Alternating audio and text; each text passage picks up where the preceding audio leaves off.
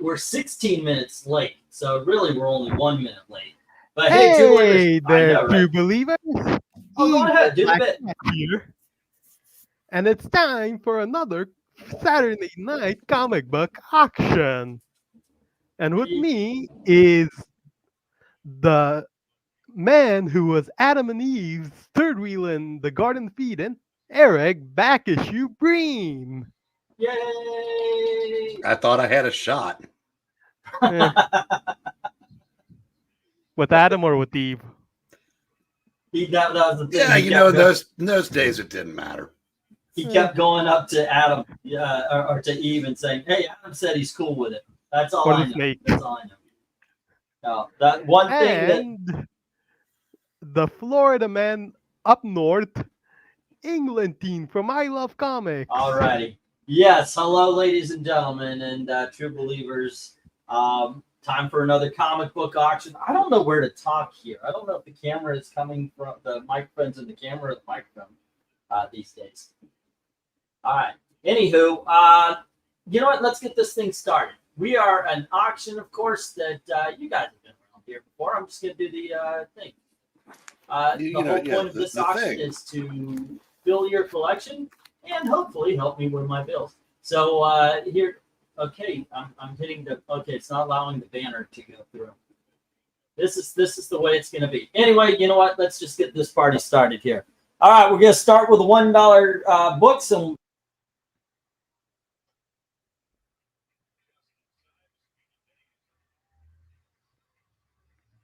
Well, we lost E.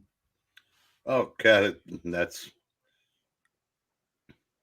going to be that kind of night. Possibly. Let's So, all Breen, what's new with you? not much. Spent the day babysitting my brother's store. Was trying to work on a project. okay, I can see this being a problem if it happens too much. Okay, either I need new contacts or that's blurry. Oh my Lord in heaven! Are you serious? It's kind of going in and now it seems to be okay, but it's shaking a little bit. Oh, that's because I've got restless leg and I'm I'm bouncing these things all over the place. Yes, I am one slick, enjoying it tremendously. All right. Okay, so let's go over this again. Here we go. Let me put up the. God, this is going poorly. This is just going poorly here. But I need the money very badly. So let's continue. All right. Can you guys hear me? Yes. Okay. All right. At A, we've got Batman, Superman number 21. B is Green Lantern number 41. These are new 52s. Wonder Woman 41. Then we have Deathstroke number 7. Green Arrow number 41. F is Aquaman number 41. Then we've got Ms. Mystic number 3. Free Comic Book Day Teenage Mutant Ninja Turtles. Then we've got the Freak Force number 4. We've got Shaolin Cowboy number 1. Bidding begins at $1 each. As soon as I put in the go. Alrighty, there we go. Let's see. Go for lot 1. Boom. And hopefully I don't zonk out a couple of times here. Should we not get the thing scrolling down the bottom, the ticker? Well, I tried, but then I zonked out of existence as far as there we go. Here we are. All right. PayPal address mediamadmen1@gmail.com. Shipping 1 to 8 comics is $6. Media 9 to 18, $9 priority padded envelope.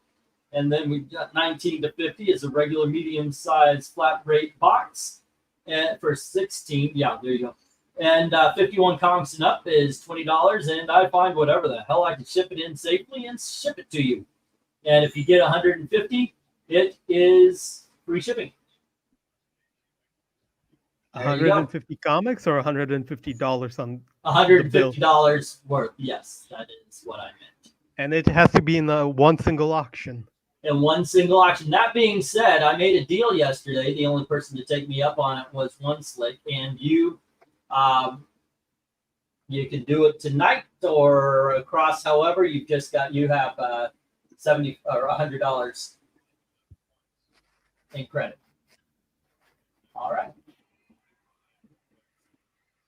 Let's see. Actually, did his first appearances in Geiger 180 page down. What are we talking about? Red Coat. Redcoat. Oh, okay.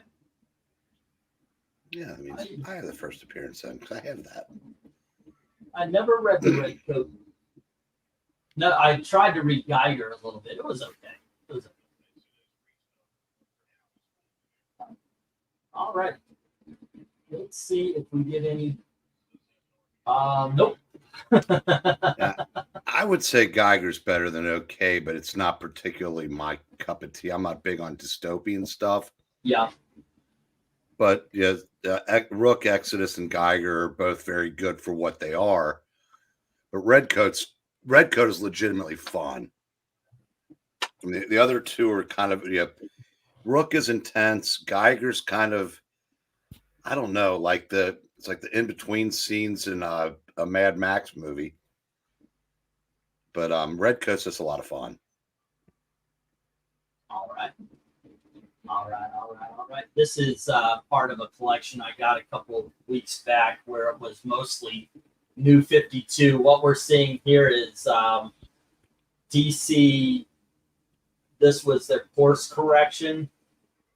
All of these are like basically a new number one, but they didn't number of number one. What number is E? That is Green Arrow number 41. I think is that Ben Percy? Ben Percy? It is. It says Percy and Zurcher. And hello to LK. Okay, this part wasn't bad. I think the Lemire Sorrentino run right before this was the best New 52 had, but this wasn't bad. Like, I recommend Green Arrow. I think that Aquaman is also New 52. Yeah, like I said, there was something. It was like DC distributes or some weird thing. DCU. DCU. There you go. It was kind of like I said. It was kind of a course correction for the New 52, and from there they went into Rebirth. Yeah, this was a semi-course correction. Some books were really, really good. Some books were terrible. Some books were just do not touch. All right. No more. I do not have Star Trek movie yet. Wait a second. I think I've got a Star Trek comic. I think it's the issue number 1. I don't know if that was a movie adaptation, but yeah. But no, I don't have another like Star Trek 4 like one shot. So we got $1 on J. All right. And that is the Shaolin Cowboy, number 1.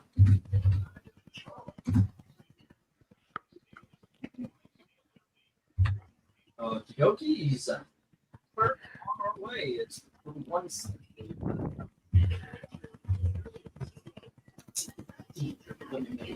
E, could you read off the name on B? Say again? Read off the writer on B just to see if that has an appeal. On D. B. E. You mean the green arrow? No, Green Lantern, Renegade. Green Lantern. Okay. It is Robert Venditti. So hey, good writing, huh? All right. No, I'm trying to be dishonest, but Type. Also, we got one on G from LK. Right. This is early Venditti. Ms. Mystic. That is number 3. Yep. Okay, $1. Boom. Jay Lucian saying, I don't think I've ever read a bad Venditti book. You know what? I don't think so either. I don't think it's possible yet. No, it is possible. What is a bad? Prior to this run, when he was this Green Lantern era, Yeah. like he was still getting the feel to it. His Rebirth one was fantastic, but the early ones, especially when it was him trying to write Carol and Kyle together and stuff like that. That wasn't really all that good. Okay. Let's see. First 20 or so issues of JLA of New 52, pretty good. There are some New 52 books I got to say on too. I can agree with that. I don't think Alright. Dennis and Medler that was the 2006 series. Yeah. Oh shit.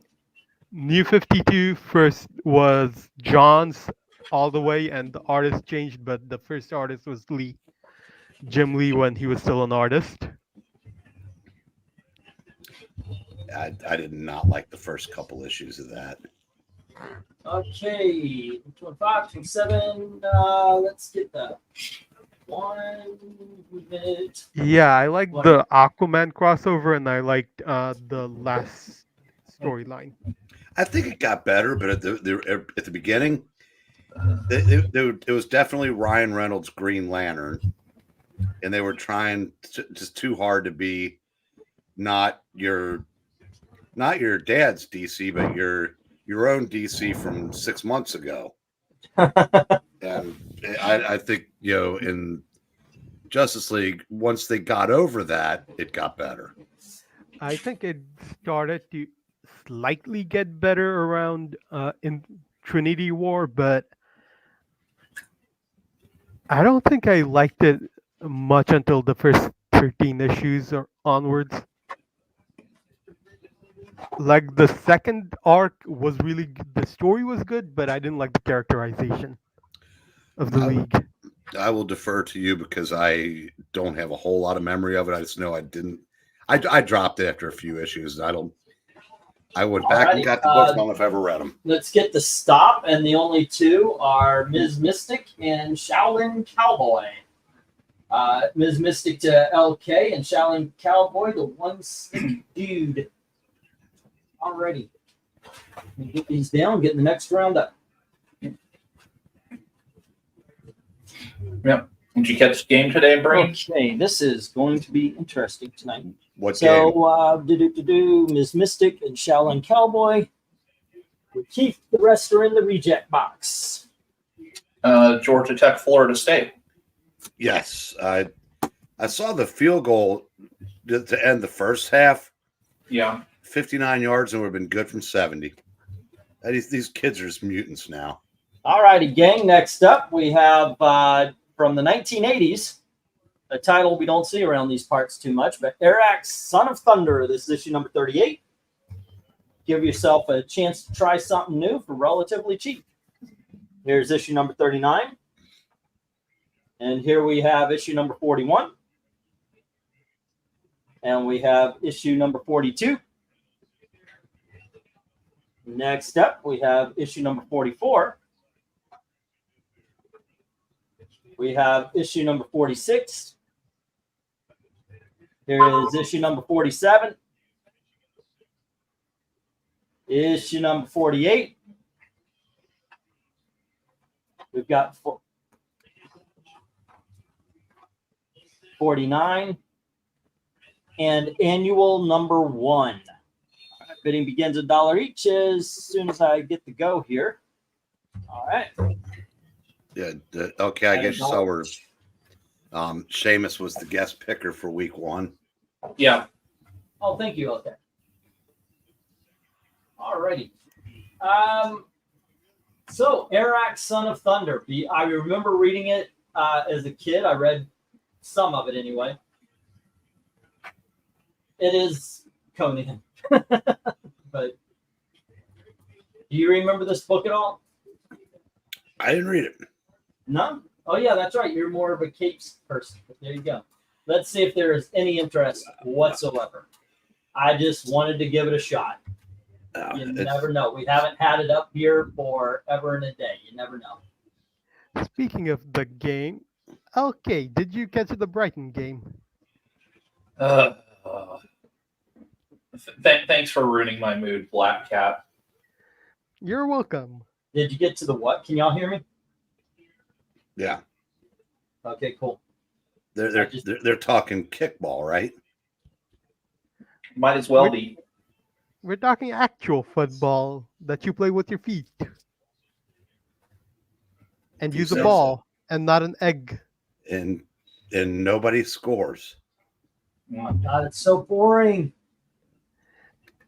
It's so Yeah, boring. we can't help it if Americans have the attention span What? attention span of a goldfish. What? Yeah, I mean it's 2 steps forward and 2 steps back. Well, wait a minute. That's a Paul Abdul video. It's their coolest video Well, because it's- it has now, Scat Cat. I'd what watch is it? MC Scat Cat play soccer. There you go. Yeah. Yeah. Yeah. That is a cat who knows where it's at. Okay, I'm watching. Good Lord, the Pirates sold out for the Reds. Oh. But yeah, this is what's so frustrating about being a Reds fan. Reds scored 2 runs on a wild pitch tonight. Just saying there, Jackson. I've got a lot of the others right here. If you want to relieve me of them. Yeah, wait a minute. Gave up or scored Scored. on the same wild pitch? Yes. So they had runners at like second and third. Second and third, and both of them scored on a wild pitch. Wow. I said, this team does things that no other team in baseball can do, but good God, there's so many days they just don't show up. India just booted a ball right to him. He booted it so badly that the guy was able to take second.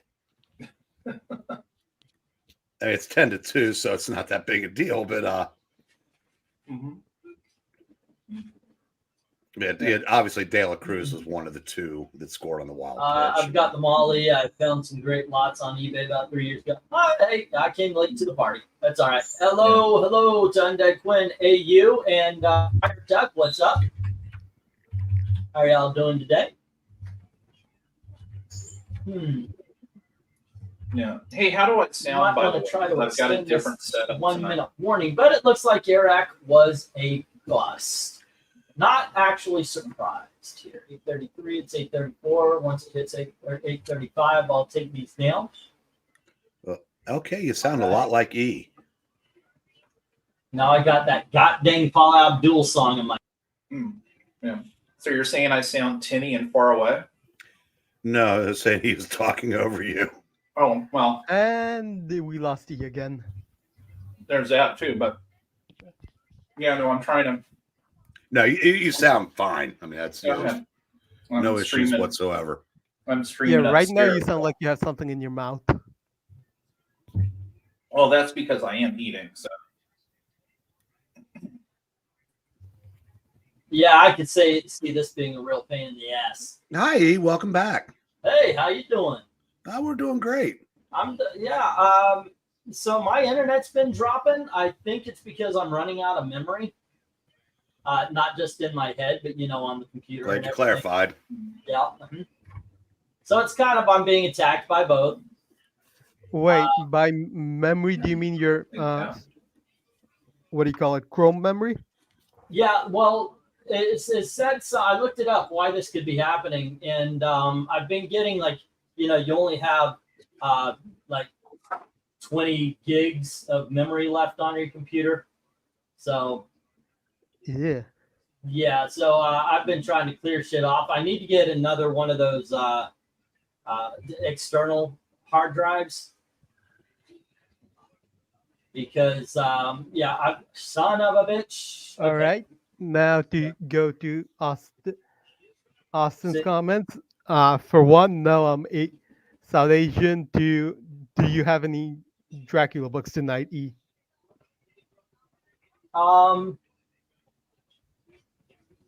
Yeah, I could do that. I didn't originally, but I guess I could put a couple of Dracula books up, but they would be expensive. Yeah, okay, let me get these down. There's no love for Iraq, so.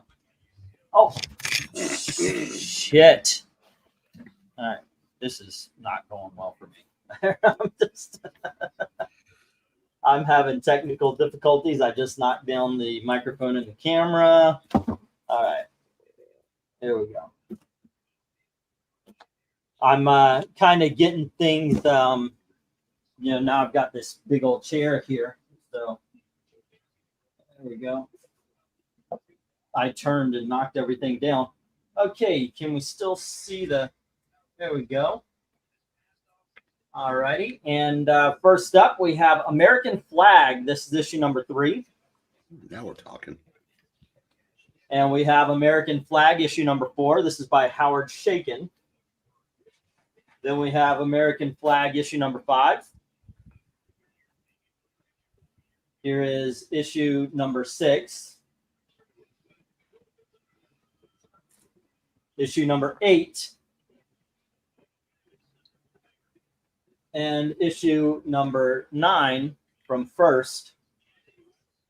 Then it starts May 1988. This is the number 1.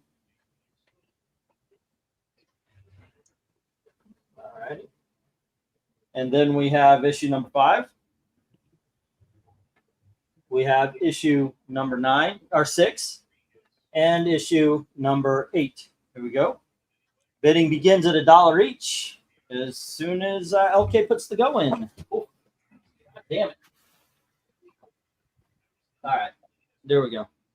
All right. Cool. Fun time. So I know you know something about this. Yeah, it was set in like 2031 or 2. Basically, the United States was like divided up into like areas, and this takes place in like the Chicago area, but which is like much bigger than the actual city was. And Reuben Flagg was a member of this thing called the Plexus Rangers, and he was a lawman of some sort. And there was a talking cat, black cat. You'd probably like that.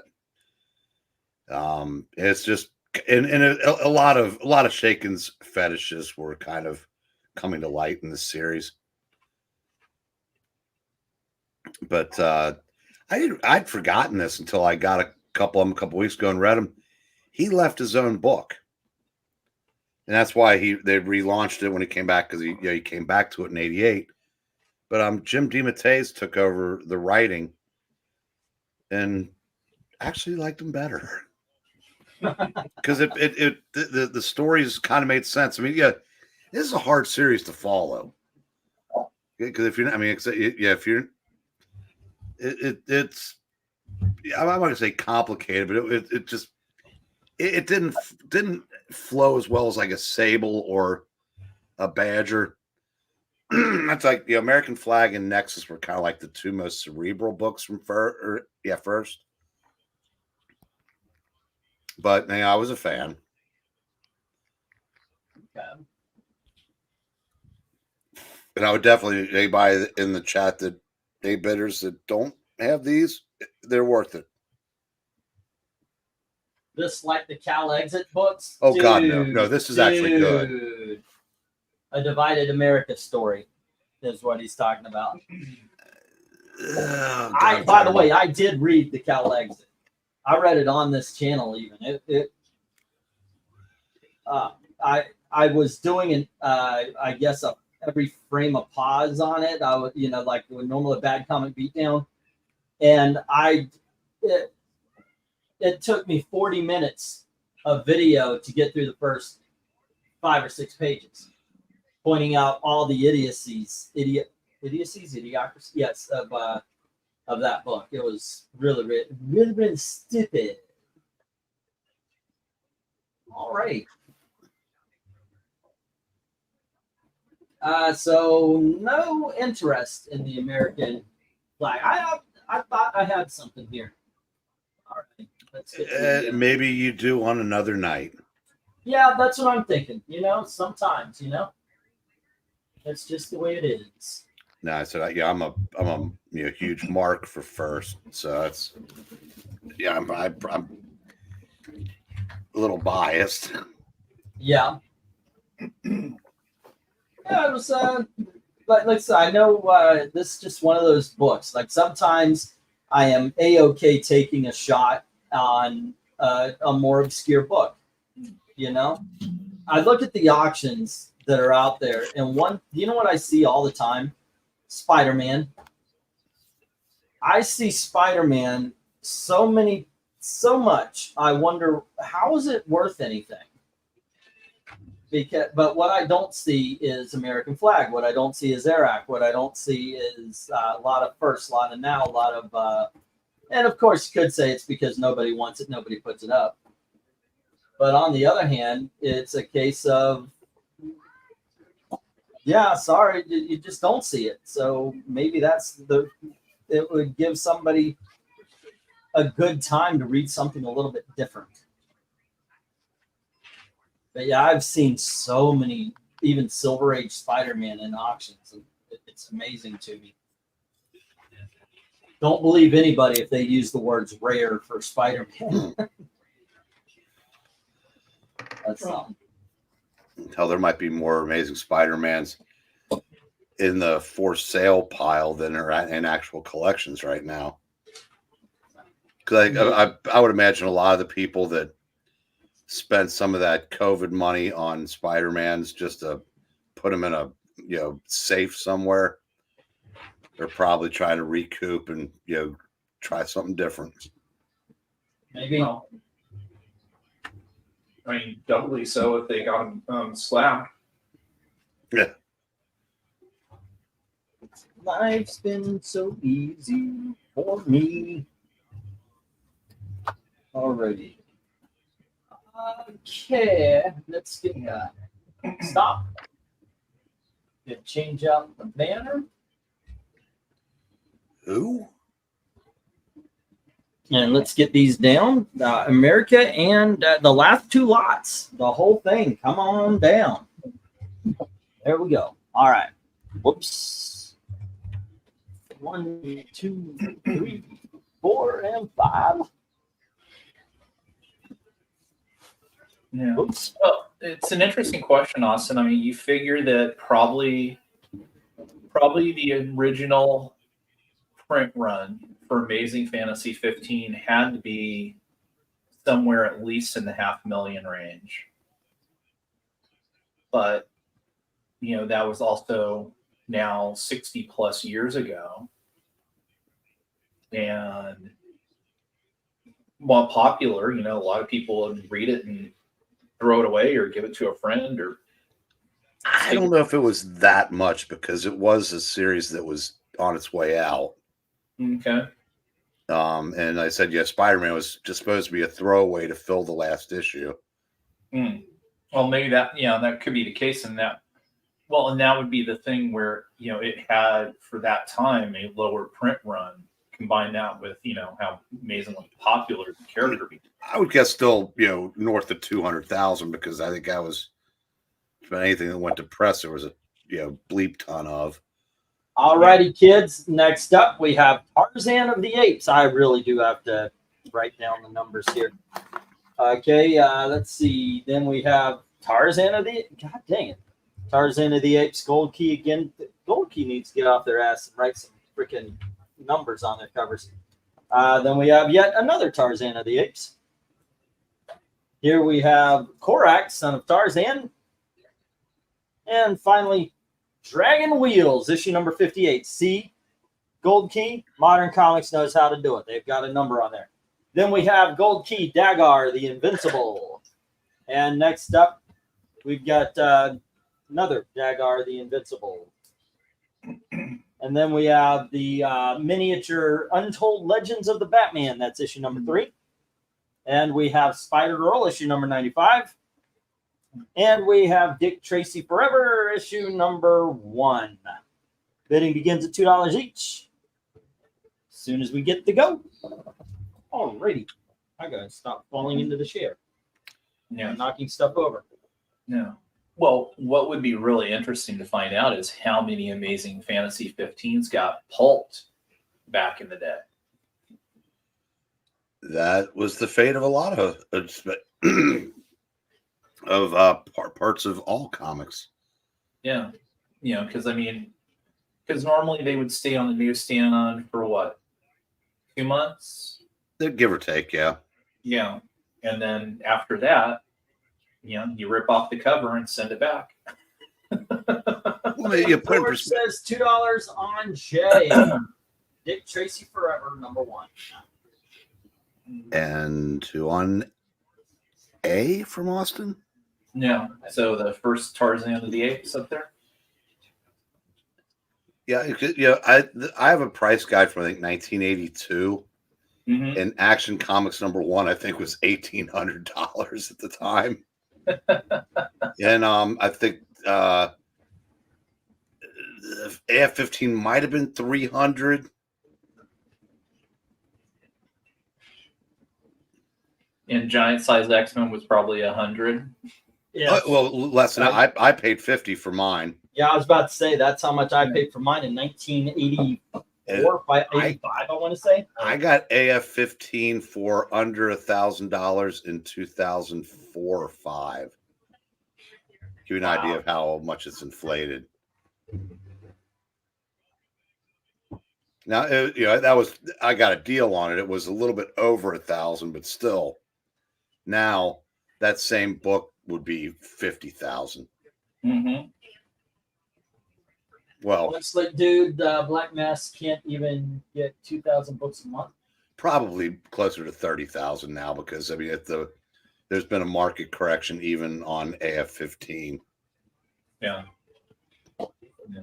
Well, I mean, So- that's definitely one thing that I'm going to be curious about going to the show here in town next month is, for the, and again, of course, I mean, last show there was maybe 5 comic book dealers there, and so I'm expecting 5 or less again. But I'm just curious to see what their prices are on some of their slabs to see if are trying to get rid of them or not. Couple of the fossils living downstate in Kentucky.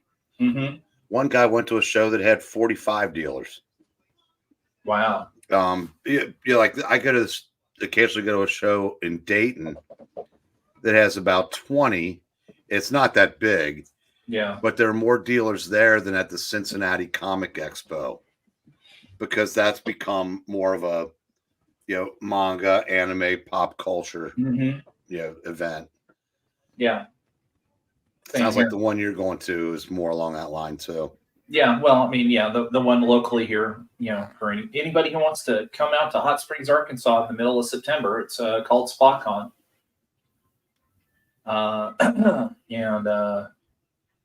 It's a fun little convention. Florida. For MegaCon. I mean, of course. Oh yeah, of course. For MegaCon.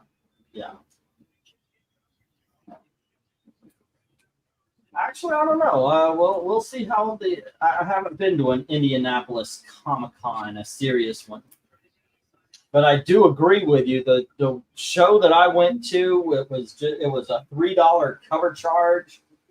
It was so freaking tiny, but as you said, I will bet you there were more actual comic book dealers than the MegaCon that happens.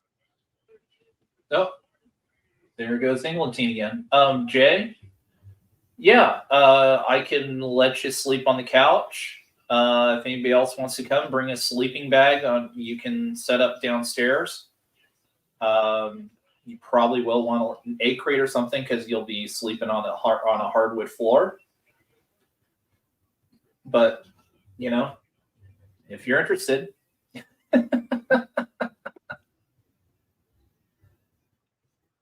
Be sure to take pictures. Yeah. Oh my goodness gracious! This is gonna get bothersome, isn't it? Yeah. Hey, floor is great for the backup. It's on again. Yep. All right. Let's get the 1 minute warning. Alrighty. Oh, thank you. And so far, we've only had the first Tarzan and Dick Tracy Forever get a bid. We got some Dagars there, guys, that need a home. Dagar was a better book than it should have been. Yeah. I legitimately like Dagar That's because they actually had stories. I mean, yeah, and not all Gold Key and Dells necessarily did when they strayed from stuff like Tarzan or in Dell's case, like their Bugs Bunny type stuff, but and yeah, I said, and Spider Girl is a wonderful series. Brian Stam just bid $2 on the other Tarzans. Well, Jay, a knockoff of a knockoff of a knockoff generally aren't that good, but Dagar was.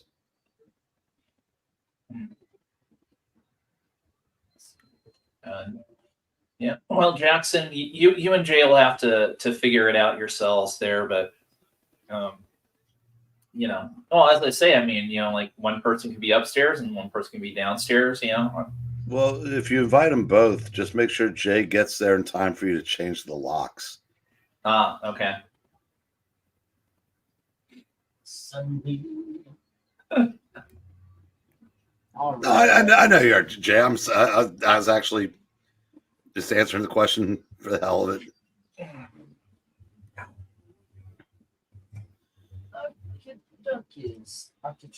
Let's see how this goes. So, okay, have you ever read any of the racing car books from Charlton? So that's what Dragon Wheels is part of. Oh, no, I have not. Oh no, Jay, I meant change the locks for when Jackson gets there.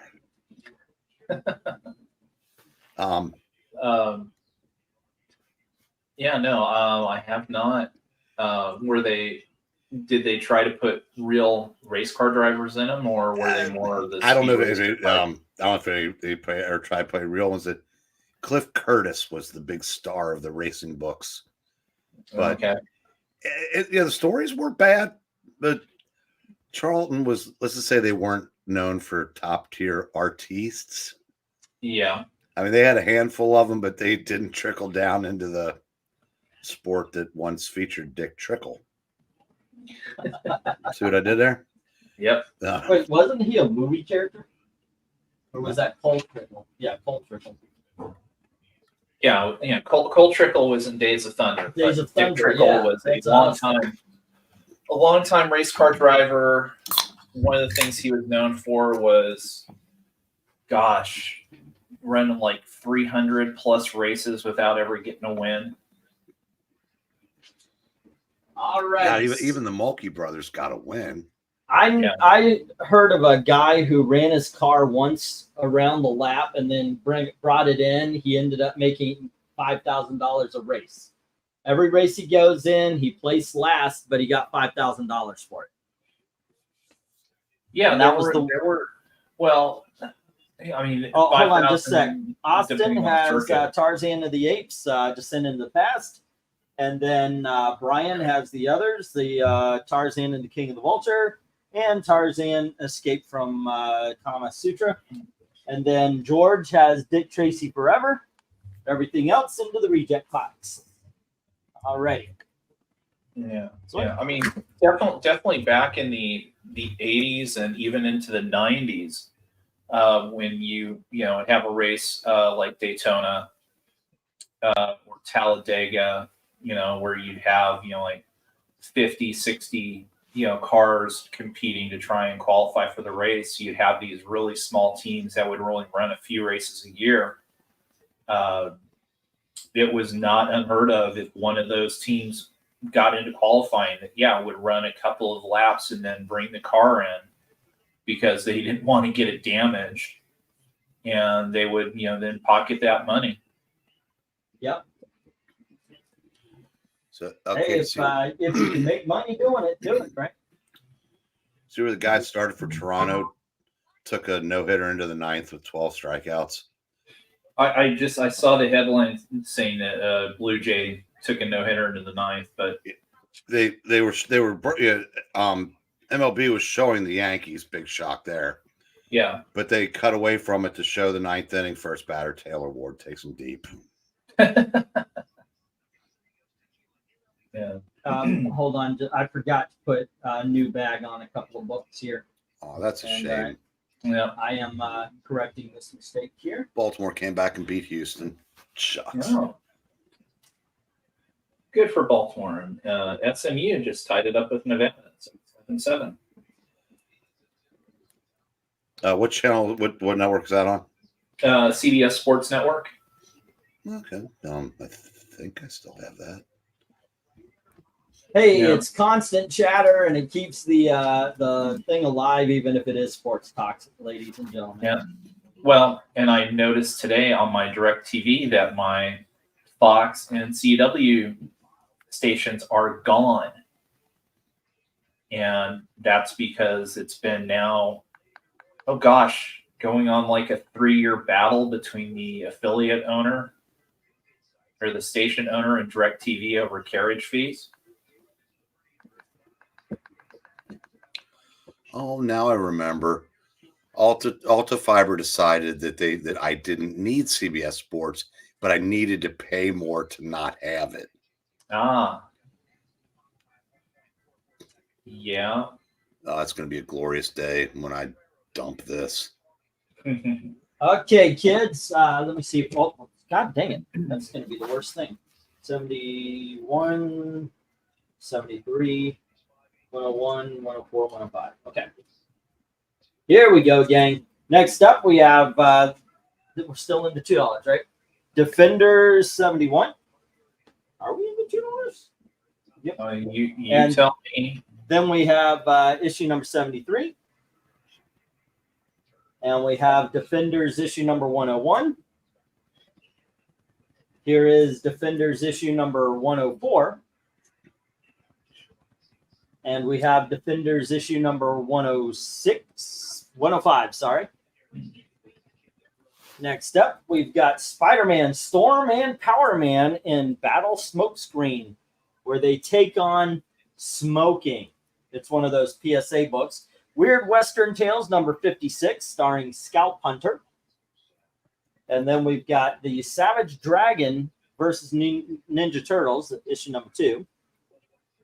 And here is the Batman, issue number 1.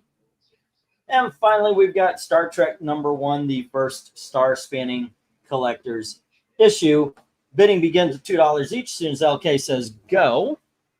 Alrighty, fun times. Fun times are being had by all. Yay! Alrighty. So where do you go to from here, Mr. LK? Oh, well, Defenders are always good for a read, but, I would be tempted to put $2 on that Spider-Man PSA book, because those are always just goofy as hell. Alrighty. How about you, Eric? I'm waiting for the I'm waiting for the one when you put up the one where Captain America fights Tooth Decay. Yeah. I will concur with LKC. The Defenders are always good for a read, especially the one on the right that has read. The one on the right that has. Reed Richards. I see it. Okay, that was kind of clever. All right. Gee, thanks. You're welcome. Credit where credit is due. All righty. Yeah, you know what? I'm going for that Weird Western Tale and the Savage Dragon. That would be first. I mean, the entire top row, for sure. But then I got to go for at least the entire bottom row as well. But that's just because I want Salem. But the first two would probably be Weird Western Tales and Savage Dragon. But where would the crowd go? That is the big question, because Apparently now to the Enterprise. Yeah, we have George bidding on the first issue of Star Trek. Yeah. Oh, and if anybody's curious, the Spider-Man Storm Power Man, that is the 1982 edition. That's the first edition. I'm looking at my comic shop. Marvel put out the same book. They reissued it in 92, 94, 95, 96, 98. Wow. But And then put a different cover on it starting in 98, 2000, 2001, 2002, 2005, 2008. It's the exact same story, and they just kept releasing it over and over again. Well, you know how hard it is to quit smoking. What am I? Oh my god, that is hilarious. Unfortunately, it doesn't say who the creative team is on it. alrighty, so far just a bid for the Star Trek. Alrighty, from George. Yeah. Okay, $2. All right. Yeah. Well, after 2008, they probably finally told Quesada, enough, we get it. We stopped smoking. Leave us alone. Alrighty. Oh, wait a second. I should have a George page. He bid on something earlier. It was Dick Tracy. That's it. That's that ticket.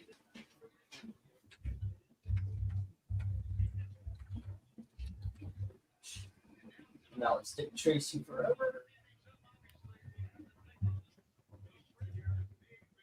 $2. Alrighty. Let's see. Austin comes in with $2 on G. Where are we still? There we are.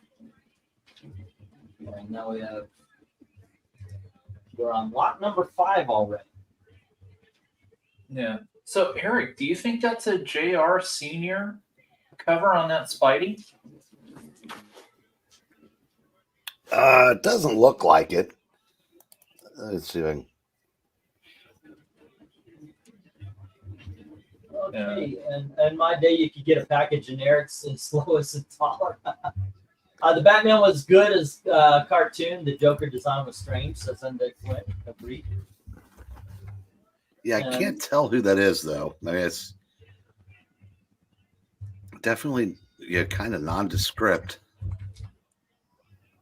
That was Weird Western Tales issue number 56 for Austin.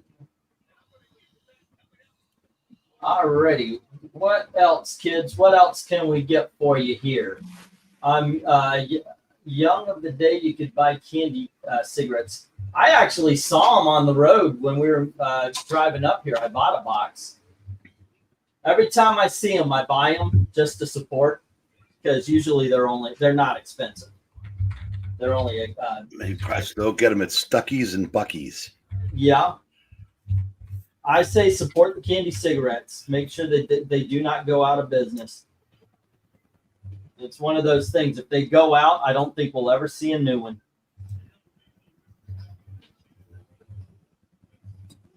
And that's just a thought I don't want to contend with. God, Rowdy Tellez is pitching for the Pirates. Okay. Okay. Yeah. Well, All right. Well, according to Marvel.fandom.com, their wiki, John Romita Sr. is the penciler on it. Frank Giacoca was the anchor. But no word on who actually wrote it.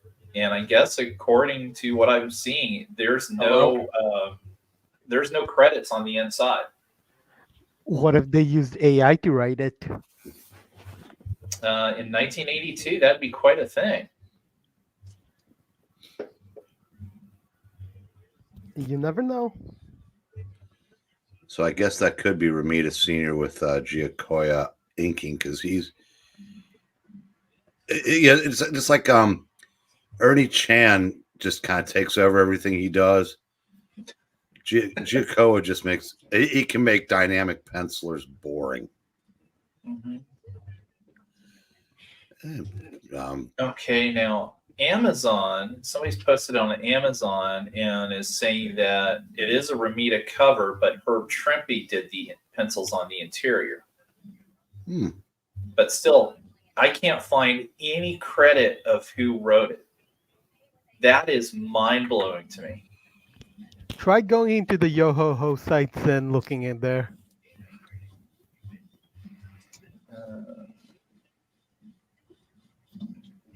Nobody wants to take credit. Apparently not.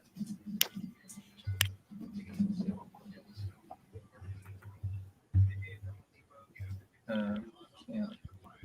What if Vida Ayala wrote it? Before she was born, that'd be. I would be impressed for the first time with Vida I heard Ayala's it. writing. There you go. If she wrote it. Or one of the generic Stephanies. Not 1982. No, I'm assuming in '82 it had to be somebody who was in the bullpen, maybe an editor. Yeah. But I mean, it's wild that all these years later, nobody has stepped forward to say, "Yeah, I wrote that." Have you tried looking at League of Comic Geeks? I tried going into League of Comic Geeks and I'm blocked. It says that I triggered their web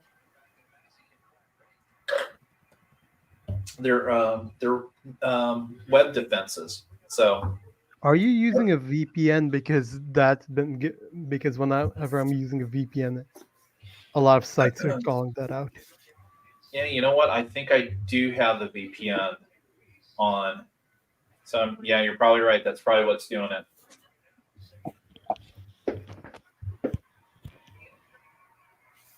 Do I really want to turn off the VPN just to go to League of Comic Geeks? Probably not. Let me try. Yeah. I'm already on League of Comic Geeks on another browser. Alrighty, gonna get us stop on this one. Alrighty. Let's see how the rest of the world is acting and reacting. This is the 1991 version, right? Well, it's all the same. It was originally written in '82, and then they released it 7 different times over the next 20 plus years. Okay, so League of Comic Geeks says penciler is Ramita Senior. All right, the only things with bids on this one, though, is Weird Western Tales to Austin and Star Trek #1 to George. All right. Now, put me. You know what? Put me down $2 on the Spidey. Okie doke. I'll put you down. Everything else is in the reject box. I'll just put it in there. So, yeah, because right now I'm actually just fascinated by the whole thing behind it. There we go.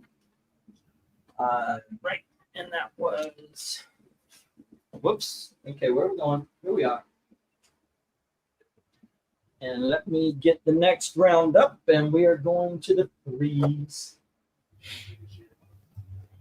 Yeah, I wonder if back issues ever looked into it. There we go.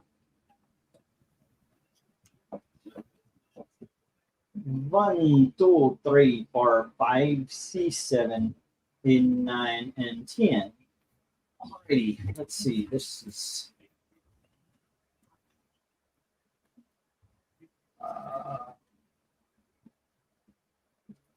1, 2, 3, 4, and 5. There we go. And then we've got. Alrighty, first up we have the Amazing Spider-Girl, issue #2. And then we have the Amazing Spider-Girl, issue #28. This is, I think, variant cover. Nope, okay.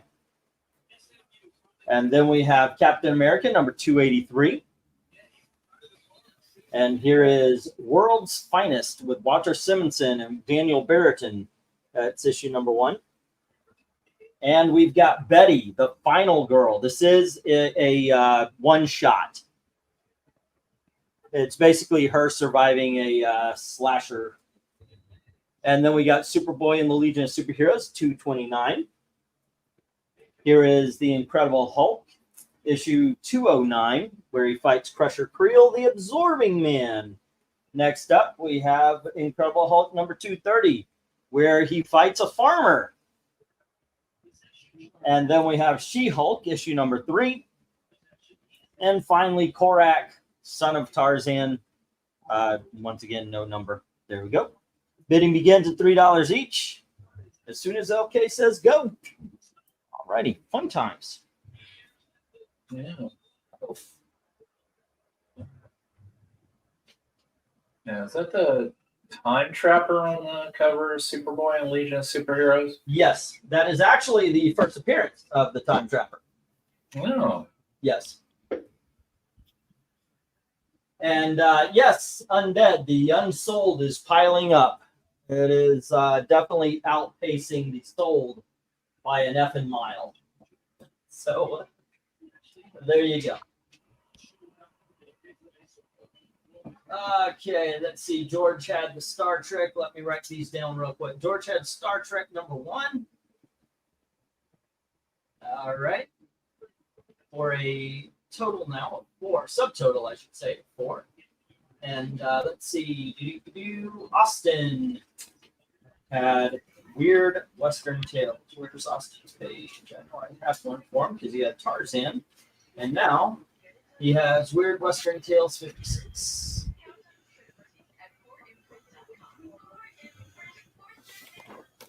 Alrighty, and that is also 2, so he's also got a subtotal of $4 right now. All right. Hello, and welcome to everybody who jumped in a little bit after we started.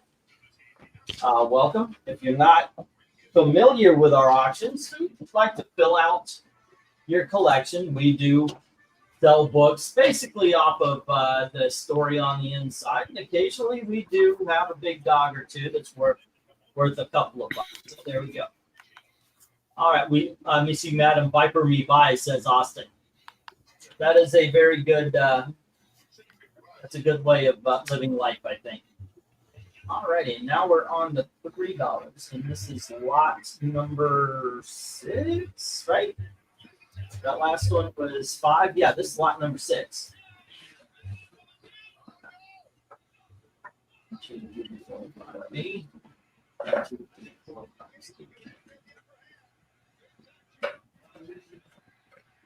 So I started watching Planet of the Apes. It's on Hulu now, the new one that came out. I was surprised at how good that was. I don't know why, because I liked all of the other Planet of the Apes. I think because the distance between the last one and this one, I kind of lost hope a little bit. Yeah. But it was good. Or Yeah, it is good, I should say. I'm not all the way done.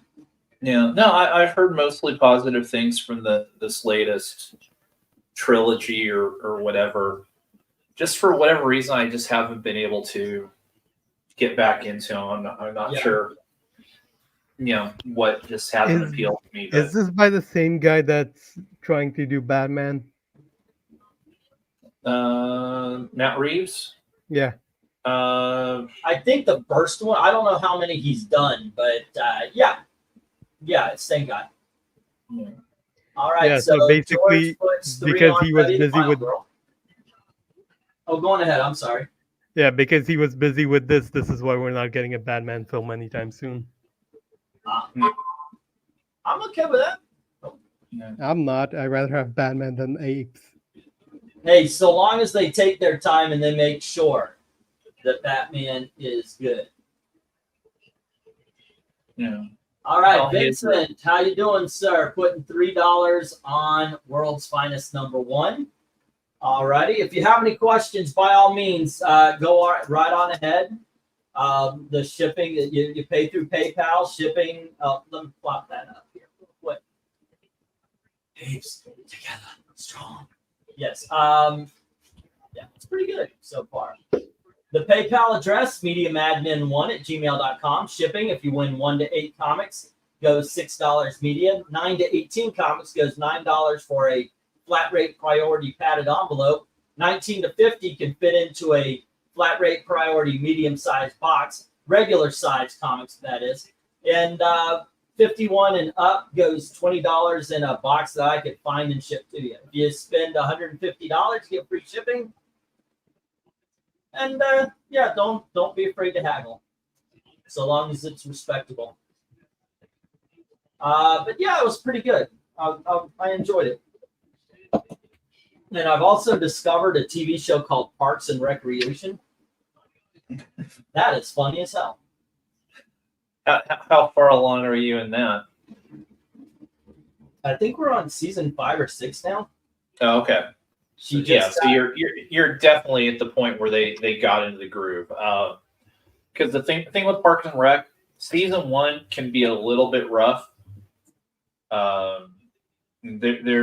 It's very up and down, and ultimately they ejected her or the one gal's boyfriend in favor of Andy. But yeah, it really kicks into gear with season 2, and of course, I mean, you know, Ron Swanson, for God. Yeah, he's a brilliant character. She just got elected to city council, is where we are. Yeah. They just had a Christmas party where you get to meet oh goodness, what is his name? The guy who everybody treats badly. You just meet his family, and he's like, Jerry. Yeah, he's married to Christy Brinkley. Brian says 350 on D. All right. Yeah, Jerry. The poor put a gun guy that I definitely can relate to and empathize with. But yeah, so really, yeah, I like the episode where they were checking for the mumps, and the doctor comes out and goes, "That is the largest penis I've ever seen." I don't even know if he has the mumps. I couldn't take my eyes off of the largest penis I've ever seen. Yeah, that's some funny stuff. Good stuff, really. So, Eric, where do you go to on this board? Hmm. You know what? I'll start. I cannot take my eyes off of Incredible Hulk 209. Honestly, that's where I go. That is. I love that story. It is awesome. Yes. Yeah, they were resetting the Bruce Banner character, and they had him take an apartment and set up a potential love interest with the landlady. Obviously, nothing came of it, but hold on just a sec. Okay, let me clear something up here. When the book was here, I noticed a line. I don't know if you can see it. Yeah, you see it? It goes through the L right here. That's the bag. That is not the. That's why I pulled it down. I wanted to see if it was the comic or the. But no, that is not the. It's like you could kind of see the one beside it's a little bit wrinkly. The book's not wrinkly. The bag is. Sorry about that, guys. We got 4 on D. And the Captain America I liked a lot in that time period. But I tell you, I am a huge fan of that of the Spider-Girl series. Yeah. What issue is F? F is Legion of Superheroes number 229, the very first appearance of the Time Trapper Keeper. Because it was in the 70s, and Trapper Keepers were big. What are the numbers of this on the Amazing Spider-Girls? The Amazing Spider-Girl is issue number 2 and issue number 28. Number 28 is actually going for a couple of dollars on eBay. I just know it's not a very popular title here, so I'm not trying to get what they're trying to get on eBay. Alrighty. Too bad. Alrighty, I got the 1 minute warning. We can put the stop. If you do bid on anything after the stop that is not contested, it's okay. The only times the stop doesn't matter is if you like right now, the Spider Girls don't have bids. So if you're like, oh, I want those Spider Girls, sure, you're gonna get them. And the only other time we ignore the stop is if like Vincent and Brian were after the same book. if the 1 minute warning, if the time is up, and right before we put the stop up, there's a bid, we do give 30 seconds for a counter bid. All right. Let's see. The Spider Girl series was good, although I didn't read it all the way to the end, says Dark Admiral. All right, let me get these down. We'll get the next round up. I am kind of slow on these tonight. I do apologize. But hey, just casual tonight. Oh, goodness. No love for the Spider Girl. That hits the reject pile. The Captain America's with Austin P. Vincent. Hold up. Yep, Vincent has the World's Finest at 4. Betty, the Final Girl, is with George, and not a dang thing on the bottom row. Got a bid. All right, here we go.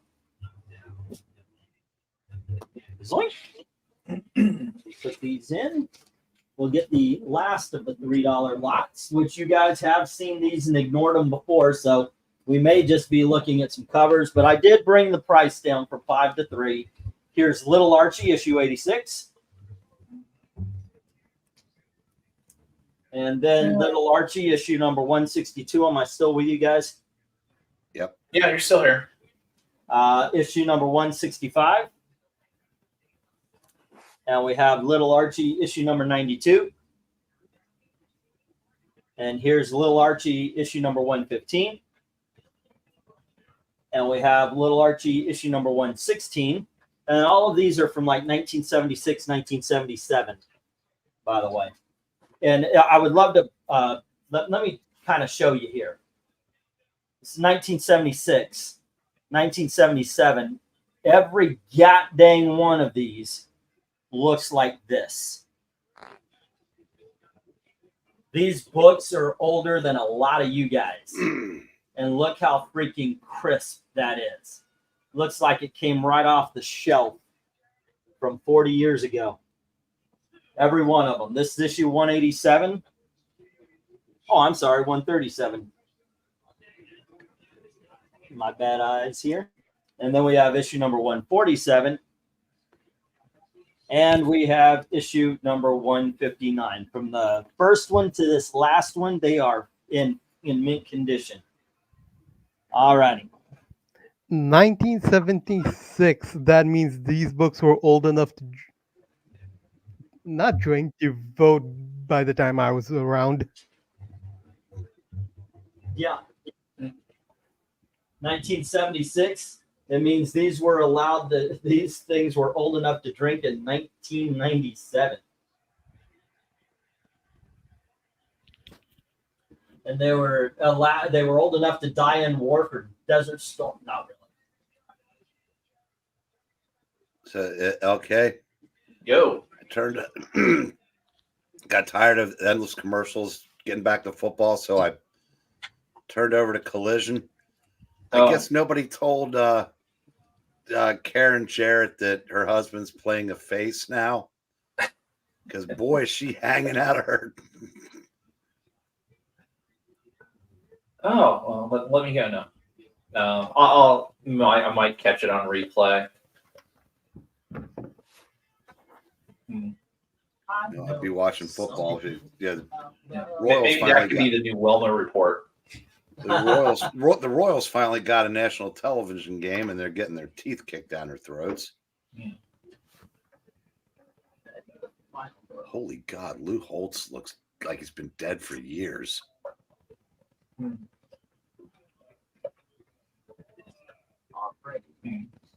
George and Austin. Where are you seeing Lou Holtz at? I think that was him. I turned it over to North Alabama and Southeast Missouri. Or it was just some other, 90-year-old. It looked like Lou.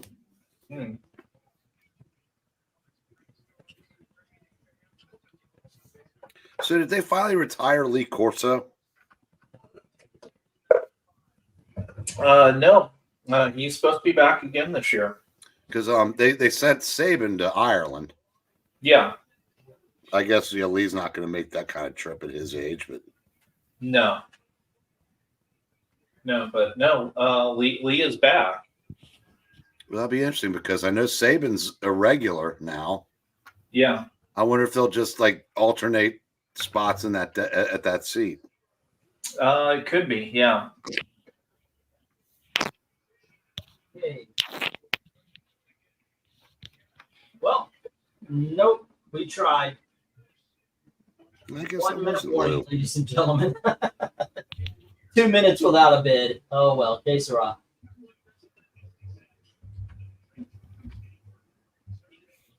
I was wondering if a decrease in price would help us know about these things. That is negative.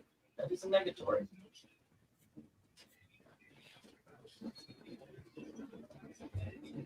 Not a big interest in Little Archie.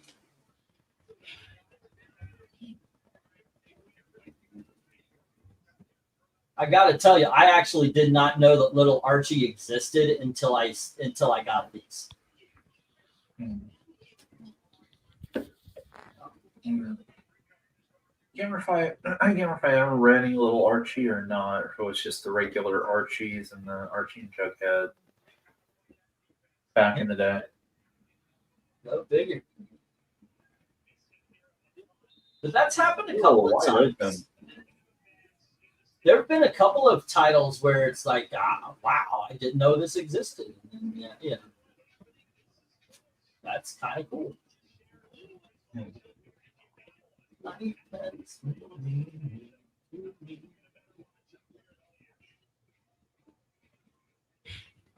All right.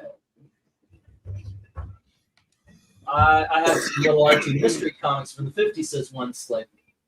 Okay, and we got the stop. Oh well, another lot that everything hits the floor. Wow. Okay.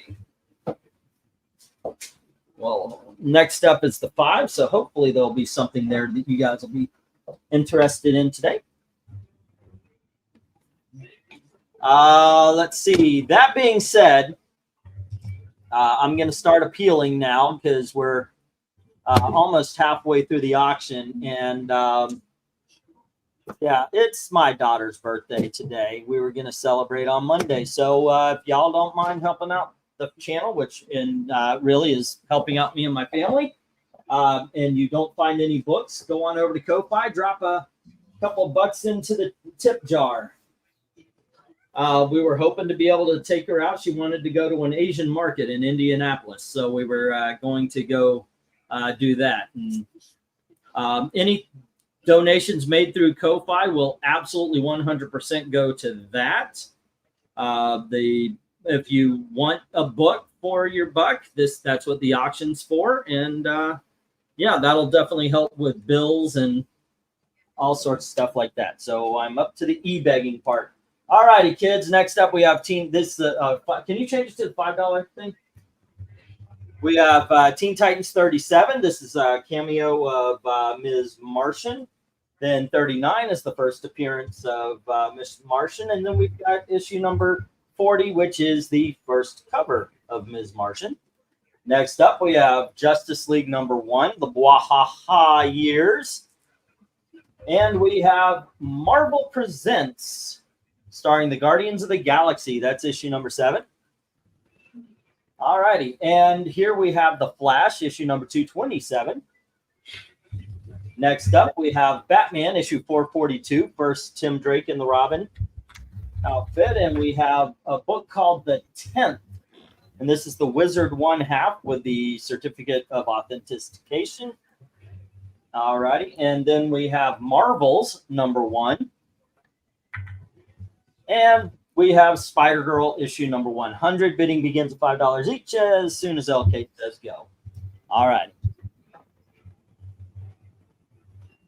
Boom. Okay. Boom, boom. And by the way, I will give you guys the same deal. I once the dude took advantage of it. If you do $75 donations through Ko-Fi, you'll get $100 store credit. All right. Boom, boom.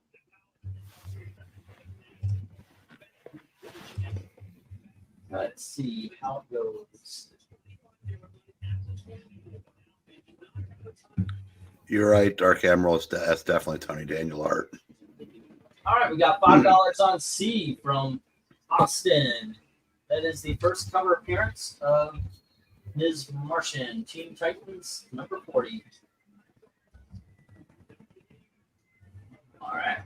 Okay, you can only have one book on this lot. What do you take? Vincent has A. The first cameo. One book on this lot?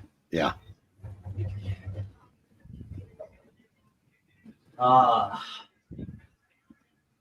Okay, first of all, that is a good run of Teen Titans. But if I'm going story-wise, I'm looking at Marvels or Justice League. Goodness, I'm going Marvels. That's Justice League all day for me. Yeah. Can't blame you. I honestly cannot blame you for that. I will go with A. Hey, the Teen Titans. It's a great run of Teen Titans. No. Hey. Okay. That's G. G. The flat? Wait, no. Oh, okay. The first Tim in outfit. Okay. Let's see. Vincent says 5 on A. All right. And that is Teen Titans 37. All right. Yeah, let's see what we got here. LK says 5 on E. The Guardians of the Galaxy, the Marvel Presents. And that is issue number 7. Okay, 5. All right. And once again, no love for anything on the bottom row yet. Oh, wait. Nope. Got one more. 5 on G. That is the hey. All right, that is Batman number 442. First, Tim Drake in the Robin outfit from Brian Stan. He was wearing it for Bernard. Say again? He was wearing it for Bernard. Of course, yes. Yeah. Good Lord. I love the fact that Robinson came out and said, no, he was pining after Tim's mom. That guy's not gay. It was what Robinson said was Willingham, I think. Oh, yeah, thank you. Yes, Bill Willingham. I follow his blogs, or at least I did over at what is it, Superstack, Substack. Substack. Yeah, because he would write about behind the scenes and old shit all the time. So yeah, it was fun. Fun blog. Alrighty, let's see. 9:31. It's 9:34. Let's get that 1 minute warning. Willingham was his creator, so he would know. No, Megan Fitzmartin was his recreator, and that's all that counts. Yeah. Yeah. As she started taking credit for creating Tim Drake, yeah.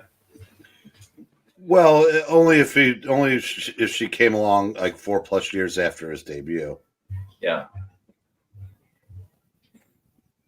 Nah, I think she's been thoroughly kicked out.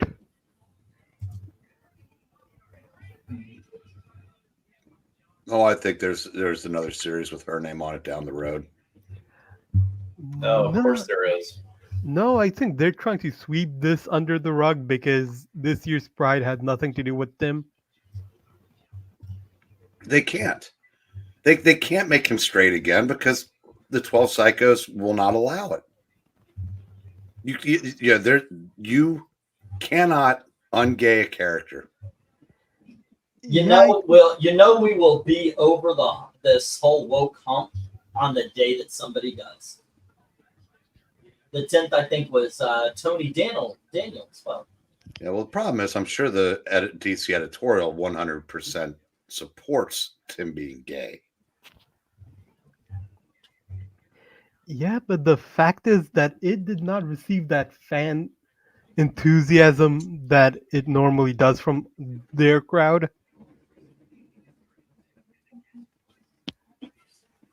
Which is basically, there's only two things that both sides of the aisle actually agree on.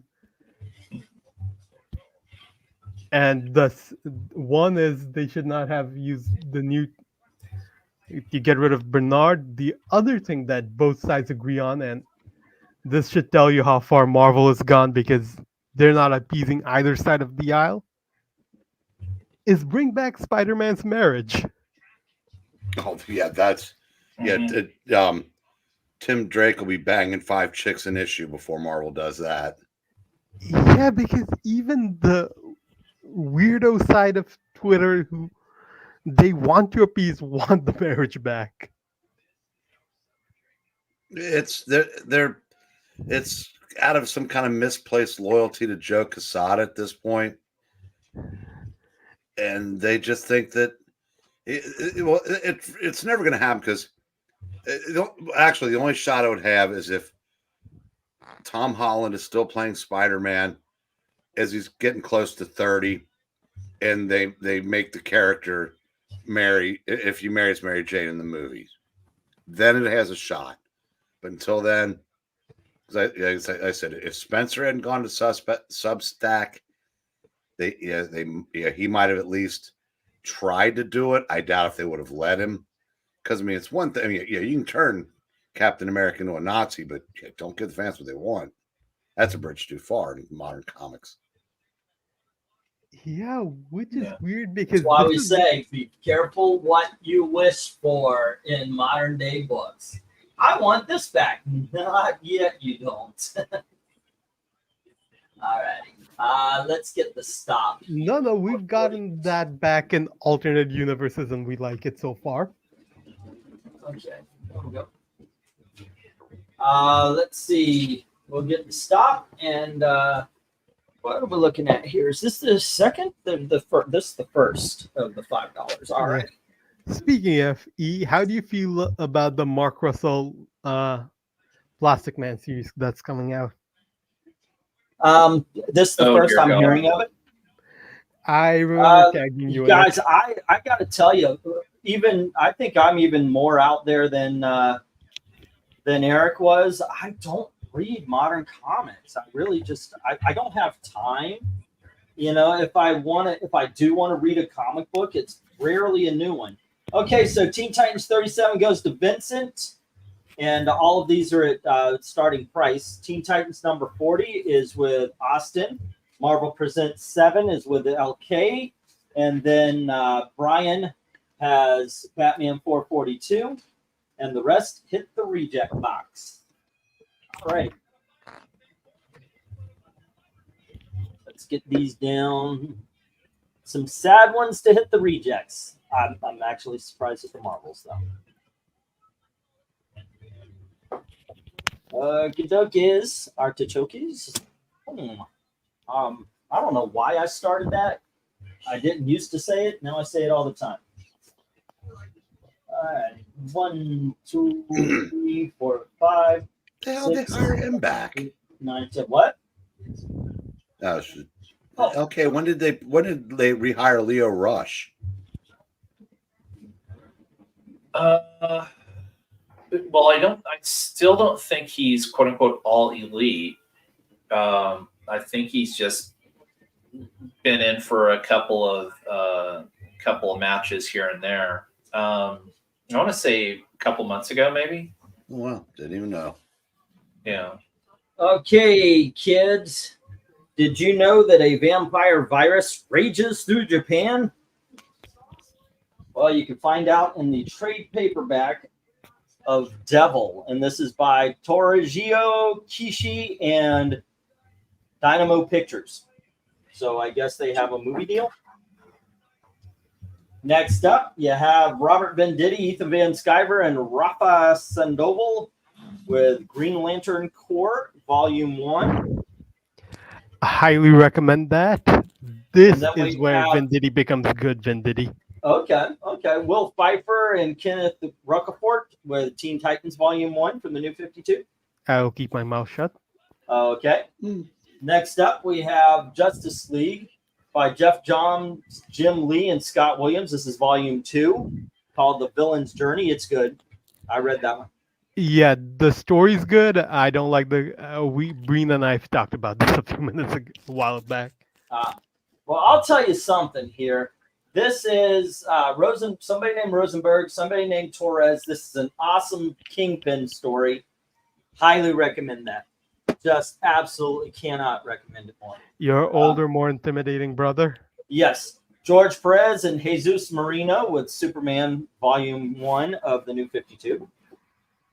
And then we have Volume 2 of Superman, but this is from Rebirth, and it's Peter J. Tomasi and Patrick Gleason. I don't think anybody here dislikes that. And it's got the Super Sons, ladies and gentlemen, so that's just a plus. This Go ahead. this story does contain the first get together of the Super Sons. All right.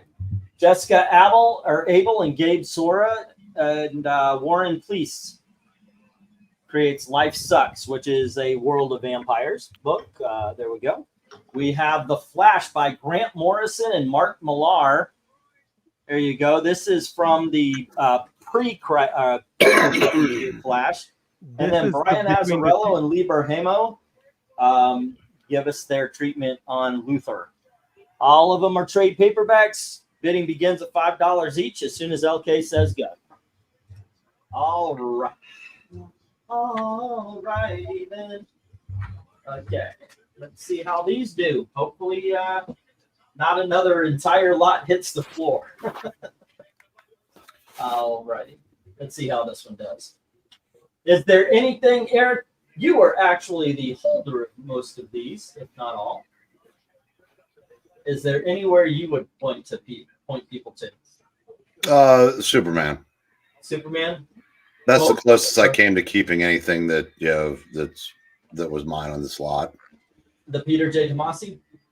Yeah, but I think at this point, if I ever run across them like in a dollar bin, I'll get the issues again because I didn't. I really liked this run.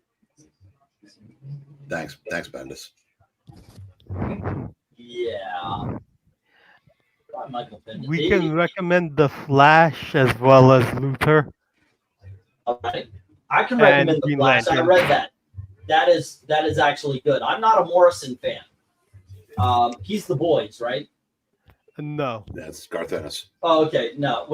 Oh, no, he's Doom Patrol. Yeah, actually, I really do like Grant Morrison. Morrison is Doom Patrol. Morrison is first appearance of Damien stuff. And he is that Batman run story you like with his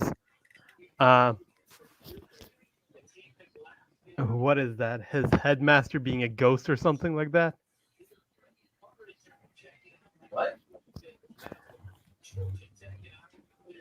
I don't quite get what you just said. Is the Batman run after Prey, like the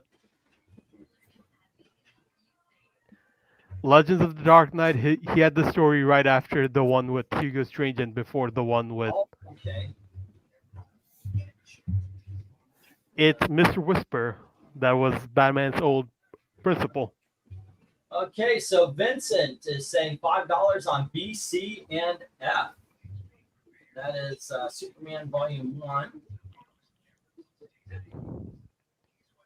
And Vincent. Okay. And let's see, B and C. B is Green Lantern Corps. C is Teen Titans.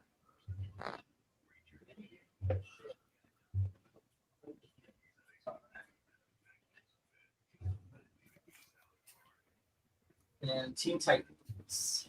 Teen Titans, go!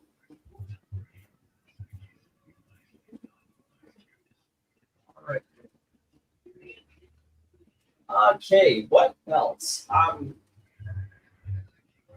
I got into because I've got the that one big book set where they have the book and then the movie that goes along with it, the animated film.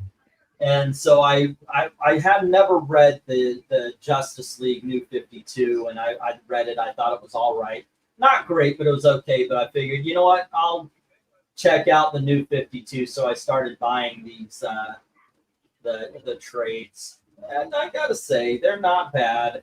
I threw a tantrum, so I didn't really read into. I didn't really read the New 52 stuff too much. All right, Some of it's good, some of it's terrible if in comparison to what the characters used to be. yeah. I gotta say though, and I say this every time I bring up the New 52, the one that really got me was Agents of Shade. That was just a lot of fun with Frankenstein. He'll show up in the auction later. Yeah, I recommend the Animal Man. I recommend the Swamp Thing. I recommend Batman issues Yeah, 1 I through read 40. those. I tried to read all of them in the first 4 weeks because supposedly in like a month that's when all the issues were out. But they got canceled so quick. They did not give any room to breathe on these books when they first came out. Yeah, the good ones, like the really good ones, were the more obscure ones, like Agents of Shade. Then, what was it? There was one with some of the not Gen 13, the Wildstorm characters. Then Hawk and Dove, like those got canceled really fast. Yeah, I like the Trusty. I like the Aquaman also, but I've read every iteration of Aquaman, and he is yet to have a bad run. Unfortunately, they stopped it after the Dan Abnett. I mean, stopped him cold dead. There was not another issue after Dan Abnett left. No, there were some mini-series not here a and there. single one of his ongoing series anyway. Hey, if you can wipe out every comic book from since 2013, I can forget that Kelly Sue DeConnick wrote Aquaman. Kelly Sue DeConnick did not write See, Aquaman. there you go. I've got backup on that. That's awesome. That Dan Abnett run was pretty damn good too. What do we got? 1, 2, 3, 4, 5. I'm missing volume 5. But if anybody wants to learn that, that would be 5, 10, 15, 20, 25, $25 for volume 1, 2, 3, 4, and 6 of Aquaman. If you guys want to give that a shot, it's on my shelf, but I'll take it down. I'll take it down for you. The Dan Abnett run? The Dan Abnett run, yeah. Yeah, I highly recommend people take you up on that offer. Okay, so what we got here is Vincent had 3 books, and they were the Green Lantern Corps, the Teen Titans, and Superman. Alrighty. Kellogg's Pep brings you the adventures of Superman. Look, up in the sky. It's a bird. It's a plane. Dun, dun, dun. It's Superman. Superman. Brought to you by Kellogg's Pep. All right. And these go to the reject box.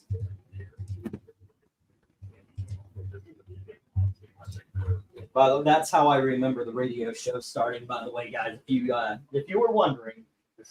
All right. And let's get the we're gonna start some big dogs here, kids. Here we go. 1, 2, 3, 4, 5. 1, 2, 3, 4, and 5. First lot is always the newer stuff.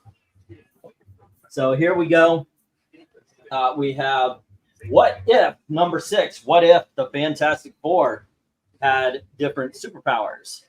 That is a great freaking book. One of the better in the earlier years. Next up, we have Captain Marvel, issue number 37. Iconic cover that is. And then we have Phantom Stranger, issue number 40 with Deadman. And then we have issue number, have these out of order. Sorry, guys. Let me try that again. Here is issue number 31 of Phantom Stranger. And here is issue number 32 of the Phantom Stranger. And we have issue number 40 of the Phantom Stranger. Next up, we have Weird Adventure Comics. This is issue number 433. And we have the X-Men Teen Titans. Alrighty. And next up, we have the first appearance of Tigra. This is giant-sized creatures featuring Werewolf by Night.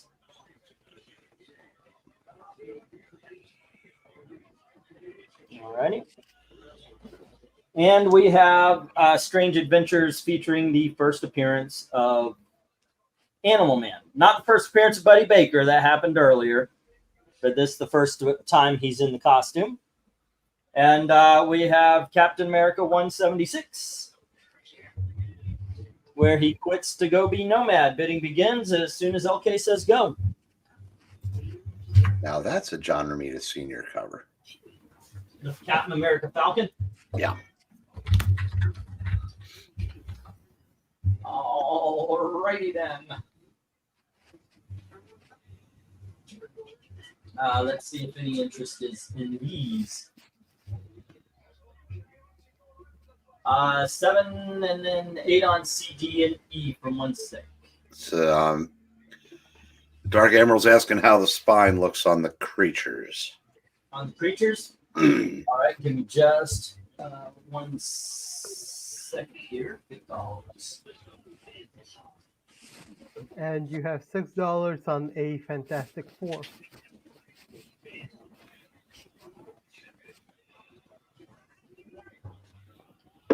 Okay, the creatures. Show off the spine on that one. Zoinks! Okay. Here we go. You got a little goofiness right here, little wrinkle right there. Moving on up. It's like a mark, maybe the staples pressing right here. And then you've got a tick here and here, which looks like it's around the staple as well. But it hasn't broken through or anything like that. Looks like there's been some rubbing right here on the corner. All righty. On the first appearance of Tigra? Yes, this is the first appearance of Tigra. That makes sense. Yep. All righty. But otherwise, yeah, it's stable. Yeah. So if you were to put a grade on it, what would you grade it? I'm opening it just to do a little bit more, to look a little closer.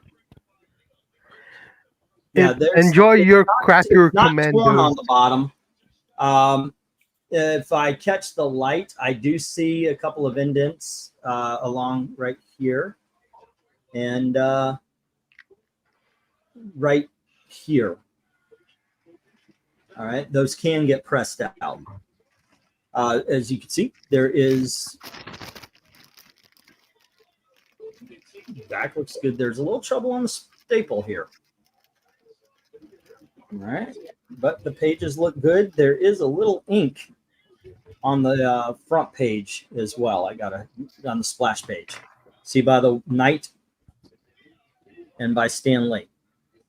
All right, looking at it, I'd say 5.56, but I guess that would be fine, very fine. There we go.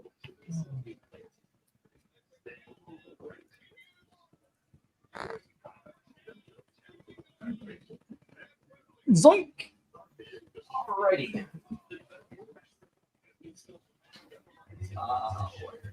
Vincent's page. So where do you go to there, LK? What's appealing? What's catching the eye? Well, I mean, obviously, if I didn't already have it, it'd be the X-Men and Titans. Number one.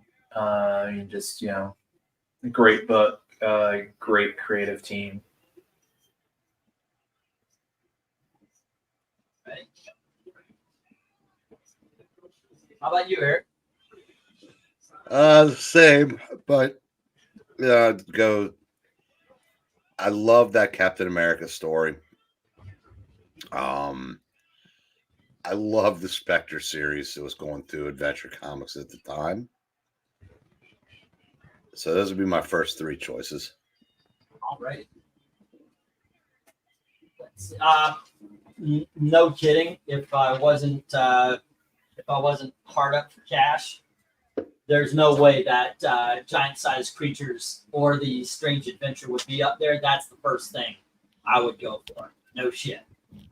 Yeah, too bad the giant sized has a $30 bid. Creatures are gone. Dark Admiral's got it.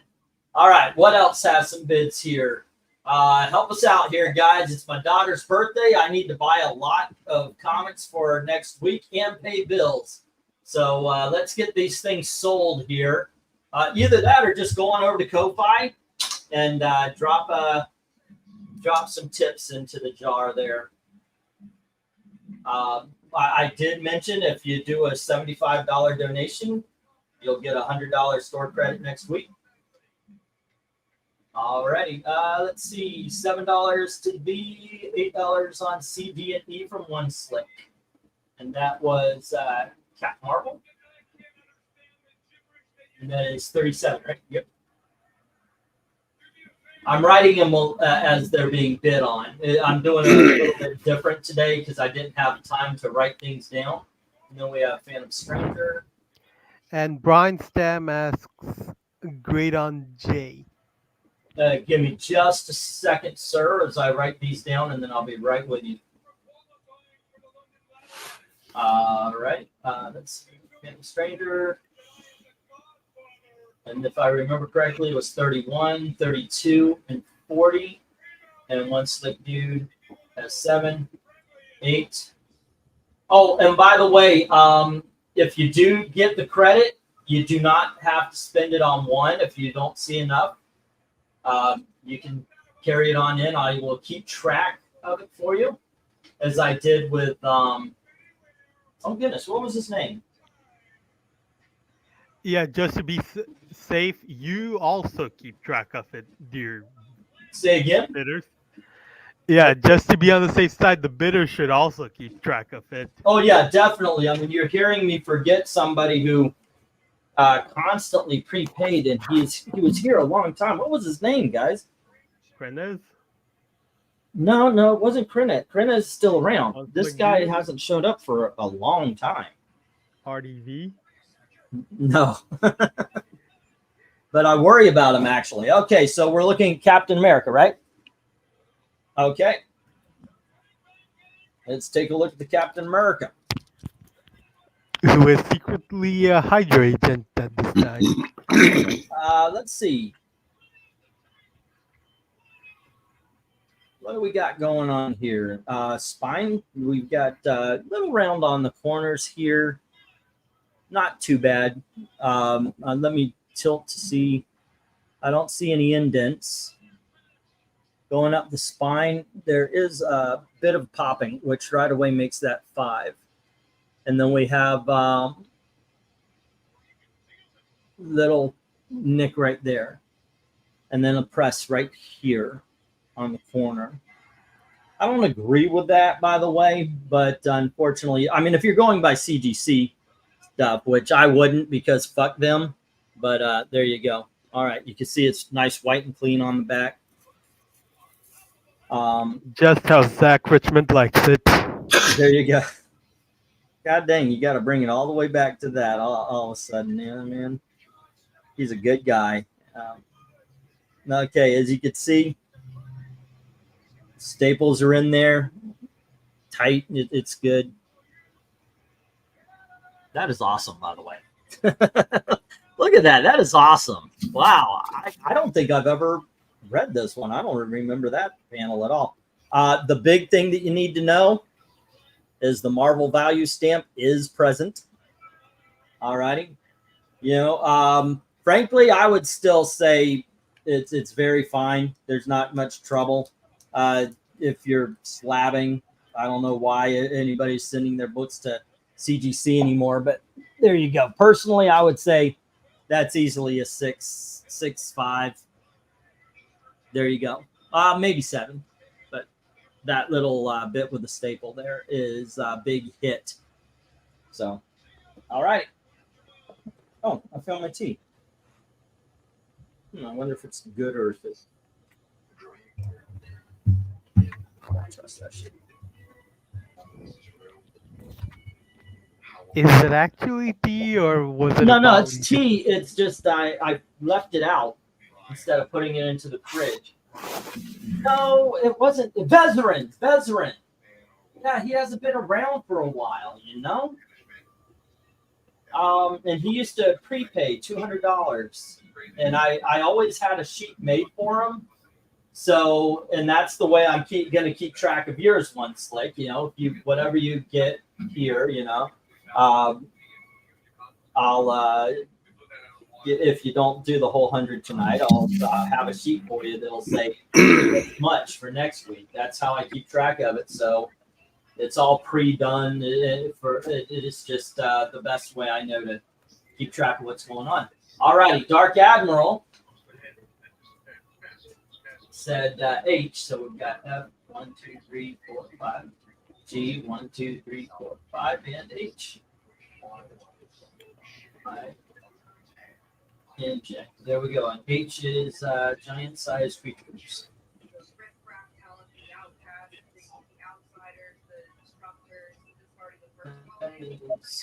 Dark Admiral.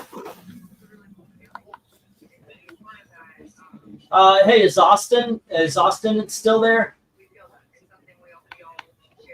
And that is 35, right? 30. I was more worried about splitting. Unfortunately, the square-bound books of the Bronze Age have that issue. Yeah, that does happen quite a bit. Thankfully, this one does not. And then George says 6 on A, the What If. Good choice, sir. That is What If number 6. All right. So the top row is done. We need some love for that bottom row. Okay, I'll tell you what. We don't have any love for the bottom row. I'll be right back.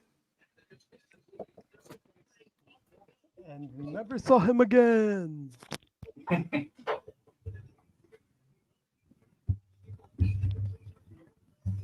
All right. Here is volume 3 of Marvel Essentials, Tomb of Dracula.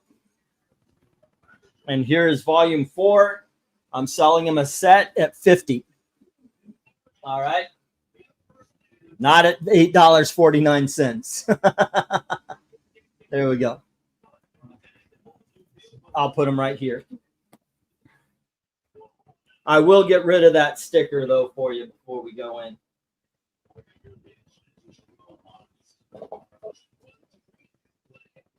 Another desperation move. All right. I want to give my daughter a decent birthday. Because she has nothing to do here. Man, you know what? She tried out for a job, and she writes so tiny, they couldn't read her phone number. They were trying to call her to give her a job. They couldn't actually read her phone number. I even told her, I said, did you write everything so small? She goes, it's my handwriting. Oh, make it legible, baby. Why not just write the number on the CV? Wow. Because my CV always has my number, my email address, and my LinkedIn profile. Well, she did this on a job application. There's a bakery down the road that she wanted to work at. She just hasn't been able to get a job, so she's stuck in the house all the time. And I wanted to do something nice for her birthday. You know. But there you go. I also have Peter Parker Spectacular Spider-Man number 2 and 3. I'll do that as a set for $40. I don't want to end up with like book. Which volume? Say again. Which volume of Peter Parker? Marvel Essentials, volume 2 and 3. As in trades? Yeah, they're trades. Okay. Yeah. I wouldn't, like I said, I wouldn't normally do this. We would just have to eat ramen and pay our bills with whatever we can find. Gail doesn't get paid until Thursday. Here we go. What else? What else? Well, you can get some cheese and put it in the ramen. It actually makes it a little heavier. What? The ramen? No. Oh, that sounds disgusting.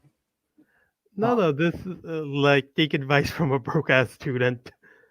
Cheese on ramen, like melt some cheese into the ramen water. It's more filling.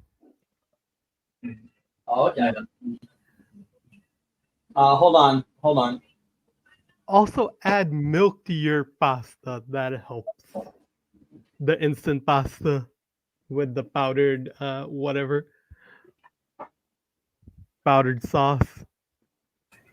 Add milk. That helps. Okay, I'm not doing well here. I'm honestly not. So it's going to be on your mom.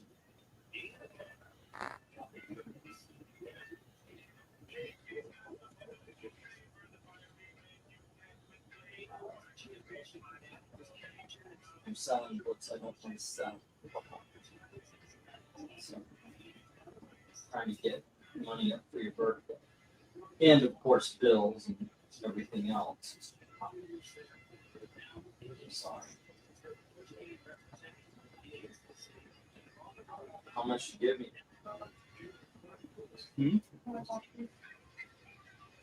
It's not going to come from it.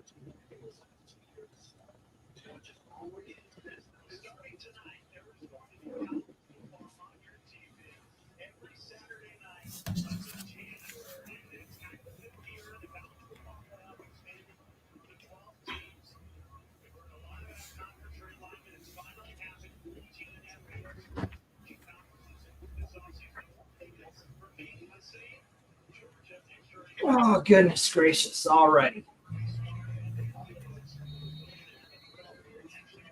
Fuck. All right, let's get the stop here. I'll show the Spectacular Spider-Man. I still have some books here. Let's go through the ones that I've got up for sale, and we'll see how it goes.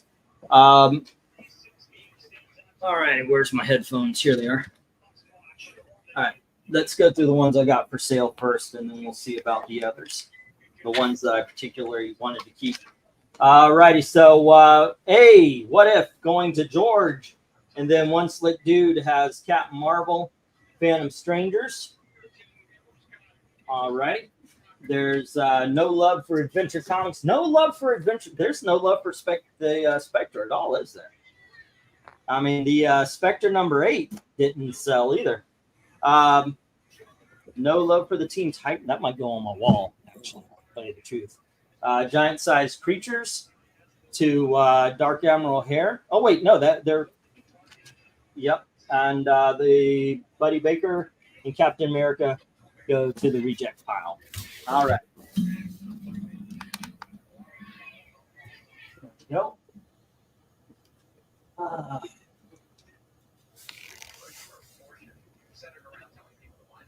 Okay. 1, 2, 3, 4, 5. Next up, we have DC Universe Rebirth, the hardcover deluxe edition. And then absolutely recommend that. Batman Universe. I've actually heard, even though this is the evil one, that was pretty good. Haven't read it. Superman Unchained by Scott Snyder, Jim Lee, Scott Williams, Dustin Nguyen, and Alex Sinclair. It's also a hardcover. All these are hardcovers, by the way. We have Super Friends, the Saturday morning comics.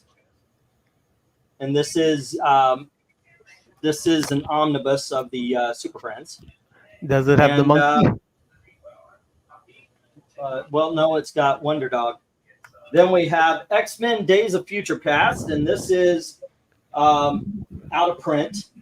And it collects X-Men 141, 142, annual number 14, Excalibur 52, 66 through 67, Wolverine Days of Future Past 1 through 3, and material from Fantastic Four annual 23, New Mutants annual number 6, X Factor annual number 5, and Hulk Broken Worlds number 2. Oh, This needs a price. All right, I'll put that down when I got a price for it. Sorry, guys. Oh, actually, a couple things here need a price. Sorry about that, guys. Also, the prices of Superman Unchained and Super Friends are cut out. There we go. Better. Hey guys, sports talk. What about it? What do you know? No, well, not this time. Yeah. Well, I'll just say, Eric, were you surprised what the Mariners did? No, I They killed knew. somebody? I knew when he unloaded on the team. I know he's very close with Dipoto, so that in that respect, it was kind of a little bit of a surprise. But you can't collapse like that. But the problem is, it's not his fault. Yeah. I mean, he's got the best pitching in the league and the worst hitting. No. Okay, were you surprised when Welbeck scored? No. And I know what you're doing. No, I'm happy that Danny is found life after Manchester United. I was worried about him. Yeah, I know you were, Eric. Sorry about this, guys. I forgot to put prices on. Well, I didn't have a chance to tell you the truth. It wasn't I forgot. I forgot to do that while we're sitting here chatting. Yeah. So do you think you're gonna get top 4 or no? What's Say it that? again? Are you guys gonna get top 4? That's the goal. I at this point again, I don't know what's going to happen because you got to have an attack, and scoring 2 goals in 2 games is not doing the job. And at this point, I'm ready to sell Marcus Rashford and just turn the page. I don't know what's happened to him over the last 18 months.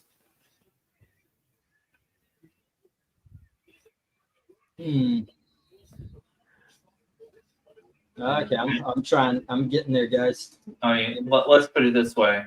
I had much more fun watching the Wrexham game this afternoon than I did watching Manchester United. So, Yeah, well, we are still DM-less. Yeah. Yeah, well, Liverpool just keeps rolling along, and Yeah, but we need a Okay. DM. yeah, Alrighty. someday. Let's see. I'm gonna do this. We've got Marvel Team Up, Volume 4 of Marvel Essentials. Marvel Essentials. Hey, Marvel what's Team that character next to Spider-Man? Up. She used to be called Captain Marvel. Then we've got Marvel Essentials Frankenstein, Volume 1.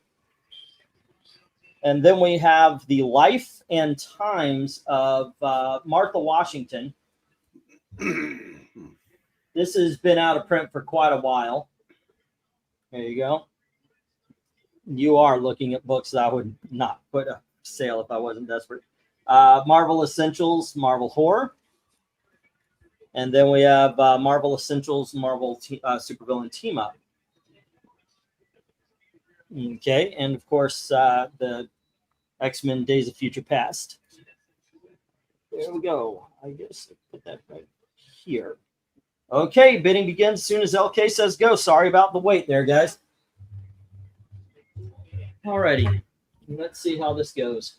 Did you answer Austin's question about what the Spectacular Spider-Man? Yeah, I said let me put up the books that I've got for sale here. I mean, this is the first wave of hopefully I hope they sell because I just don't have enough money right now.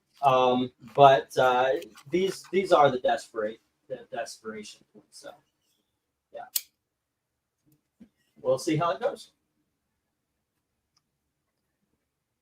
If still available, I'll take Captain America Falcon from the last lot for $10, says Brian Stam. It is still available. I actually have it right in front of me. All right. Brian Stam. So, Breen, which one would you go for from here? Well, considering most of them came from here. Yeah, everything except for the Super Friends, the X-Men, and the Martha Washington was donated by Eric Green. Thank you very much. From a fan perspective, the Team Up Essential and the Supervillain Team Up Essential. The X-Men, a lot of good stories in that.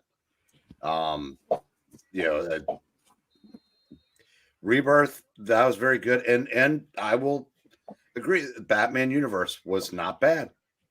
Bendis writing a character out of continuity seems to work for him. Problem is, Was it Dead by 1,000 Word Bubbles? I don't. If I remember correctly, it wasn't even as wordy as usual. Say it. And What? honestly, I'll take all the word bubbles you want to give me, if it says something. The problem with Bendis is it usually is just word salad with no substance. Here's the Spectacular Spider-Mans. 32 to 53 to 53 annual number 1 and 2. And then this one is volume 3, and it is 54 through 74 annual number 3. So hey, that's Cloak and Dagger. There you go. We got $8 on A from Vincent and $40 on H, the Martha Washington. All right.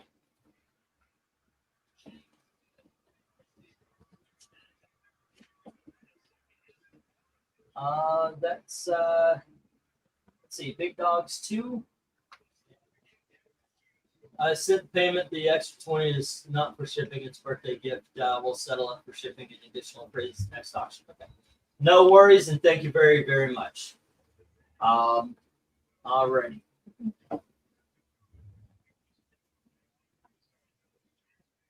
Let's see. A 1, 2, 3, 4,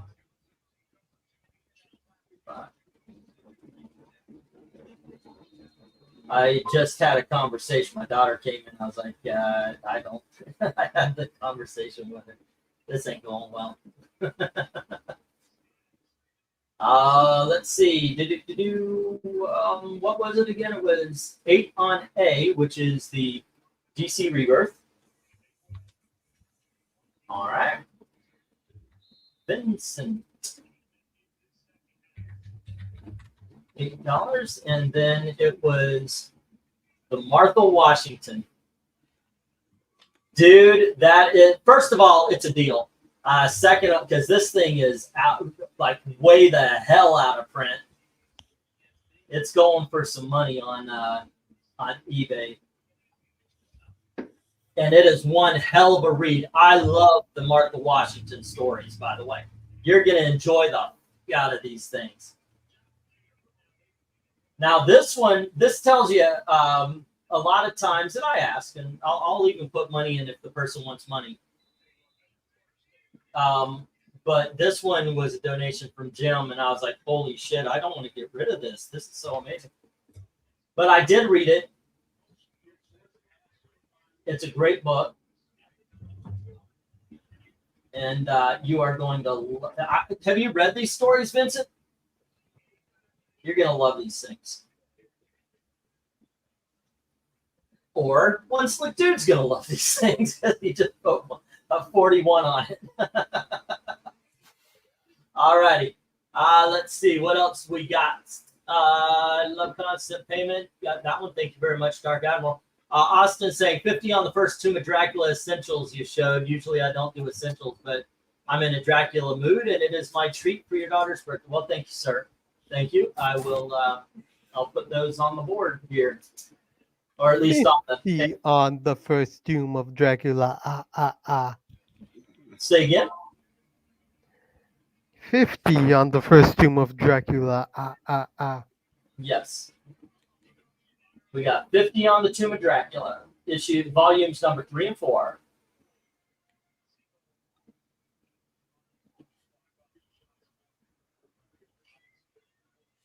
Alrighty. And yeah, it's if you're excited to read the Martha Washington, Vincent, I would suggest you go 4150 or higher. Because right now, One Slick Dude's very excited to read the Life and Times of Martha Washington. All right, that being said, LK said, hey, let's get that Super Friends, dude. You've read the Super Friends series, right? I've read issues here and there. Yeah, this is. I watched I watched the cartoon growing up. It is a lot of fun, dude. They're just, it's just like reading a Scooby-Doo Mysteries or something. It is just simple. It's a simple pleasure. Hey, guys, keep the bids $1 so we can get to 10. And we have 55 from Vincent on Martha Washington. Okay, and that was 50. LK with 25, right? Sorry, 45 and 46 by One I'm Slick getting Dude. there. I'm getting there. Okay, so Vincent said 42. All righty. And then One Slick Dude responded with 43. And that is our first fisticuffs of the night. And then 45 from Vincent. All righty. And then we have 46 from One Slick. Do we hear 47? 2, 4, 6. We are one up. We are first Donna Brooke of the evening. We do hear 47. It is And 48. we hear 48. Me. We have our first serious fight. They're duking it out. Do we hear 49? I see the evidence all around. What's going on? But do we go more? So close, but so far. Is there a bid on G? There is not a bid on G. Vincent's new here, by the way. He has no idea what we're talking about. So. So he said he has no idea the doghouse he's about to go into if he peels off and bids on another book. Is that just saying? Oh, by the way, he went. No, he's not. Oh, it's gearing up. They're pulling the guns, and we have a firefight. If you guys would like to join me, and if you had 2 hours, 8 minutes, you won. Alrighty. It's a simple thing, but we love to do it as much as possible. There you go. Alrighty. We have a firefight for the auction. Thank you guys. You know what I'm waiting for is somebody that's in the New York area that when I do that go, hey, nice Warner Wolf. That would make All right, we got a bid 25 on G. The Frankenstein. And we have an I'll Be Back from Austin. All righty, Austin. Take care, man. Be safe. Vincent, thank you for keeping it going long enough to get the catchphrase. now you're free to do whatever you want.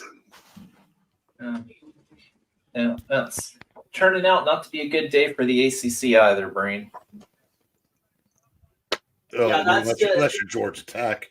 For those of you listening in, that's just something that I don't know how that started, but I think I was watching Boondock Saints, and I said, "Oh, it looks like it's a real Donnybrook here," because the bids were going back and forth, and then when it hit 10 bids, I just yelled out that, and Eric responded almost immediately with, "And if you had," and which is apparently a quote from a sports announcer, right? A sports guy from New York, guy Warner Wolf.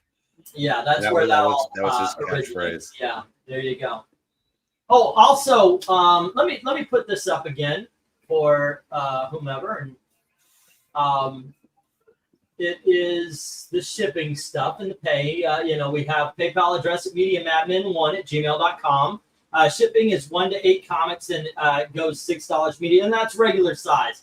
Obviously, the trades are going to go in a box. $9 for. Let me try that again. If I don't drop out, because let's see, for 7, what did I say? 1 to 8 comics can fit in a $6 media box, and then 9 to 18 goes in a flat priority envelope. 19 to 50 regular size comics goes in a medium sized box, and the rest 51 and up $20, and it goes into a short box or a secure box. I make sure that everything is good to go, that they're nicely protected, and I send them off. There you go. $150 or more gets you free shipping, and feel free to ask any other questions as we go. Okay, did somebody else from the ACC forget to win today? Well, you forget SMU is in the ACC this year, and they're currently losing 24-13 to Nevada. Yeah, there was a firefight, Dark Admiral. Yeah, All right, let's get the. We got the 1 minute warning. Let's get the 1 minute warning here.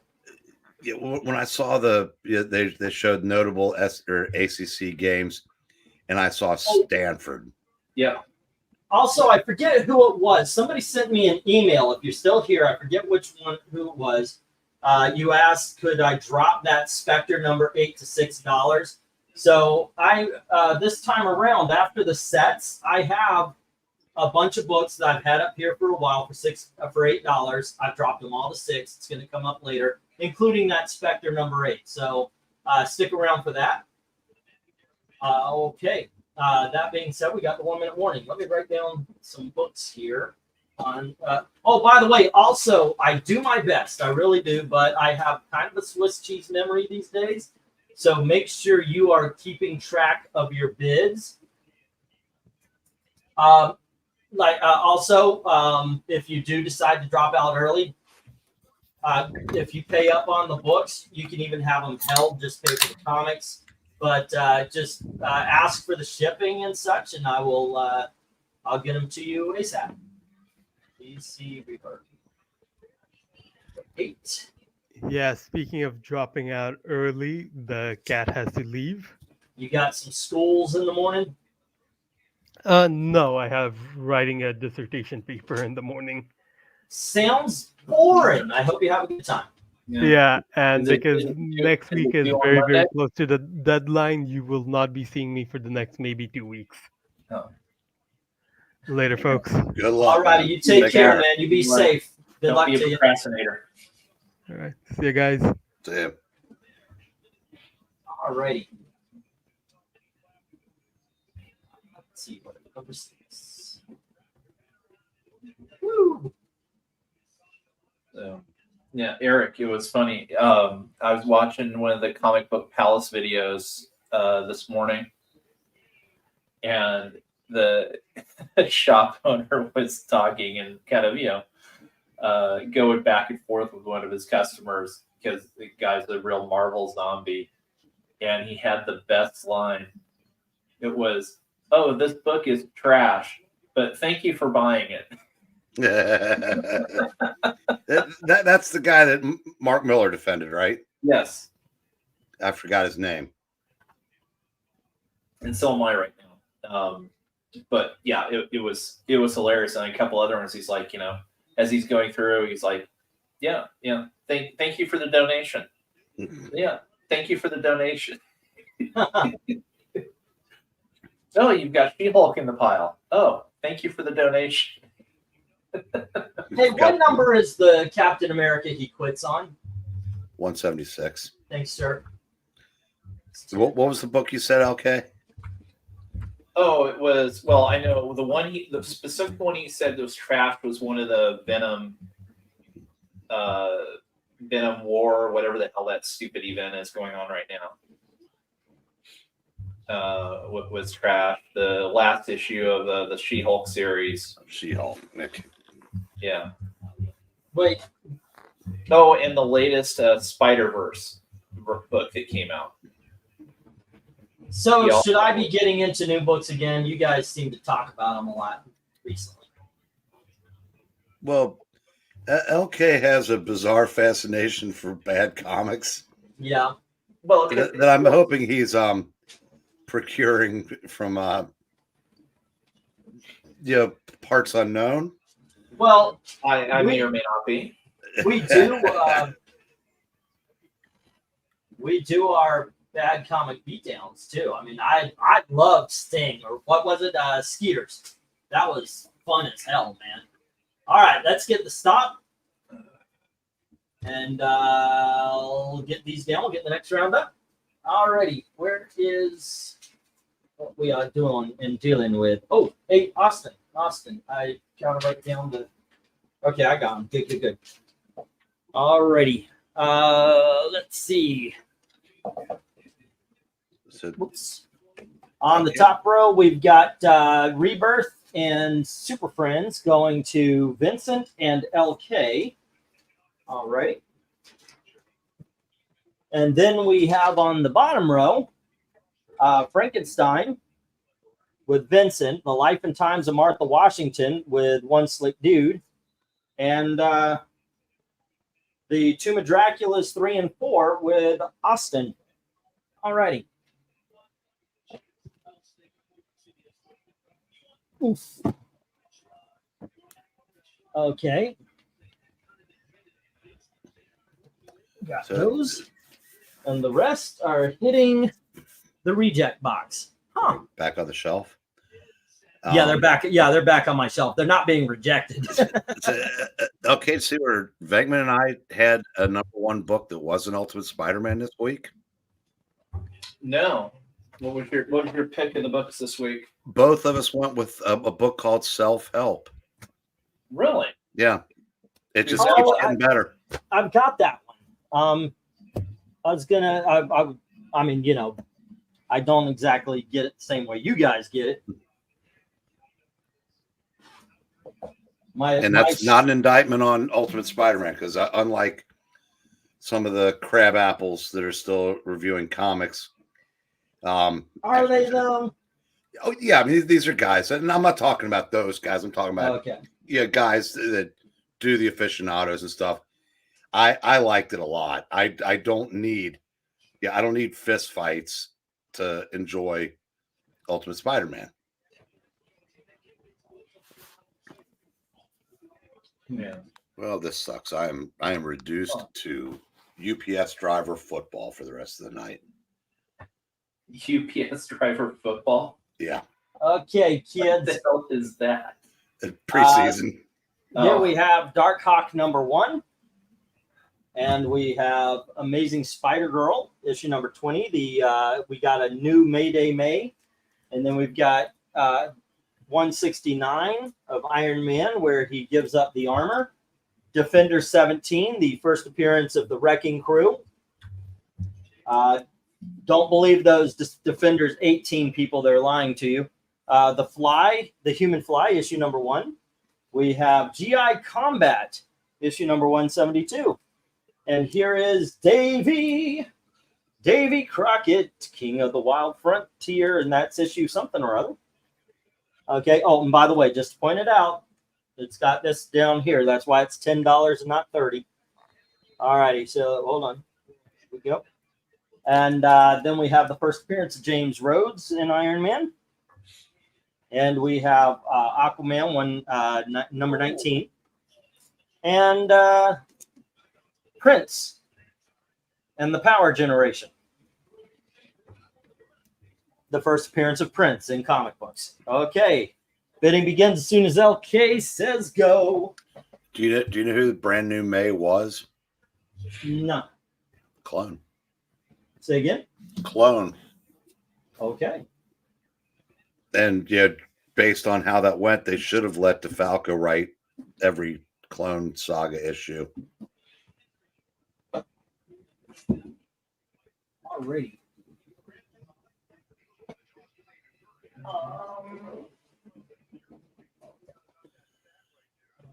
No. Well, I mean, I will say with Ultimate Spidey, it would be nice to have a little bit more action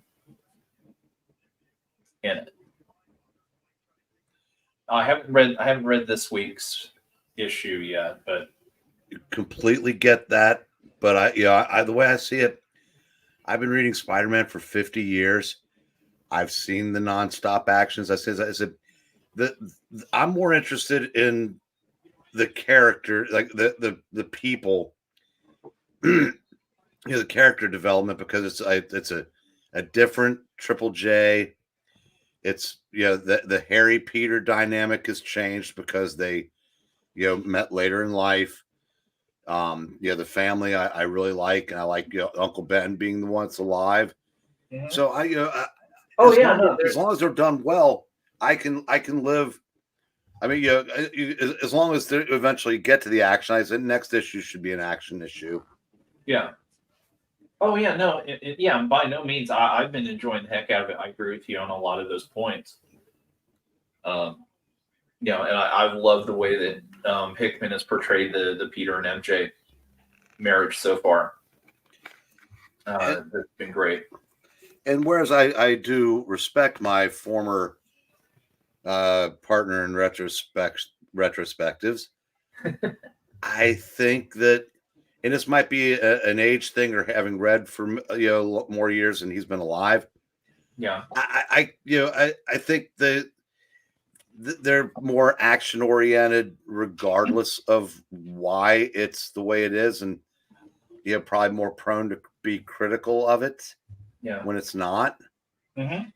I mean, I don't know Gabe Hernandez all that well, but he hated issue 8. Yeah. I mean, I've done streams with him. I don't think Gabe was a big fan of the first issue, the first couple issues, so it doesn't surprise me. And it comes down to a taste thing. I mean, honestly, for me, my favorite book that I read this week was Blood Squad 7. I am getting such a kick, such an enjoyment out of that. It is reminding me of reading, early 90s Image, Youngblood Brigade, stuff like that, but well written. Okay, I'm glad you threw that in at the end because you weren't selling me up to that last sentence. And it took me so long until it was finally figured out. It was like, okay, Infinity. God, I remember liking this character. I don't remember where she's from, because what Joe Casey's been able to do is he's been able to take a bunch of those old. It's basically taking a lot of those old Youngblood characters, or not the Youngblood characters, but I think like the ones that were from Brigade, like Blood Force, or the Extreme Studios characters. Yeah. So you have like Ripcord and stuff, and this one character, Infinity. I was like, okay, God, I remember her. Where did I remember her from? It was racking my brain, and finally it was going through an issue of Brigade, and I was like, oh God, that's right. She was the character that was in this backup story that ran in over 4 issues in like 4 different, at least like 2 or 3 different books. And I was like, oh, okay, I remember that hot redhead now. Yeah. And she's now basically middle-aged, and she's now running the government organization that is putting Blood Squad 7 back together, basically, and it's just been a blast. So I mean, between that, what Joe Casey did with Dutch before, and now this, and I'm still expecting that Dutch is going to pop up here in the next issue or 2, the way the story's going. Well, yeah, I think back to 1992, and 2 things happened. I quit drinking, and Image started, and I remember reading those early Images and saying, I sobered up for this.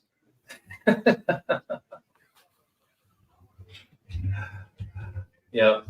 Hey, it was a great time. Alrighty. Let me get the what's Some going of them on are pretty. here. We're still on big dogs. This is big dog 3. Alrighty. A 1, 2, 3, 4, 5. B 1, 2, 3, 4, 5. C 1, 2, 3, 4, 5. D. That must sound like I'm in a tunnel because I just realized both my mics are behind me right now. Yeah, you do sound far away. Yeah, I am from the microphone. I'm actually speaking away from it right now. So if I do sound a little wonky, that is why. And this is lot 11, I think. A 1, 2, 3, 4, 5. B 1, 2. F. That's an F. G 3, 4, 5. H 1, 2. 3, 5. Now, Austin, you haven't missed anything. It's the board that's currently up. Yep. Let's see. 8 on J from Vincent, getting that first appearance of Prince. Alrighty. And the power generation. That's interesting right here, guys. Then we have 8 on F from Brian Stam. Good Lord. Ben Gamel's playing for the Astros? That's like team number 4 this And year. that was 8 on F. What year was that put out? Oh, what were we talking about? Davy Crockett. Oh, the Davy Crockett. One Slick's answering it. Yeah. Either that or he's been sober since 1955, in which case you're old, dude. Right. So Brian says 8 on F, and that is the GI Combat. All right. GI Combat. GI Combat. The Real American Heroes. Issue 172. All right, and that is Brian. Let's get the 1 minute warning, please. That was 8. And what we got? I think I'm going to go for cheaper books for the rest of the night. That was a big one I did earlier. Certainly appreciate it, sir. And we are getting to those. You know how it is. I do the big dogs, and then we walk back to the dollar books. Slowly but surely, we make our way around back to them. Yeah, I'm still amazed that Iron Man 118 hasn't sold. I know, right? I thought that was going to be the first time I had it. I thought it was going to go. Honestly, it's just not. Sometimes maybe if I drop it to 15. Okay, let's try it. If anybody wants, we'll go 15 on the Iron Man. Because I've noticed, I said that, that for a first appearance of a character who is still prominent today, that the highest that's ever booked is like $120. Yep. And I saw where the first Monica Rambeau appearance is cratered. You know Amanda what? Waller's first appearance isn't worth much. Are you seeing a pattern here? I'll tell you what, the new books on this shelf, the books that you have either never seen, like The Prince, or haven't seen in a long time, like Walt Disney, Davy Crockett. Aside from those, everything you've seen maybe twice already.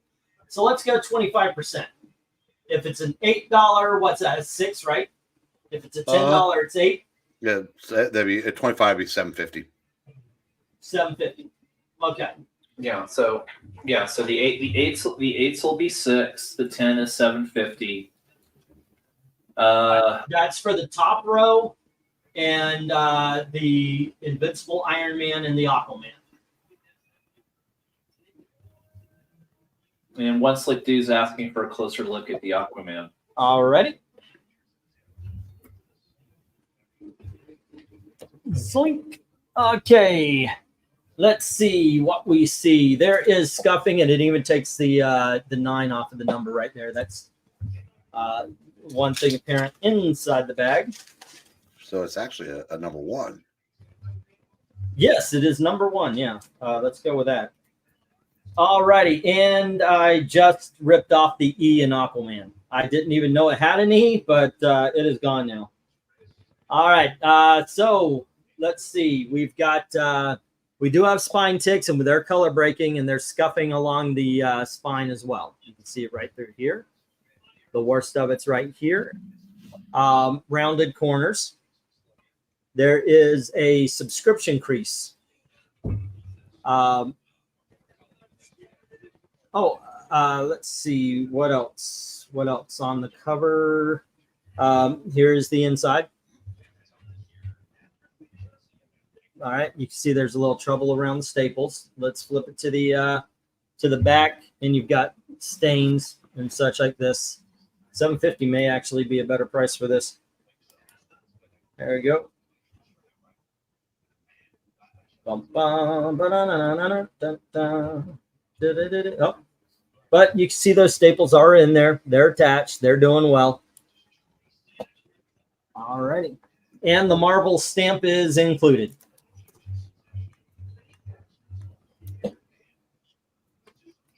No pushback on that at all? None? Okay. All righty. I was joking. I was checking my what I laughingly refer to as my fantasy teams. Ah, gotcha. All righty. If the Rhodes issue doesn't go today, I may get it next week. All right. Oh, bottom. It has stains. Obadiah stains. Okay, if I'm looking at that, I'm giving this a 3.5 to a 4. The Aquaman, for the grade. That's what I would grade it. 3.5 to a 4 tops. I would not go above that because of all the scuffing and everything. I may actually, you know what? Let's go 3.5. Let's just say 3.5 because of the scuffing. Yeah. All righty. Didn't work, so let's hit that stop, and we'll get these books down. All righty. We still got rid of a couple. It's okay. There we go. All righty. That being said, the GI combat goes to Brian. We've got the Prince going to Vincent. Yoinks. And we have, that's it. All right. Let's talk about sets, baby. All right. Let's get that down, that down, that down. There we go. There we go. All righty. And you, Davy Crockett. First appearance, Sam.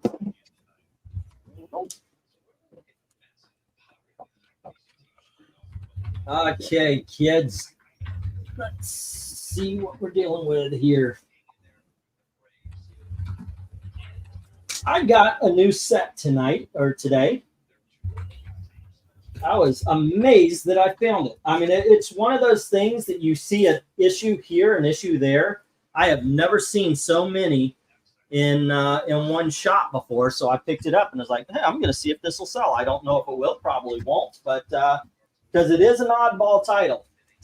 Always one I'm interested in. It is not the first one or the top row I'm going to show you here.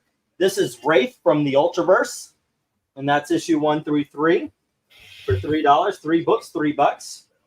And then we have Death's Head 2, and that is issues 1 through 4. All right. And then we have a book from Mirage Studios that did the Teenage Mutant Ninja Turtles. It's called Gizmo, and this is issue 1 through 4. All right. Next up, we have, well, that was War Strike. I said it was Wraith, but that's War Strike. This is Wraith, and this is issues 1 through 3. There you go. Next up, we have The Predator versus Magnus the Robot Fighter, and that's book 1 and 2. Okay. Let's get the next ones up. Let's see.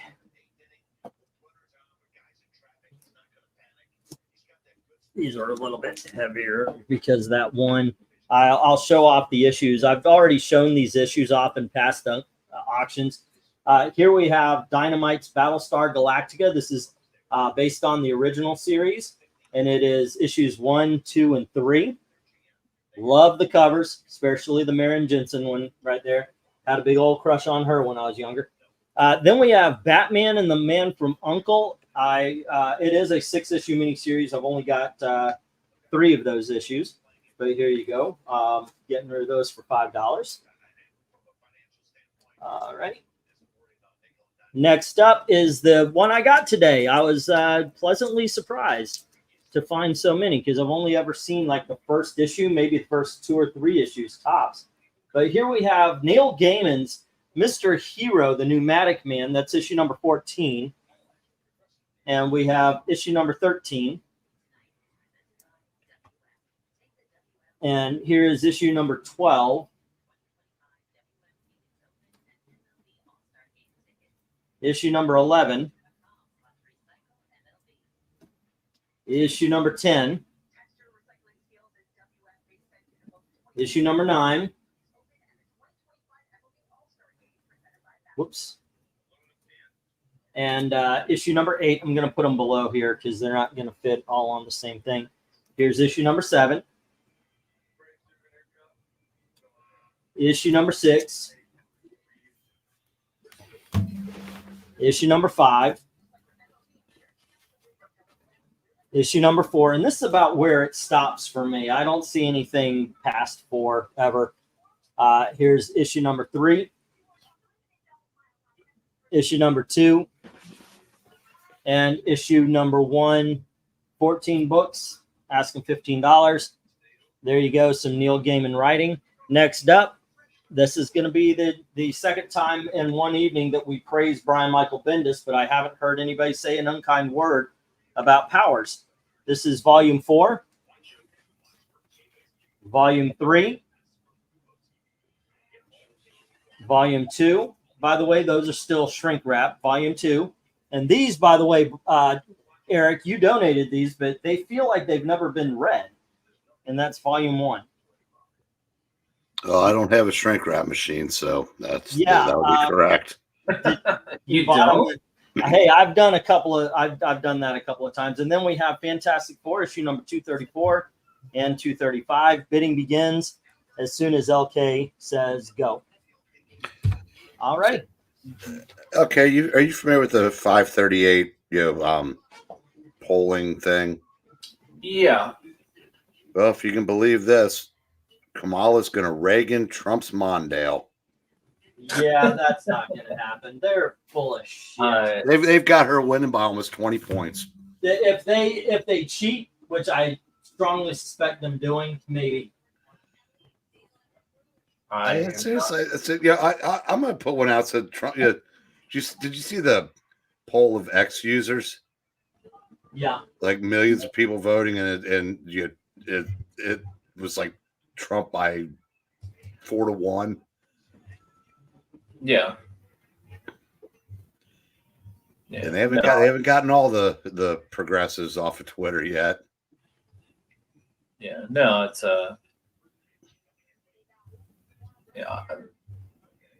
I let's just say press X to doubt on that one. I'm not sure. No shit. They're getting that from a Harris family reunion. Yeah. Tim Wall's homeroom class. All right. So is there anything that you guys are interested in up here? I really want to finish Batman, the Man from U.N.C.L.E. because I have the first couple myself, but inexplicably quit halfway through. and I never see the other 3 issues out there. But yeah, I'd be curious about that. I love the early burn FFs. Predator Robot Fighter, I've read that. That was fun. Yeah, that one was a good time. And it's got a bid from George. All righty. And let's see, he's also saying 5 on G. The Man from U.N.C.L.E.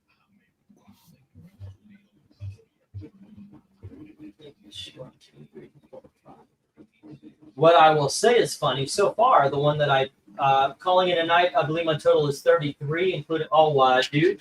Let me read it off for you. Vincent. I don't think it's just 30. Let me check. Is it? I got a couple of big books in here. Yeah. This is what I've got for you, Vincent. I've got Teen Titans number 37 for 5. World's Finest for 4. The Green Lantern Corps for 5. Green Lantern number 1. Green Lantern Corps, wait. Oh, yeah, the volumes. The trade paperback for 5. Teen Titans Volume 1 for 5. Superman Volume 1 for 5. DC Rebirth for 8. The Frankenstein for 25. And the Prince for 8. And that is 65. With shipping, would be that would go into a medium box, and that let's just make that 15 to be easier, and that would be 80 would be the total. Oh, hold on, did I read off? Did I put yearbooks on him? Is that what happened?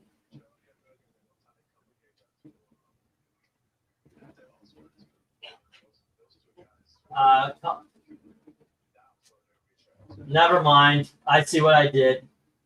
Okay, sorry, Brian. I think both of you are in the. Yeah, I just looked at the color, and God dang it, I could be so scatterbrained sometimes. Oh well, I was waiting for Evil Black Cat's joke, but he's not here. Neither one of y'all stepped up to take. Okay, sorry about this, Brian.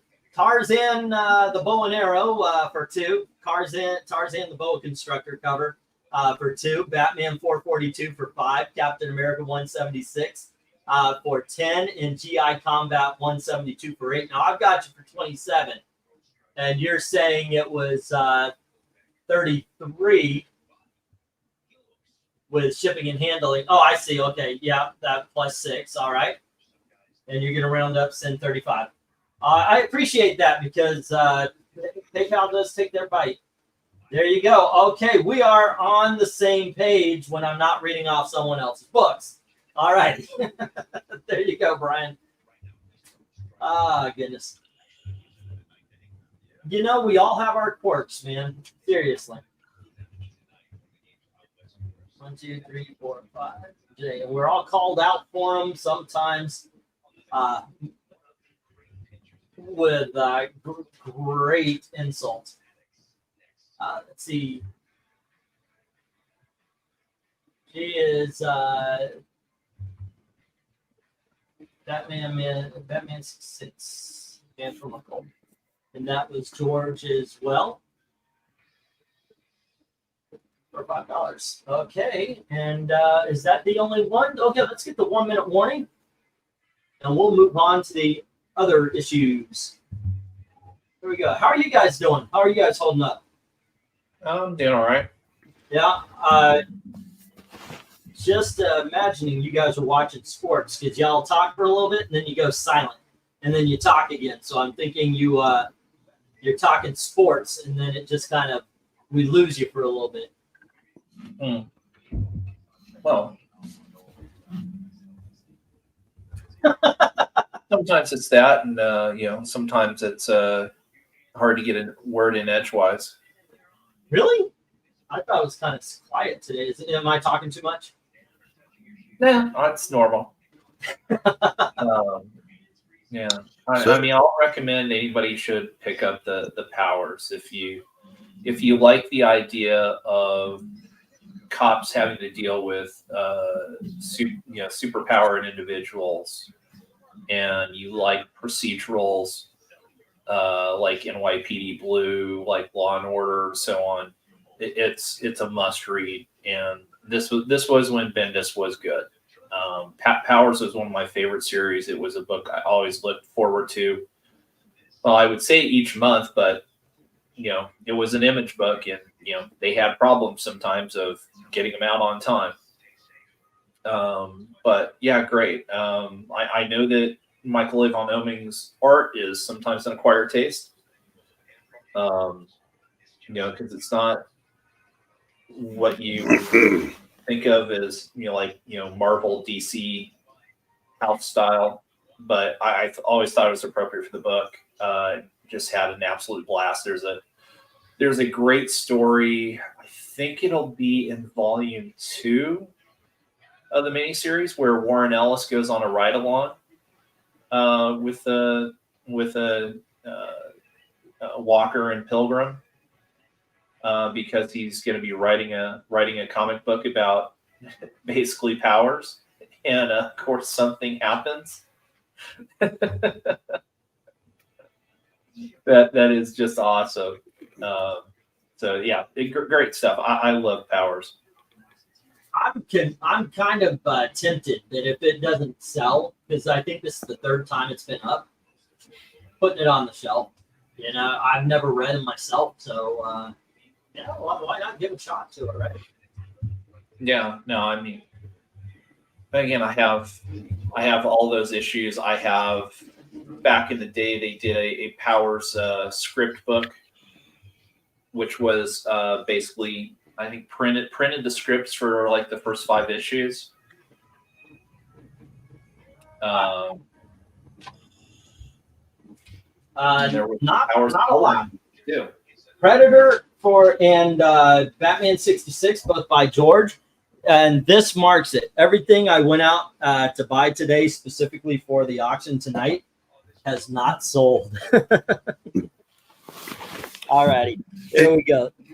I'm going to go throw some in the microwave. I will be back in a few minutes. Let's see the powers. I think I'm going to put those on the shelf. Let's give those a read.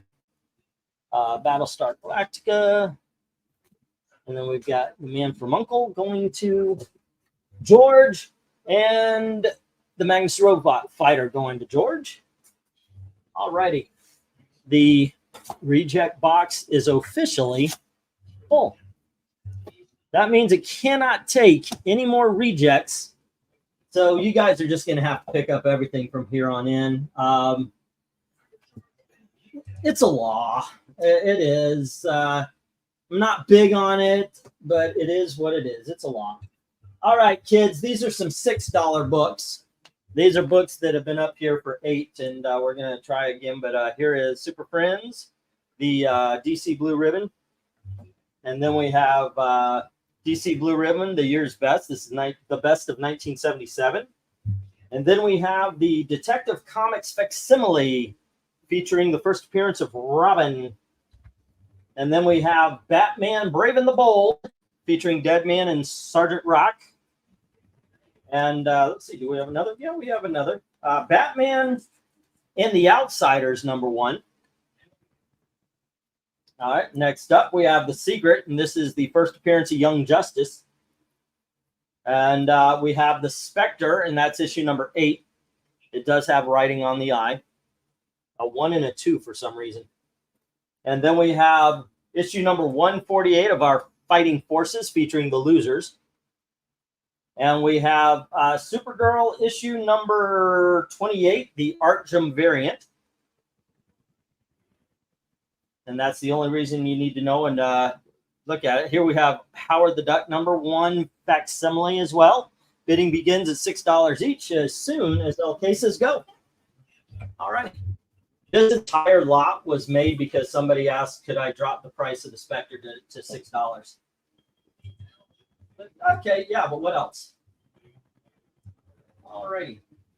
Man, those My Lights are good reflectors. I mean, I can actually see myself. And yeah. Mm-hmm.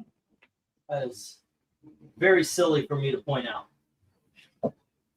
But I guess sometimes we have our moments of childishness, not childless. Alrighty, let's see. Where's George? George is right here, and he had the Batman 66.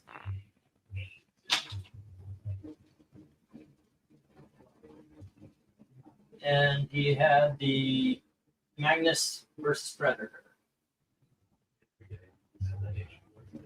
Both of them at 5. Right.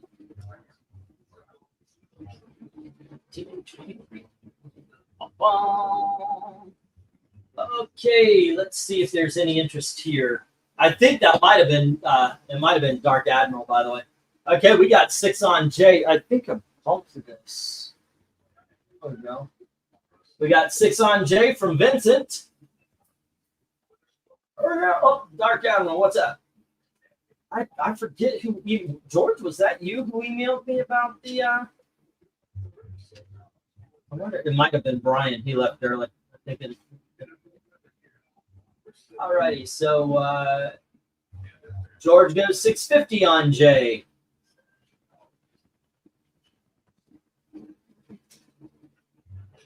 All right.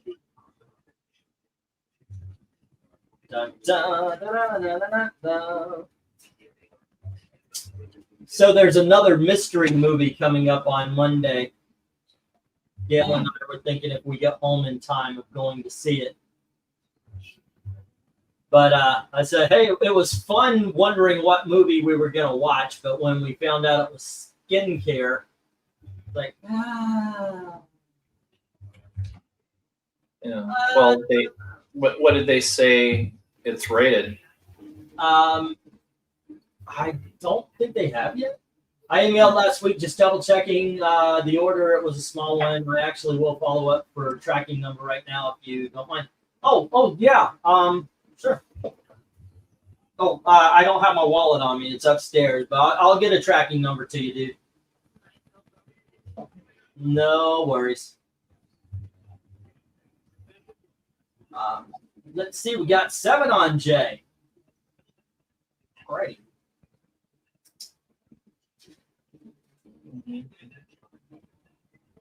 Yeah, well, maybe if you're lucky, it could be a Reagan or. I know, that would be so cool. I want to see. There's 2 movies coming out next week. I want to see. Reagan's one of them. I forget what the other one is. 1, 2, 3, 4, 5. G 1, 2, 3, 4, 5. H. Oh, it's Be Afraid or whatever. The House movie with with Harold. Yeah. AU, I don't think anybody was blocking. I'm not quite sure why we couldn't see you earlier. Wait, what? Somebody blocked him? Well, he was just trying to figure out because he said earlier that he was on and he was trying to bid and couldn't be seen. So I don't know what happened. I honestly I never saw him on. I mean, my whole thing is I don't want to block people. But that doesn't mean somebody might have been trying to, or just putting in a comment or a bid or something like that and accidentally hit it. I hope it wasn't purposeful. Because that will get you, that'll get your ass kicked. Really, really quick. Here, AU, you've been around a couple of days here now. Let's see. And if you go over what you were looking at, if it's still there, just let me know. There you go.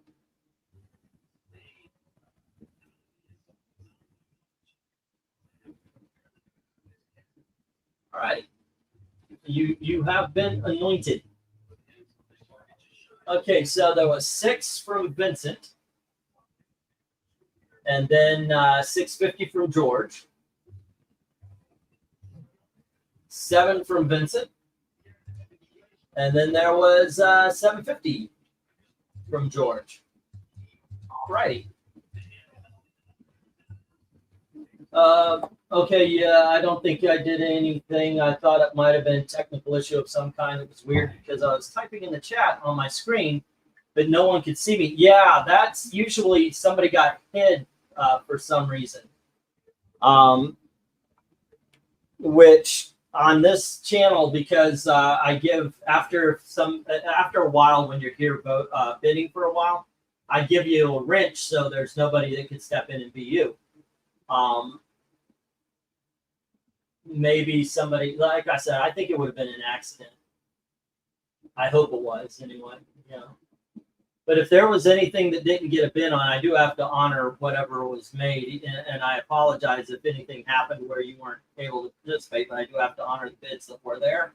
But if there's anything, are you holding Spectre for the guy who? No, I am not. That's up there. And people don't generally get blocked here unless they're misbehaving really badly. More likely it was a YouTube mess up. Yeah. we block people who are obvious trolls. The people come in and they'll do N, and then the next message will be I, and the next will be G. And if they spell out Nigeria and they don't go ahead and just do the ballsy thing that we all expect them to do, we block them. Yeah, I think it was YouTube. Thanks. It was really weird. I appreciate it too. But no, the Spectre, that's open for everybody. That's why I put it up there. So, yeah. Oh man, that. But everything is for everybody. And what is going on with Howard the Duck? There we go. Okay. Now we're cooking. And we got 6 on G. Spectre number 8.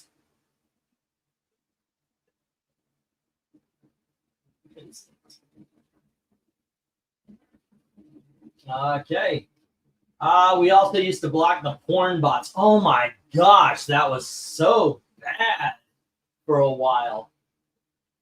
Like damn near every third bot was just, hey, coming to. It's on Twitter now. I don't know. Are you getting messages from all the porn bots, LK? No, not lately. Oh man, yeah.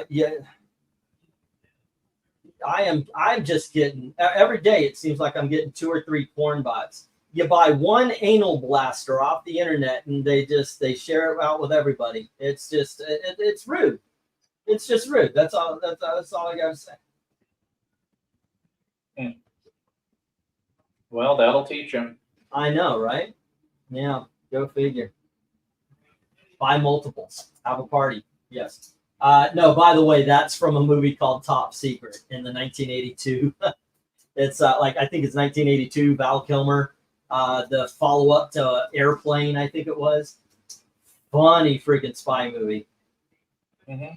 Oh yeah, no, that's a classic. Yeah, no, AU. If you remember what some of the books were that you were bidding on, we can tell you if they actually were won by. If they're still available or not. All right. Let's get the 1 minute warning. I feel like I'm going slow on these things. We're behind, like we should be on like 16. I have no idea really what lot we're on. I know we watched 2 of them, and so let's see, 2, 3, 4, 5, 6, 7, 8, 9, 10, 11. Yeah, we're actually farther behind than 11. Oh, 12. No, I'm actually all caught up because I'm sitting here. This is lot number 13. All right.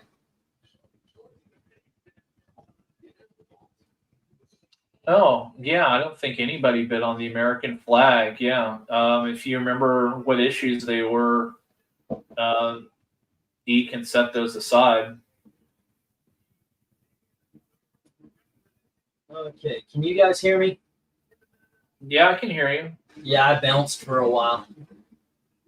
I think I didn't. I guess the camera didn't go off, but I couldn't type it. So you can hear me, right? Yeah, I can hear you. Okay, can you put up the 1 minute warning? Because I tried twice. Or just put up the stop. I tried 3 times, I guess. It did go up once. Yeah, let's put up the stop. You got the 1 minute warning up there. Yeah, let's get the stop. So, yeah. I'm we have Vincent getting the Spectre. We've got George getting the Howard the Duck at 750. Let me get those down. We'll get the next rounds up. What are we on next? Oh, $2 books. We're back to the $2. There we go. Back to the $2 again. Yeah. Well, did you see where AU said he was bidding on some of those American flag books? Oh, all of them are there. So, yeah, let me get to them for. Okay.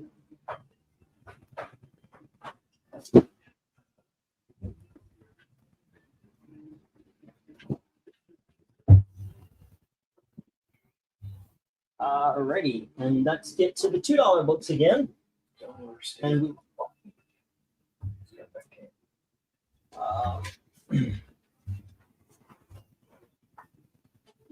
And we have 1990 Superboy. This is issue number 5. And we have issue number 9.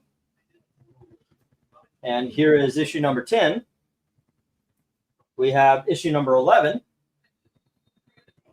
Issue number 13 with Dial H for Hero Trouble. All right. And we have issue number 18. Here is issue number 19 with Mon-El and Maxima, it looks like. Superboy number 30. And Superboy number 31. Oh, I need something to fill that. Oh, how about Superboy issue number 32? There you go. Bidding begins at $2 each as soon as LK says go. That's knockout before Gail Simone retconned her sexuality because she used to have a thing for Superboy. She called him Pup. She kind of wanted to do like nasty things to his young self, but Gail fixed it. Well, and this is before Mags retconned Superboy. Did they make Connor Kent gay? Oh no, one better. Mags has been on a crusade that Connor is trans.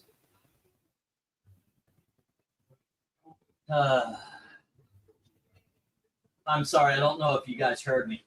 Yeah, he's going to be Connie Kent. Yeah. Just okay. And speaking of trans, it's RDB. What's up? Not much. We're just discussing as far as what books we're going to do as far as. Whoa. Why are we on? Okay, I go. There you go. Yeah, we're just discussing as far as we're getting towards the end of that Batman Outsiders on Saturdays, where who we want to take over for the readings. And we're kind of dabbling around with maybe Tales of the Legion. Tales of the Legion? Ooh. Yeah, Tales of the Legion it becomes a reprint title really quick. Go with the Baxter paper Legion. It starts off with an incredible story. We're trying to find lighthearted, not because we're looking at some of the other ones, like especially in the 80s. Like some of the Legion stuff gets really heavy and stuff. It's just the point where it's you don't want to do the 5 years later version, the Keith Giffen. The more lighthearted stuff, you might as well just start with the Superboy and Legion. Yeah. That's fun and adventurous. Because we're looking at the Tales of Legion, and it actually looks like it's a lot less dialogue and it's a lot more spaced out, kind of like reading what was the other one? Just League International. Yeah. Yeah, because most definitely that would be Superboy Legion was like we're looking at that too, and I was like, this is just way too many people, and just the point where it's like, nah, we're just trying to get something simple. The Legion of Superheroes has a huge cast. I know, but it's like, it's great if you have 12 people and then 11 people just sit there. It's because everyone gets like maybe one paragraph and then they're like, that's it. So it feels like there's not much recurring characters, at least as far as dialogue. But wow, so far no love for Superboy at all. I gotta look. This is a shocker. I actually thought Superboy would be. That's the wrong company. Shocker is Marvel. Okay. We can handle that after the regular auction. I will stay. I'll stay late after that. We can chat about. Okay, cool. Yeah. Let's see here, Superboy. What do we got there? What numbers you got here? The highest goes to 32. Okay, I need 35 and up.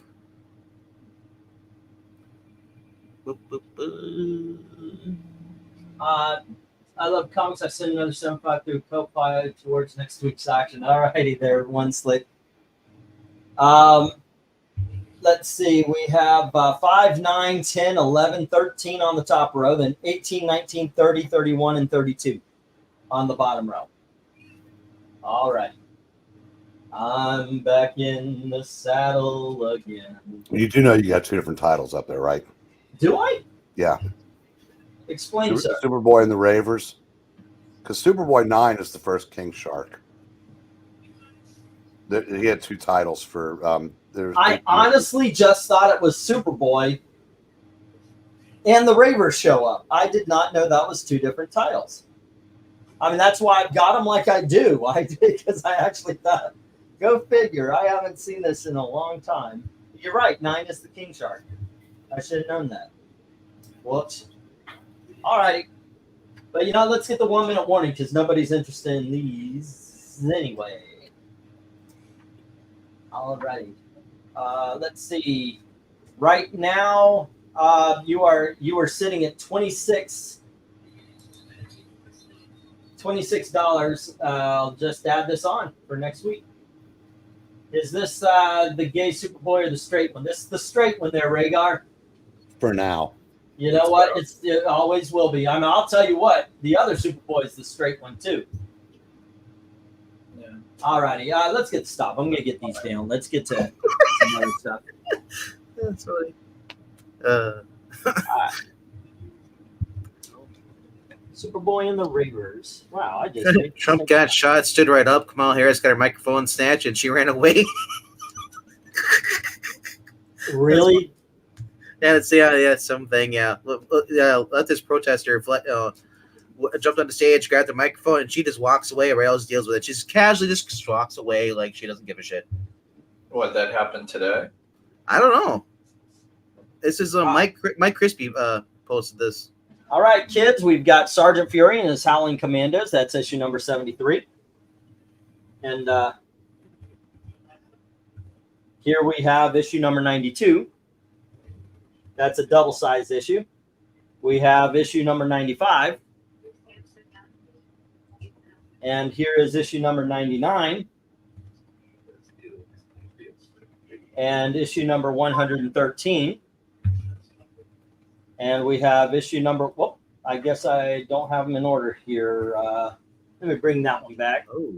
And we have issue number 101. And let's see, 113. We have issue number 118. And here is issue number 145. 148. And then Marvel, this is the special Marvel edition featuring Sergeant Fury and his Howling Commandos. That's issue number 8. Bidding begins at $2 each. As soon as LK says go. Alrighty, fun times. JBL appeared in GCW tonight. Say Okay. again. What's that? JBL made his debut in GCW Oh. and hit 2 clotheslines from hell on the guy. Oh. Well, I know. I thought he was walking out, or he was managing somebody. I thought I saw something the other day. Dang. He still looks good though for his age. Yeah, I can't remember. I can't remember who he was managing or being the valet or the second for. What's GCW? Global Championship Wrestling. And the indie promo. That's where what's his name was been there for a while too, was Zack Ryder. Matt Cardona. Yeah, it's a tier below. I would say probably right now it's on equal footing with NWA. I was gonna say, yeah, the way that's set up. Now, So right away we get Austin with 2 on B. It looks like 80s wrestling. does Levesque let JBL do this, or is he completely gone from WWE? Who knows? I don't know. He might still have a Legends contract, but I don't think he's got a regular contract. You just forget how tall he is. Still gets in that ring, you're like, holy crap, is he tall? Yeah, yeah. Well, I saw tonight there was an article that I guess Tessa Blanchard has been talking to multiple wrestling companies, and of course, people are losing their minds. Well, I know that she had come out originally, or the story article, and then say that she was just overwhelmed. When that happened back in the COVID, she just felt her such high anxiety. Everybody wanted her to do this, where and apparently she had a bad anxiety attack, and that's kind of why she was kind of getting out of the business. Are we not supposed to like her for some reason? Yeah, apparently. She had some locker room issues, and supposedly I don't remember what the full story is, but she said some unkind things about a minority wrestler. So some people accuse her of being an ist. What was it based on the person's race, or is it just you can't even criticize in general? No. I honestly don't even remember. But yeah, so she's been effectively blackballed from like the major orgs for a couple of years now, at least. She does Mandingo movies. Not exactly. Oh. I mean, I know I saw her on that independent girls wrestling. Oh, program. the one with Punk's wife, It's not, AJ Lee. Is Stardom? Is it on? well, it's not Glow. It's almost like something like girls girls wrestling from Hollywood or something. There was that older one, if it was called, but it was I remember what you're talking about. And AJ Lee was in charge of it, and then apparently she backed out last minute. Oh, okay. And that's what Tolfer, how you doing? Let me pop the shipping thing up. PayPal address, MediaMadmen1@gmail.com. Shipping is 1 to 8 comics, regular size. Goes $6 in a media box. 9 to 18 is $9 for a priority flat rate padded envelope. 19 to 50 regular size comics goes $16 in a flat rate priority medium sized box. 51 and up is $20. And I find whatever secure box I could find and ship them out to you. Basically, that's it. And of course, the medium sized box, it all depends on the size. If I could get a long box, I could lay stuff flat on and such. But these are all regular. I don't think I have any oversized today. $2 on A, C, D, E, and F. Let me get rid of those letters. You guys know the alphabet. There we are. Okay, and we got $2 on A, C, D, E, and F. All righty then. No. So, Eric, SMU realized they're in the ACC. They've outscored Nevada 16-0 here in the fourth quarter and just took the lead with 1:18 left. Wait a minute. You said they just realized they were in the ACC. Yeah. Well, they realized they're a Power 5 conference team and shouldn't lose to it. Somebody should tell that to the rest of the ACC sometime. Yeah. I don't think he got a foot down. I think he carried him out of bounds. I miss CBS Sports Network. I can't tell you what Sure, sport you're talking about. sure, glad I get to pay It's for been it. a Like while I still since have I've it. seen your name. Yeah. Have you been around, Tolfer? I mean, I know you've been around here before, but it's been a while since I did get the seen foot down. Or maybe just been quiet in the chats and the comments. Might have been here during the cover rankings. Is he? I think so. I'm sure he's probably been around for at least a couple of those. Well, sometimes I do keep my head down for a lot of especially if I'm writing stuff. So, but usually I see the names on the cover rankings and such. But anyway, welcome. Thank you very much. All righty. Yeah. So, how do you think Ricochet is going to show up tomorrow, Venkman? Well, people were speculating would be blowing your mind if Becky Lynch showed up. I would love to see all the W fans just hate her instantly, saying she's sucked these past 5 years. Well, it's never happened in a million years, but anyways. No, if it did though, that's what they would do. That's what they react when it be online. Oh, she's yes. There would definitely be. I hate the flip flop people. Like the person wherever they are and follow them. That's what I do. So I try to remain mysterious. That's the way I am too. I do believe Yeah. talk a lot, say nothing, let everybody guess. Basically, yeah. I said I don't mind Big Ricochet being in there, but somebody said like he's like the older, slower version of Dante Martin. Right. Let me get these down, guys. Give me just a moment here while I'm reading stuff off. I know. Alrighty, so the bottom row, not much love. The last four, I'll go into the reject box. There we go. And Tolfer has 113 from the bottom row. And then number 73, number 92. Wait. Yeah, what's that? Yep. Number 73, number 95, 99, and 101. And Austin has 92, the double-sized issue. Alrighty, and let me get these down. We're on the last two lots of the night, kids. Alrighty.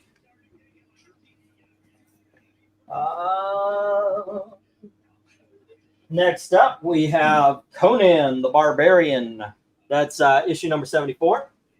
And then we have Conan the Barbarian, issue 120.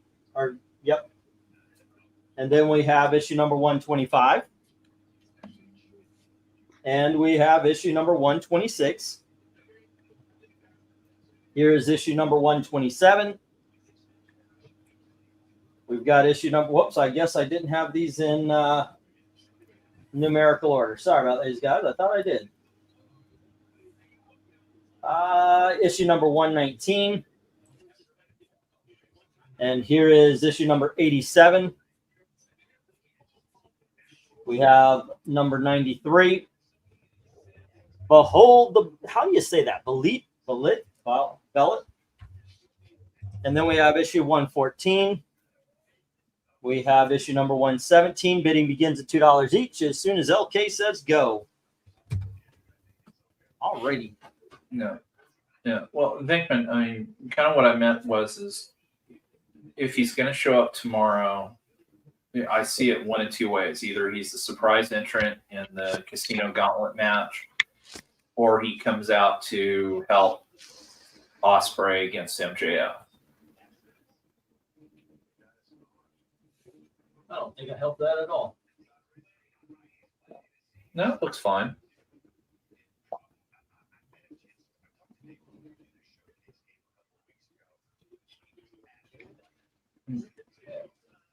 All right. Okay, any Conan fans out there? Usually? No. All right. I forget who the Conan buyers have been in the audience. I know there's been a couple in the past, but Yeah. There's a couple of titles that sometimes it's like, okay, these used to sell, so I'll buy them. And then I think, okay, they sold because the people who really wanted them bought them, and now they've got them. And so they don't buy them anymore. Yeah. mm-hmm. 6, 8, 10. All right. Let's see. Austin or AU puts $2 each on the lot, beating Austin just by a touch there. So it's got to be 250 or higher there, Austin. There you go, 250 on D from Austin.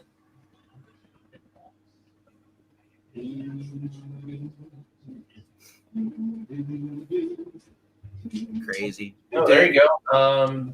AU comes out with $2 on the lot. Yep. He beat Austin on D, but then Austin comes back with $250 on D. Eric, did you watch Collision at all? A little bit. Did you see the Big Bill fight? Yeah. Wow, it's crazy how like they're cheering him, and booing Hook. Oh, I didn't have sound on, obviously. Cause I was Oh no, they were booing. They're booing Big Bill at first, but then they started cheering him, and then when Hook won, they just booed so loud. They hate Hook. I'm kind of with them. I like Big Bill. Redwood's awesome.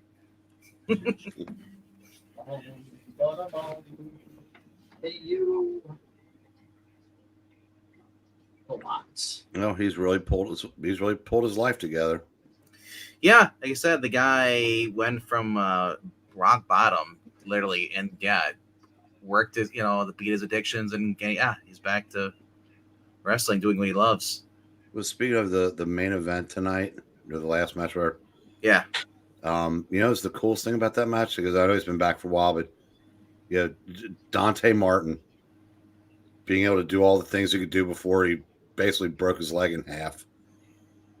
jeez, I did not watch it. No, he hurt himself. That's fine. No, remember about 2 years ago when You're going way back then. Okay, he basically he hurt himself. had like His the leg, Joe Theismann injury. Yeah, his leg went. And he's come all the way back, and it's it's amazing, what the human body can do. If you're young enough, I'd say absolutely. probably has some luck on it too. Is That was one gruesome injury. Yeah. Well, it's no different than watching that pitcher when he threw and his arm broke. That was pretty gruesome too. Yeah. Well, speaking of pitchers, LK, I guess Doval learned his lesson. Well, it looks that way. I mean, I know they were planning on bringing him back up. I think they did. They did today. And what happened to Snell? Why do you only go 3 today? I don't know the particulars. I mean, I'm just looking at the box score. He walked 6 in 3 innings, so he was like at 75 pitches after 3 innings. Wow. Yeah. So. Yeah, again, he had one of those strange lines. I think it was like 3 innings, 3 hits, 2 runs, walked 6, and struck out 5. So, of the 9 outs he got, over half of them were strikeouts. But he had a whip of 3. So, kind of crazy.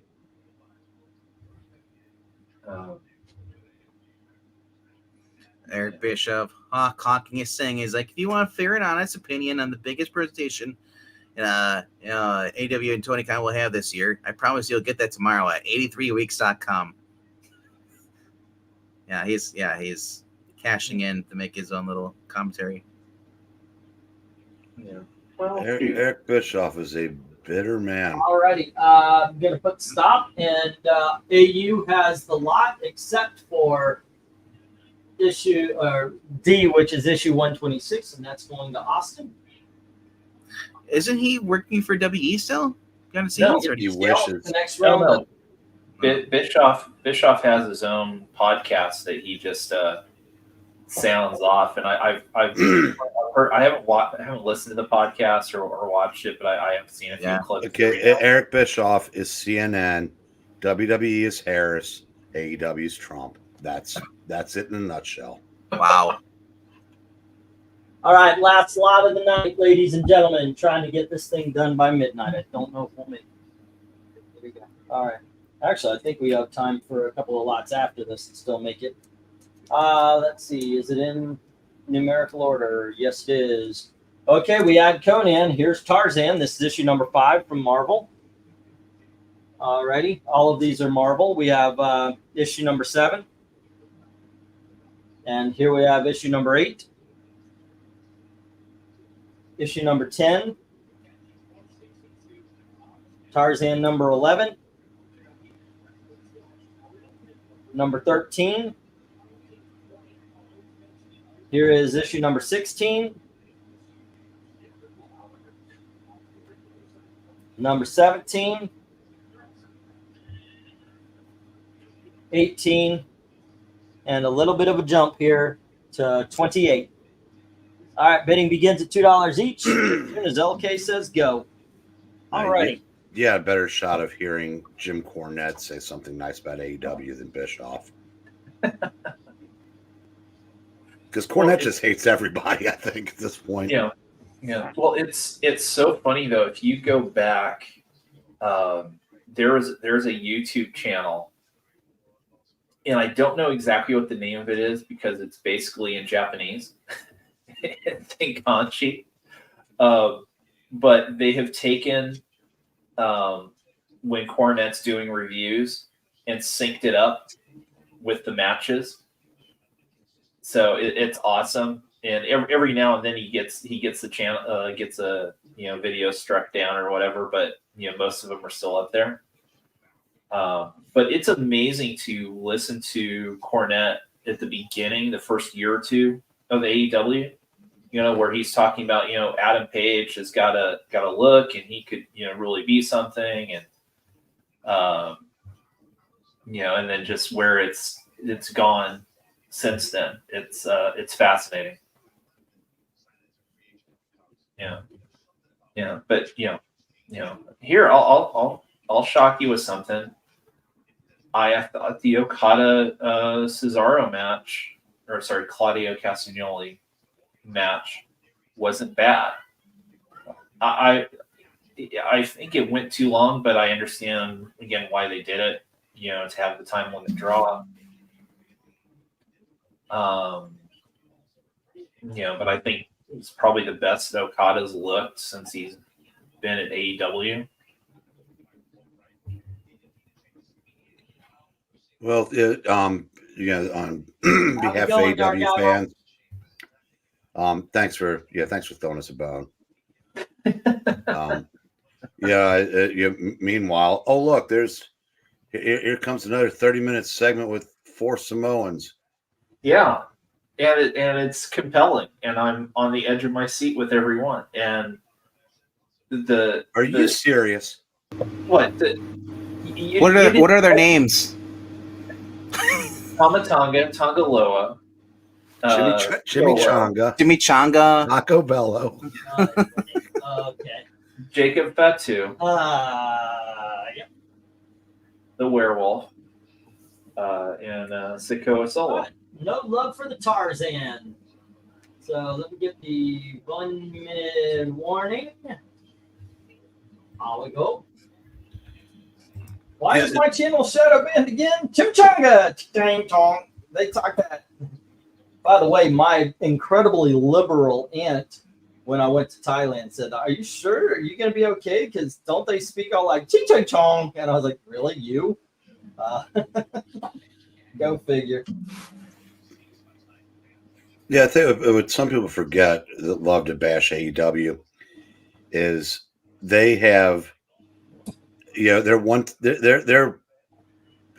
borderline profitable already during a golden era of WWE. They're not doing this during WWE 2014 to 2018 when they were putting 1,800 people in arenas. So they should get a little credit for that.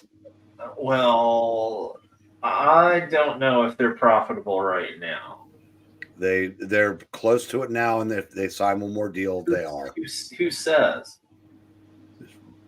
Read up on it. Okay. I mean, seriously, let me ask you.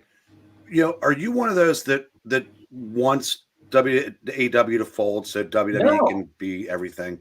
No, I don't want it to fold, but I want the booking to be better, to be coherent, to get a compelling reason to tune in every week. See, I don't think they can get you back because you're so you've bought into the WWE storytelling for 2 years to get to a payoff that usually comes in a 5-match, 4-hour with 40 minutes in between. Special event that I don't know. There's at this point, I don't think there's anything AEW could do to win you back. Well, I mean, I'm still watching every week. I mean, or every other week. So I guess what am I hate watching then? Well, you hate read 2/3 of the comics you read. A lot of us are guilty of that. You can't put that on LK. I think if you're reading modern comics, I am freaking convinced you're reading a lot of them just hate read. I'm not. I won't buy a book unless I know I'm going to like it. All right. That's why I don't buy That's usually Marvel kind of or DC. I avoid bad writers. I mean, yeah. Okay. Thank you very much for everybody helping the family out, making this. I think in the end it ended up successful. I certainly appreciate it. AU, you wanted to go over some older books and such. Well, he originally was bidding on those American flags. Okay, let me dig out the box real quick. I've got to move some stuff here. With the chair, it's a whole new set of logistics and moving things around. Yeah. Well, Eric, also, I would just counter that. I think you're too much into the matches. I mean, it's the match quality nowadays is just a better period because you've got better athletes. But what keep bringing people back are personalities and stories. Strongest, I've been reading Jerry Dugan's Iron Man run, and he brought the character back from severe decline in 2016 to 2000. Okay, yeah. Duggan did. Let me read these off first, AU, so the people who just want to get their total and go can do that. If you haven't seen the beginning of the auction and you would like to see some of the other stuff that was available, American Flag is in the beginning. American Flag is in the beginning, and it was a start off of $1 a pop. Dark Admiral had giant sized creature at 30. He asked me to hold it. I'm gonna set your sheet aside here, AU. Right now you had Conan 72, 120, 125, 127, 118, 87, 93, 114, 117, $2 each, 9 books, 18 bucks. But we'll get to stuff. LK, you had Miss Mystic 3 for $1. Marvel Presents 7 for $5. And Super Friends hardcover for $25 for a subtotal of $31. You missed the Spider-Man Storm Power Man against Smokescreen. All right. For $2. I'm going to shorten it up. Just say Spider-Man PSA. Yeah. Hopefully it's not Spider-Man POS. Spider-Man PSA. That was $3, right? $2. Okie dokie. So that puts it up to 33. All right. And let's see. I know I'm holding some books for you. I was going through the boxes, and I think I'm holding some books y'all might not remember because I haven't heard anything. And it was on the bottom of the stack over here. I was like, holy crap. Like I'm holding a whole bunch of trade paperbacks for Krenez. He hasn't mentioned anything, and I'm even Darkness Comes, I think, is holding some trade paperbacks. So I'll go over. Maybe I'll do a separate video or something. I don't want to call. I'm not calling anybody out because this was a case of we've been chugging along. I've sent out books and stuff. I've held some stuff, but for some of the ones that paid and said, "Hey, ship these books," and I was like, "Okay." It's like for this lot and that lot, it's $15. Never mentioned the stuff that I've been holding, so I want to make people aware. Vincent has Teen Titans 37 for $5. Worlds. I read this before. World's Finest, #1 for $4. Green Lantern Corps Volume 1 for $5. Teen Titans Volume 1 for $5. Superman Volume 1 for $5. DC Rebirth at $8. The Frankenstein Essentials for $25. The Prince comic for $8. Spectre #8 for $6. That is a subtotal of 71 that can go medium-sized box. I do believe so. Yeah. And that would be it raised to 16. So that would be 87 total for Mr. Vincent. All righty. Let's see. Brian, I do believe he already stepped out. Tarzan, Bow and Arrow. Yeah, I read this off for him because I've got the total on here as well. George had Dick Tracy Forever #1 for $2. Star Trek #1 for $2. Betty the Final Girl for $3. What If #6 for $6. Batman 66 1 through 3. Batman 66 and Man from Uncle 1 through 3 for $5. Magnus vs. Predator for $5. Howard the Duck facsimile of the first issue for $7.50. That is a subtotal of $30.50. 1, 2, 3, 4, 5, 6, 7. That can go media, so that would be 36, sir. All righty, One Slick Dude had Shaolin Cowboy #1 for $1. Captain Marvel 37 for $7. Phantom Stranger 31, 32, and 40 for $8 each. Martha Washington, Life and Times. Gosh darn it, man, you're gonna enjoy the heck out of this. I know I'm gonna have a hard time finding another one, but it's worth it. It's my daughter's birthday. That's what I keep telling myself. All right, all of it turns out to be $74. So that leaves you with 26 on this one. All right. And you said you spent you sent another 75. So all right, that's 126. I'll start off on your next page. Okay. Tolfer had Sergeant Fury 73, 95, 99, 101, and 113 for $2 each. That is a subtotal of 10.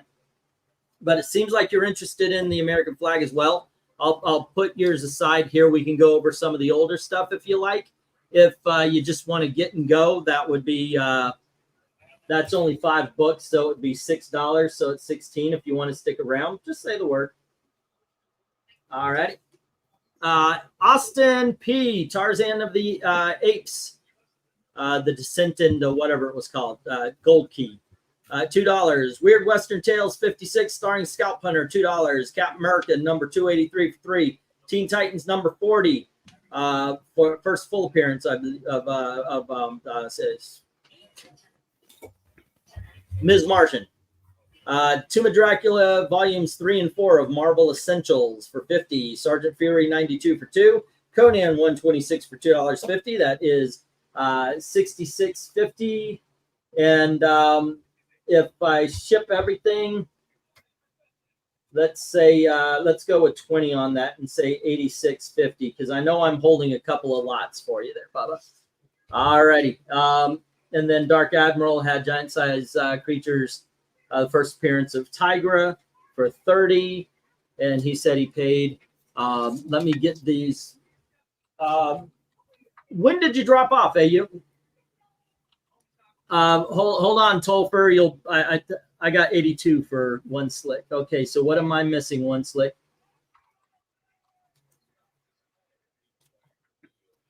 All right, what am I missing here? One slick, one slick. 74.82. That means I'm missing $7 worth of books. Okay, stop crying, Eric. Ray Kirk's back. I will look at some from the beginning too, says Vincent. Grant Hagen. Alrighty. Yeah, once again, one slick I had Shaolin Cowboy number 1 for 1, Captain Marvel 37 for 7, The Phantom Strangers 31, 32, and 40 for $8. So that's 24, 25, 32. There we go. That's okay. I got it. And then 50 is 82. I did my math wrong because I didn't add in the Captain Marvel and the Shaolin. I just started off at I only counted 3/8 instead of 4, which I should have. Okay, so there we go. Got it. Got it. That is 82. We're good. It was my math. Okay, dokes. 1, 2, 3, 4, 5, 6. With the Martha Washington, I don't. Yeah, I think it'll fit in the. Yeah, we'll still do the medium. Okay, let's get to the Randall flags. They're a high flying flag. There were 10 of them. Let's see. When did you guys drop in? I've got the sets.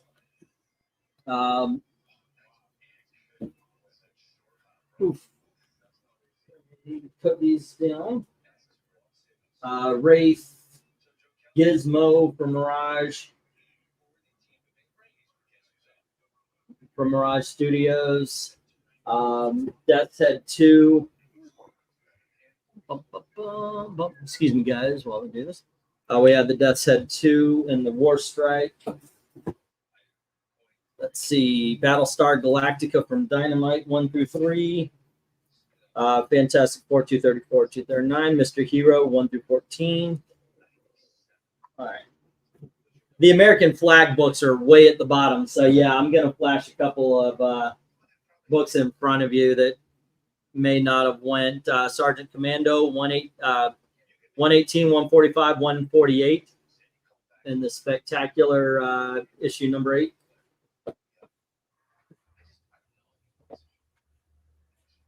First appearance of James Rhodes. That's issue number 118 of Iron Man. There we go.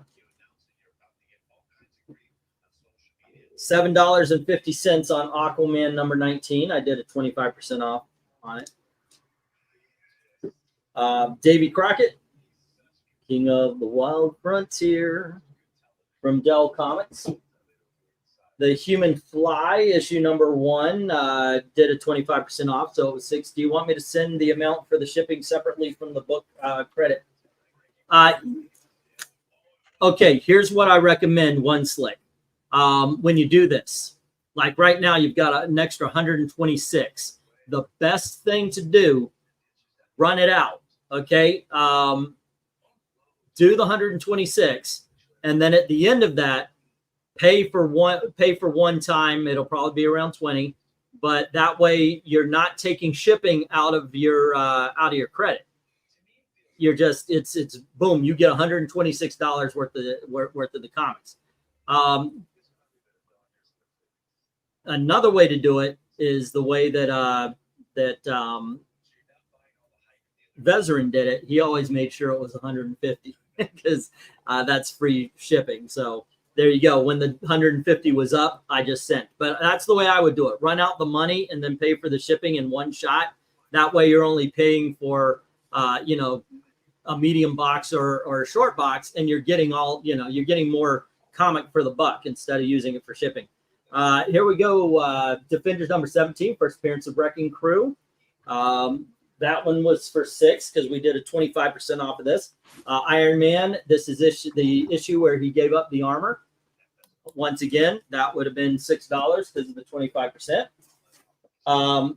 Amazing Spider-Girl, and this is issue number 20, where we get a new May, apparently a clone. That would have been $7.50. Dark Hawk number 1 for $6. All righty. I'm going to keep these. Let's see. Weird Adventures. That's issue number 433 for $8. Right. And we had some $5 books. The trade paperbacks, The Devil, Justice League Volume 2 from the New 52, Kingpin, Peter Tomasi's Superman Volume 2, independent comic book called Life Sucks, some Grant Morrison Flash along with Mark Millar, and then Brian Azzarello and Lee Bermeo with Lex Luthor. All right. I'm getting down to the bottom of the box. I just figure I'm going to stop on the way, make a few pit stops. Got to stop by the gas station. All righty. Having a good night, One Slick. Thank you. Teen Titans issue number 39, first full appearance of Ms. Martian. Justice League International number 1, the Bwahaha years. Those were all $5. The last of the $5 books was Marvel's number 1. The 10th 1/2 with COD. No. COA. Spider-Man, Spider-Girl number 100, double size. And then Flash 227. All righty.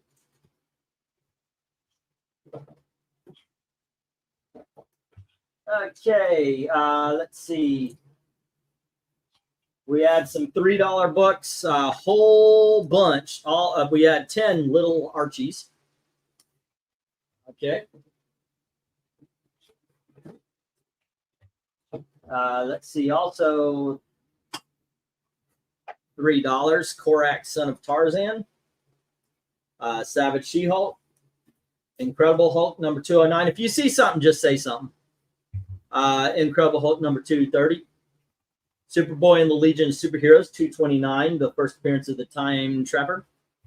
Amazing Spider-Girl number 2. And Amazing Spider-Girl number 28. And then we had some $2 books. Savage Dragon versus the Teenage Mutant Ninja Turtles.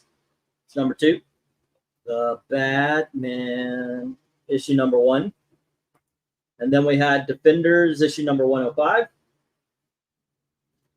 71. 73. And 101. And 104. Next up, Dragon Wheels, issue number 8 from Modern Comics. And then we had Korak, Son of Tarzan, and then Spider-Girl number 95. The Brown Hornet, Untold Legends of the Batman, issue number 3. We had 2 issues of Dagar. And finally, we get down to what you guys have been looking for. Once again, if you see something, say something. But this is in a good way because it's comics.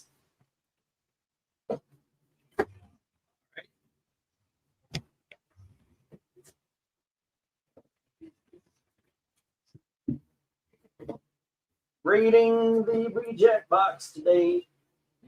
We had, let me see, 5, 6, 7, 8. Let's see, 3. That's a whole different ball game right there, Bubba. We had American Flag issue number 3. And then we had American Flag issue number 4.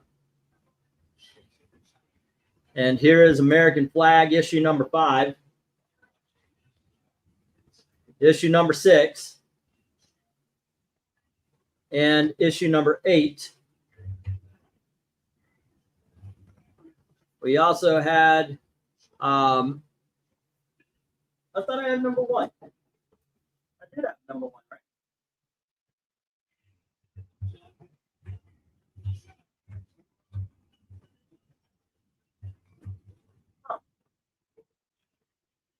Did somebody bid on number 1? Number 1 of what? American Flag. I thought this hit the floor, like everything hit the floor for American Flag. Oh, wait a second. I don't recall. Aha! We have issue number 1. Yeah, I remember this. Let's see, issue number 8 and issue number 6, 5. I showed these off. But then on the other series, we had issue number 1 and issue number 3, issue number 5, issue number 6, and issue number 9. All right, what can I do for you guys? Okay, so Jackson says he wants the Korak. What was this? Oh, okay, I see. Vincent, and what was the Son of the Who? Yeah, it was Korak, Son of Tarzan. And these were the American flags. If you want to see them again, just ask. If you would like to bid on, that'd be good. Okay, so AU says 3, 6, and 9. All righty. Of the first group. 9, 6. So what? All right. Well, I'm looking at Jackson said Korak, Son of Tarzan. Does he want all of them? No. He's What is he answering saying then? Vincent's question. Okay. Yeah. So Vincent 1, says he wants. 3, 6, and 9 of the first version. Yeah. Says he all bid on Korak, Son of Tarzan. So I'm assuming he wants everything then. Okay, 3, 6, 9, 12, 15, 18, 21, 24. Is that all? All right, that's that. That's all the American flag I have. I know to look out for him, though. And that is that. I mean, other than that, I have Arak, Son of Thunder that didn't sell. But I'll make sure this goes in, and I will write the numbers down on your sheet here. And that is American flag. And that was 369, right? 12, 15, 18, 21, 24, 27, 30. Man and a woman had a little baby. Okay, 1, 2, 3, 4, 5, 6, 7, 8, 9, 10, 11, and 12 books. And that is going to be 9. It's $21, 9 for shipping. That is 30 total for Mr. AU. All righty. And once again, if you want to have them sent, it's 30 total. If you want to just hold them for a bigger box, just pay for the books. Then the world is a happy place.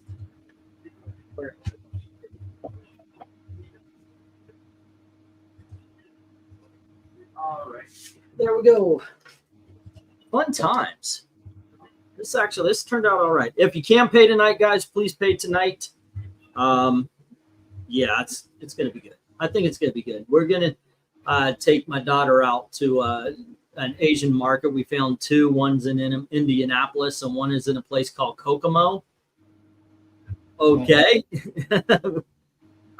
There's a Florida key called Kokomo that Beach Boys made a very famous song about it. Yeah, I bet you never knew that the Beach Boys were actually talking about Kokomo, Indiana. Yeah, I know, right? They were Is that a new restaurant, Kokomo?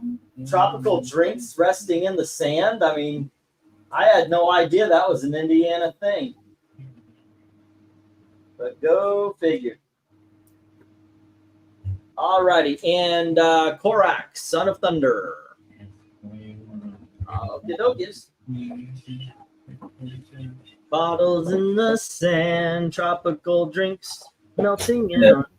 Wait till you find out about caramel, not Carmel. Caramel. Not caramel. It's not caramel, it's caramel. Mhm. All right, and then we have Korak, Son of Tarzan.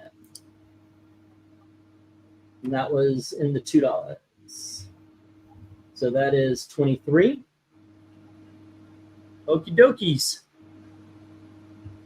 Oh, nope, I did it again.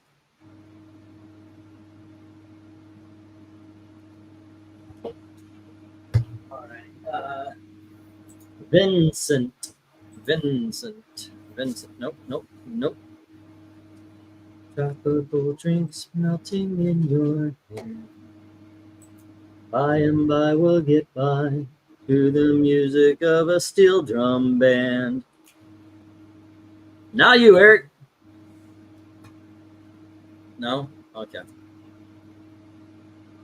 And now the musical stylings of LK. Yeah. And well, Rhaegar here, we're talking about the candy is caramel, but I know as a kid growing up, I would often just call it Carmel sometimes because it's Carmel, California, which is down in the Bay Area, down south of San Francisco. All right, and that raises your total with shipping, Vincent, up to 89, sir. I like the comics, but I came for the singing, said no one. That is true. Absolutely, yes. You're always trying to give my stuff to other people. I know, Vincent. I don't know what it is, man. It is true. No one said they liked the comics tonight. No, actually, there's quite a few. There were quite a few books that people really like. Tell me you're showing me around the reject. It seems the opposite. Well, this is the books that sold. It's not as big as the reject box, that's for sure. But the ones that sold cost money. So in the end, it did okay. All of those Marvel Essentials and such. So it ends up balancing out. So I think I'm going to be able to pay. I need to pay the internet because that's my job, and then all the little automatic things. I started canceling a lot of the services and such, like the streaming such stuff. Might as well. I mean, well, we ought to talk about it, and it's like, what do we really watch? What are we? Because we got a few of them, but the thing is they started to bundle them. So, like right now, you can get Disney, Hulu, and ESPN Plus, and HBO Max all together for $30 without commercials, and then it's something like $15 or $16 with. I think with ESPN it might be 20. But and there's channels I'm like, I don't want commercials on this one because I like the movies. Disney's one, by the way. But I'm actually considering dropping Disney over that whole you sign something, therefore if we kill you, you can't sue us. Or shit. Yeah. Hey, MK, what's up? But once again, if you can pay tonight, please pay tonight. If you need any help with it, I don't know how to do it, but we'll try to talk through it. Hey guys, I'm back at the end. LOL. Sorry, England team had a power outage the past 5 hours. Wanted to say hello before you finished. Hope it was a good. I think so. I think we're gonna be okay. Most of the stuff I watch is not through streaming. If it is through streaming, it's through Tubi. Tubi has a lot of cool stuff. Tubi's got I a lot. have Netflix for a certain thing. That's probably my only paid thing that I actually have. The one thing, Everything else is through, but I watch everything through my PC. So if I want to watch like Hulu, the cheapy one with with the ads, I watch it through my PC because I get no ads. My ad blocker blocks it. Ad blocker, yeah. Oh, Tolfer, let me grab that for you, sir. Send payment via PP. AU George Dark Admiral AP Tolfer had Sergeant Fury 73, 95, 99, 101, and 113.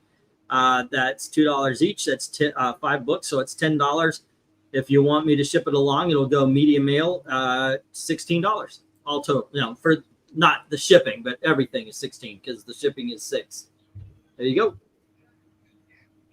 I sometimes I jump on the high seas and I'll pick out a movie or something, but recently it's been blocking. Yeah, exactly, Tolfer. It's 16 with shipping. Like it's been lagging and such. And I guess that's what's going on. I got to clear up some space or something. Maybe, I don't know. I wanted to ask you, I see people who reacted to the Crow 94 say Batman ripped off the symbol being left behind, but didn't Batman do this first in the comics? And which book? You mean the burning bat symbol? I'm pretty sure Batman did it in some book. I couldn't tell you right off. Eric, do you have an idea? Not even a little bit. Yeah. But yeah, you know what? I don't put stock into that. What are you gonna say? Like 2 years before, they did it with the Daredevil symbol in the Ben Affleck movie. So you might as because it was that was out while Batman Forever, or not Batman Forever, Batman Begins was being made. It's more likely if they ripped it off from anybody, it was ripped off from Daredevil. Well, remember Thomas Jane Punisher at the end? Yeah, they did the same thing. Yeah. Yeah. I don't buy into anything about ripping off. A lot of movies, you'll see the same imagery, same thing. Sometimes, though, maybe it is a little bit of a ripoff because what you get is a studio executive that worked over at Warner Brothers now goes to Paramount, and they were talking about ideas about a movie that hasn't been made yet. And so the executive brings those ideas over, and that's how you get Armageddon and, oh, goodness gracious, Deep Impact, or Volcano and Dante's Peak coming out at the same time. It's just that one person says, hey, I've got an idea. And they just bring it on over. Can you throw in the American flag book for an additional, just any old American flag book? Yeah. Yeah. Well, I mean, if I Hold on. Let Tolfer. Hey, Tolfer. This is it. I'll tell you what. You tell me. This is issue number 6. And then we have issue number 5. Here is issue number 1. Generally a good place to start. And we have AU had number 6. Oh, I thought I already pulled that for him. Okay, hold on. Let me make sure I'm. He said 3, 6, and 9. Okay, 3, 6, and 9. Let me pull those out because I thought I already did. Apparently I didn't, and I just. Oh, no. He had of the original series. The 6 from this one is the second series. Okay. Yeah.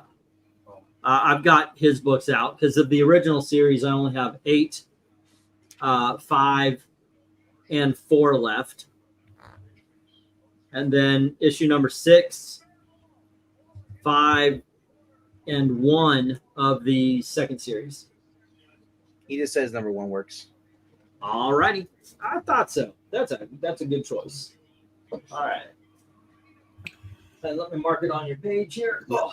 Okay, you know it's the best sports highlight today? What was that? That the Yankees' last World Series team had their 15-year anniversary. Has it been that long? Wow. Yes, it has. All right, and that just changes it to 17 there, Tolfer. Okie dokies. Sorry, MK, by the way. That's longer than their previous drought, isn't it? Well, the decade that from 2010 to 2020 was the first decade since Ruth was a Red Sox that they did not appear in a World Series. No one can write their name on the moon now in a movie because Chairface Chippendale did it first. Green, but it's not as long as the Cody promo. But Chairface didn't get it done, so all you see is Cha. I thought that was funny as hell in the comic, and then they did it in the animated series. I was like, okay, yes, that's awesome. That's awesome. No, RDV and okay. I actually like the drama stuff better than the wrestling. Was the twins and WWE? Well, just in general, because I'm a soap opera guy, but I don't need that in AEW because I've got WWE for that. My only point in all this is the fans, and I'm not calling you one, LK, because you watch everything, but the ones that get angry that AEW exists, and if AEW tried to be more like WWE, those same people would criticize them for trying to copy WWE, because AEW fans watch all kinds of wrestling. The majority of WWE fans, that's it. They watch WWE. Yeah. Well, at the same time, though, there are lunatics on both sides. I'll take your criticism because you watch everything, so you're I give more weight to your criticism. I mean, we joke around, and personally, yeah. I don't get the appeal of the Samoans. Honestly, I don't, and I'm not a big Cody Rhodes guy. Yeah. Well, that is definitely going to impact how you feel about WWE. Well, but what WWE fans that criticize AEW know is the reason why Cody Rhodes is there is because of AEW. Because Vince McMahon does not go to Cody Rhodes' house and offer him millions if he's in GPW or whatever the hell you were talking about earlier. That's a fact. Oh, If Tony Khan hadn't had to fire his favorite wrestler twice, you don't have CM Punk. Fortunately, Punk is someplace now where he can't rule the roost because he won't. 2 reasons. Yeah. Levesque is a stronger personality than Tony Khan, and number 2, if he burns this bridge, he's done. There's nowhere to go back to. Yeah. Well, and again, that's also the part of AEW's issue is because Tony Khan is a pushover when it comes to the wrestlers. No doubt. It has allowed things to get out of control. Stop. Actually, I had that geared up. You've been Johnny on the spot for all the stops. It's been there, so I just sent it. No, I agree with you, but I said at some point, he will learn that he can't do it himself because he's even though he's got more money, he's not Vince McMahon. Yeah. Like I said, I'm thinking he's got to learn quickly because it is. You can disagree all you want. It's clearly right now they're on a downside. You just have to look at the attendance and how they keep tarping off more and more seats. Well, okay, one reason. Okay, there's their fan base. Yeah, they've lost some fans. They've probably lost a lot of fans that were watching both, and people are sheep. Right now, it's very in to be into WWE and be anti-AEW. Whether or not that ever shifts, starts trending in the other direction, I don't know. But they'll be fine. But like I said, they are the alternative to. I said WWE is about everything leading up to the match. AEW is the match. That works for a lot of people, but obviously the WWE formula works for more. To me, it kind of was like when Marvel and DC used to both be good. You had people who were tribal. The people only like DC, people like Marvel. Look at you bringing it back to comics. Aren't you sweet? Well, I want to say, though, that honestly, the best thing for them is to have Shane McMahon working behind the scenes. We'll see about that. That part. I don't know how much truth to put into that, and Did Well, one he had a slate meeting pass yet? What's that? Yeah, I guess he did. He usually does early. Yeah, LK. All I gotta say about that is, we're living in a world where Donald Trump just introduced RFK Jr. Anything is yeah. possible. You know, Yeah. I thought it used to be Carrie Belay testified against Vince McMahon in a federal court of law, then went back to work for him. So I'll believe anything at this point. Right? Yeah. So you want to shill there, RDB? Yeah, come out tomorrow over at Extreme Movie Show. We got 2 movie reviews. We got the first one up right around 6:15 p.m. Eastern is Blade, the 1998 movie with Wesley Snipes. Still awesome.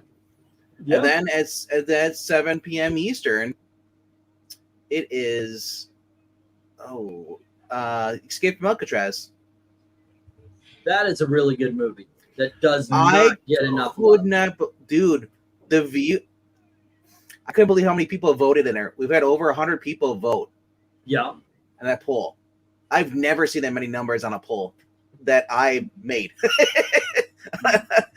And Yeah. Venkman, I know at one point you guys were going through like Jogging and Fat and John Woo movies. Have you seen The Killer? The Killer? Yeah. they remade The Killer on Yeah. Peacock, Yeah. That's which, what I by the watched way, is yesterday. really Peacock is becoming one of my favorite of the streaming services. Is it a horror movie? Because No. I don't. It is an assassin who takes a job, and this goes across both.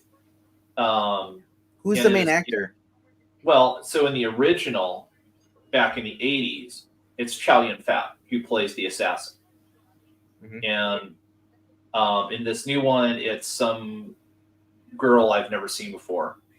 What I was going to say is it would be interesting for you guys to, if you haven't seen The Killer, watch the original, watch the new one on Peacock, and then do a compare and contrast type review. We'll get there right now. That actually is a good I've seen people do it before. It's nothing original on YouTube anymore. Yeah. Well, and But especially an original versus remake. Yeah, You but know- what makes this one interesting though is that both the original and the remake are directed by the same person. How many times has that happened? Because that has happened. I mean, you could say Sam Raimi with Evil Dead. Some people see Evil Dead 2 as a remake. Of Evil I'll say Dead. for comics, that's Mark Millar with the Nemesis. There you go. Yeah, well, No, but we could argue, Mad Max because it's all George Miller. So, Yeah. So that's what we're doing right now. We're doing the 90s action movie stuff, and we're just every Tuesday night I put out a poll out for the Sunday. So these basically 3 movies people can vote on. I'll throw it in there for the next Tuesday's poll, probably the original. But yeah, I was like, I could not believe 119 votes. It all went to Escape from Alcatraz, The Rock from 1996. People are like, must have forgot how great that movie is. 10 directors who remade their own movies. tomorrow. Oliver Assayas made Irma Vep in 96 and 2022. Cecil B. DeMille made The 10 Commandments in 1923 and 1956. Funny Games was made by Michael Haneke, 1997 to 2007. I know this one, Man Who Knew Too Much, 1934 and 1956 by Alfred Hitchcock. Michael Mann made L.A. Takedown in 1989 and Heat in 1995. So yeah, there's a few of them. Sam Raimi, The Evil Dead in 1981, Evil Dead 2 in 1987. That's Takashi interesting. Shimizu did Ju-on the Grudge in 2002 and 2004. That's interesting about Michael Mann. I've never heard of LA Takeover. I did not Yeah, me know neither. that was a- And then, LA of Knight? course, John Woo, The Killer, 1989, 2024. And my favorite is George Sluizer in Sporloose in 1988 and The Vanishing in 1993. That's a really good movie, by the way. Yeah. Yeah. Oh yeah. Back comic reviews. Yeah. Killer and Hardboiled are peak John Woo. Although I have an irrational love of Face Off. Me too. You The know, other thing is, But- that comes into factor is it available to even watch, like especially older movies? Because I Yeah. come across that, I'm like, oh, we're going down Donnie Yen's list, and I'm like, oh, there's a really cool movie, but it's so low budget, and if you can't find it anywhere. Yeah. But I was like, it was him and Michelle Yao Mhm. were in it, and I was just like, dude, this sounds badass. And people are saying, like, and I love their reviews when people say it's like, oh, it's so low budget. I'm like, oh, it's gonna be awesome. I'm sorry, which movie? I can't remember what offhand, but it was a Donnie Yen film. I was looking through, and it was a very, very low budget movie that he made. You know, probably a made for TV movie. Probably, I'm guessing. I don't know. I think that's Heroic Trio. I don't think Donnie Yen was in that. I'm blanking because chances are I may have seen it. Yeah. Or actually, no, not it wasn't Michelle Yao. It was the other girl, Sue's. She Inspector Wears Skirts, the main actress in there. I forget what her name is. What? Not Cynthia Rothrock. No. Cynthia Rothrock was in there, but she wasn't the main girl. Maggie Chun. No, it's her name starts with SAU. Okay, I'm blanking. Hey, which group would you say was more rivals to the Beatles, the Rolling Stones or the Monkees? The Rolling Stones. I'm a huge Monkees fan. I've got the comics right over here. I've got all the episodes. Yeah. I've got the box sets from Rhino that look like the albums. And Sybil Hugh. say again. Sybil Hugh. Who? SIBELLE. They're having a separate conversation. I even found a young adult novel at a flea market, and I picked it up to read because it's Monkees. I'm a big fan, but I recognize what it is. You know, they weren't rivals. They had some excellent sales. I'm pretty sure you could probably find an album that did better than another album of the Beatles, but the rivalry was between the Rolling Stones and the Beatles. The Monkees actually met the Beatles, and the Beatles were very receptive to their music. And then he fought. Yeah. No, that was the Rolling Stones. Yeah. Yeah. Well, just real quick, I mean, it was amazing. I discovered, I didn't know that Plex had a series of free. Thank you, Tolfer. Has a network, and I mean, it's amazing now how many of these free streaming networks, whatever you want to call them, because you've got Pluto and Tubi and Freevee and Plex. TCL has their own thing. There's the Roku channel. I've seriously thought in my spare time of getting out Excel and like mapping them all out to see which ones have unique channels. Kind of create an old-fashioned satellite guide of, okay, if you're on Pluto, here's all the channels on Pluto, and here's all the channels on Tubi, and here's all the channels on these. Because actually, like the Plex channel again has that old school wrestling channel, so it's showing stuff like ICW or International World Class Championship Wrestling from like the late 80s, early 90s, and old AWA stuff and Best of Ric Flair, and it's just like, cow. Oh, MK, dude, I used to live off the Full Moon films. I rented those from the video store back in the day. Are you kidding me? All of them, both the horror stuff and then kind of the fantasy and sci-fi stuff. I mean, Oblivion, Trancers, Trancers or Tracers? No, Trancers. And even the kid imprint that they had with the stuff like was a Kid Sorcerer, and there was a girl witch movie, and those are great. I know at one time I thought they did have a streaming service, but I don't know what happened to that, if it's still around. But that one you had to pay for. But yeah, it's amazing if you really start searching out there how much free stuff is actually out there. It's like I was in the mood to watch Librarians, and found that they're all on Plex, and that was how I discovered. Oh, Plex has a live live.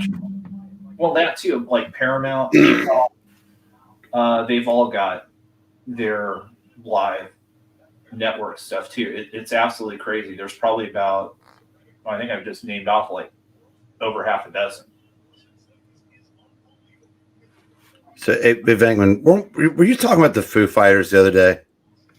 Yeah, it was. Yeah, and I know what you're gonna bring up the music stuff.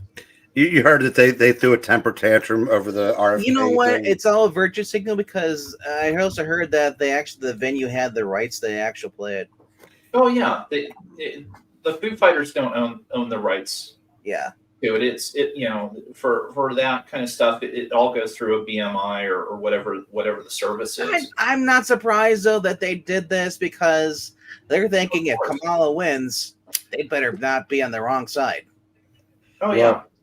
Anybody that if we were a serious country that paid attention to things like what's going on in Europe, the fact that Tim Walz in one of his speeches recently said there are no guarantees of free speech, especially when it comes to disinformation. That's ridiculously. Remember when COVID escape from a lab was disinformation? Yep. What is it now? Proven fact? Yep. Yeah. So I said, anybody that votes for those people deserve what they get. Unfortunately, so we're going to get it too. Yep. Sorry if that pisses off anybody in the chat that's a Democrat. Well, the one thing that we have more so in this country is a lot of Americans have guns. So it's going to be bloody. That's not a comforting thought, though. Yeah, I don't know. I mean, that the reason why they can't impose the restrictions that they are doing in England is because we are too big of a nation and we do own too many guns. Yeah.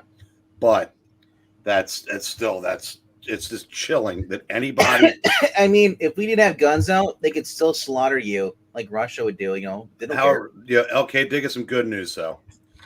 Shohei Ohtani was pitching off the mound today, wearing a Freddie Freeman jersey, and someone said he had vibes.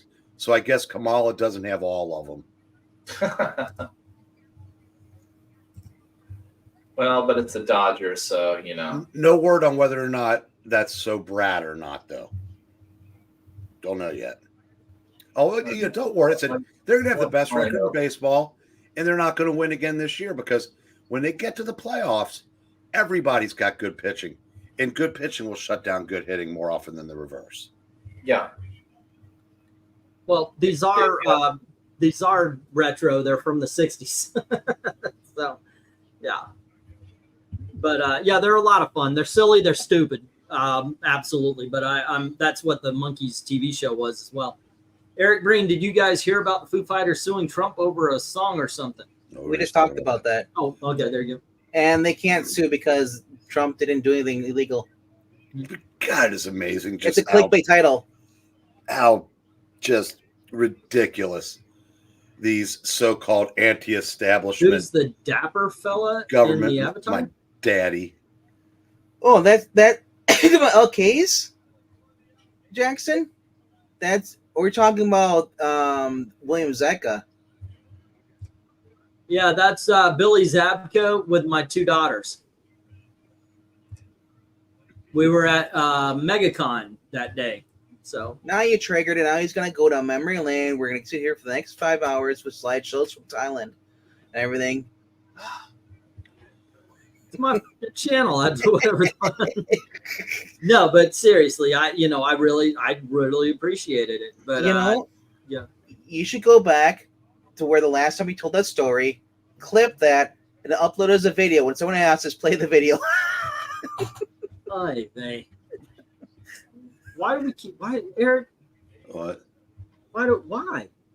I was busy watching. Okay, remember I told you the Reds scored 2 runs on a wild pitch earlier? Yeah. Why am I here? Pitcher, I don't know. The pitcher that went back to get the ball crashed into it and shattered his knee. Oh, nice! No. That's nice patella, picture. Your right? daughters have 2 entirely different hairstyles. Probably. That's cool.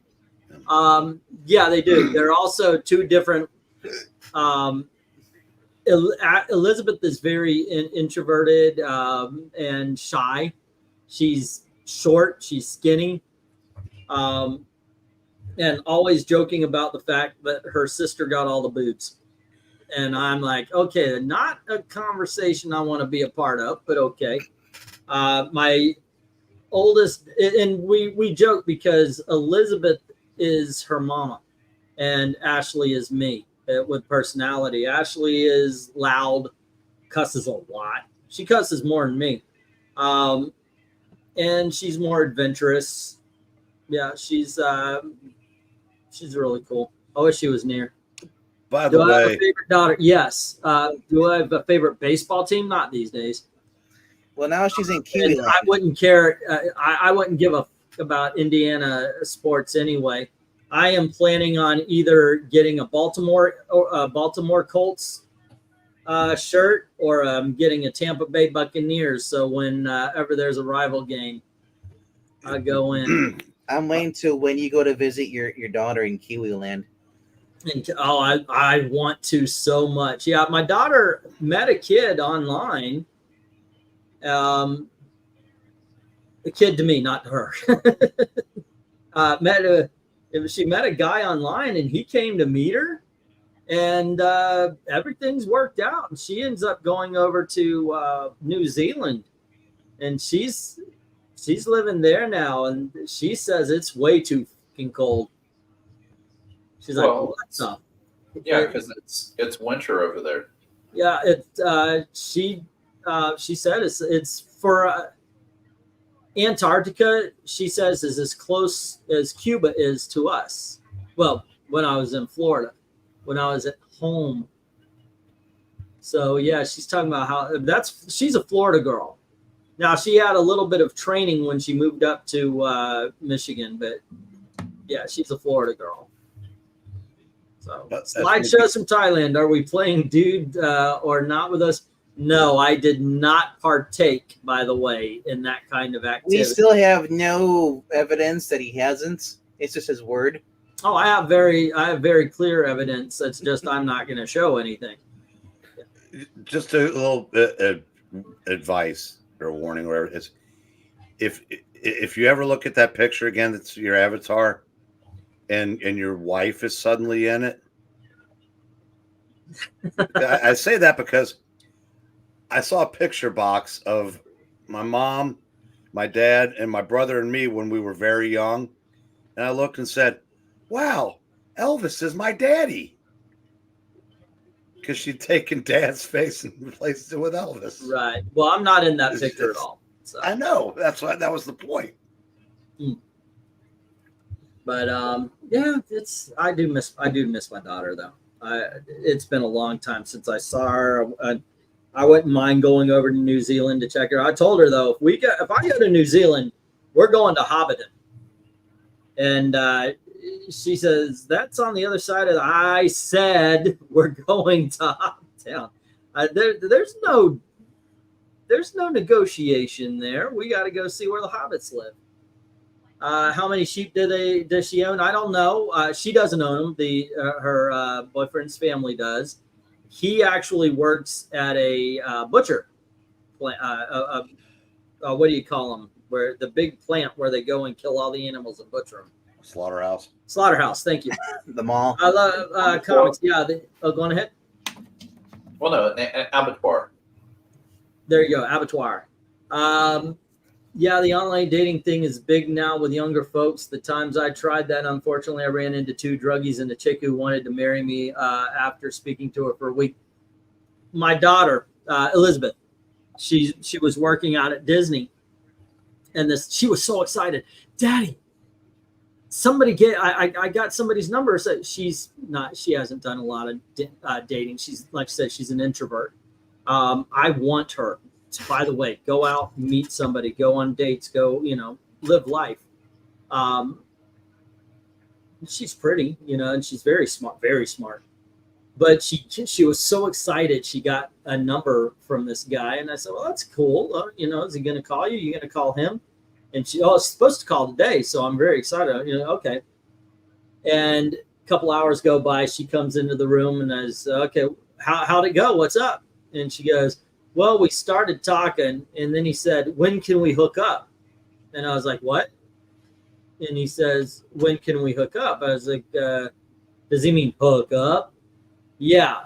She was wondering if the guy meant to date. Nope. He literally got her number because he just wanted to bang her. And I was trying to be cool, Dad, but I couldn't. And I was like, you got to drop this motherfucker. But yeah, she did. She cut. That's not her. She's not that kind of person. And that's the whole digital thing now. There's a whole bunch of, it's all about, it's not about let's meet. It's all about let's do it and all that kind of stuff. So yeah, what you going to do? So, well, with that voice, that was 20 years ago. Yeah, but they still have Hobbitown there as a tourist attraction. I can see you walking into town. There's some short people. Look, they got hobbits. It's actually just little people.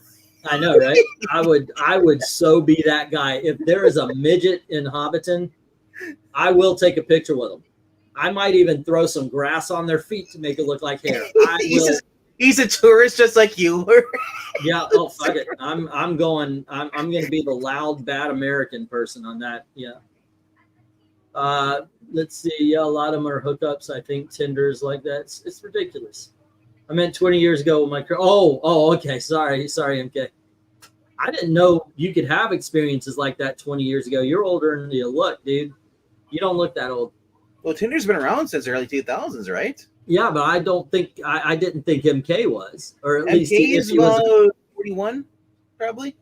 I ain't that much older than I am. Yeah, it must be in his 30s. Well, it must be in his 30s, right?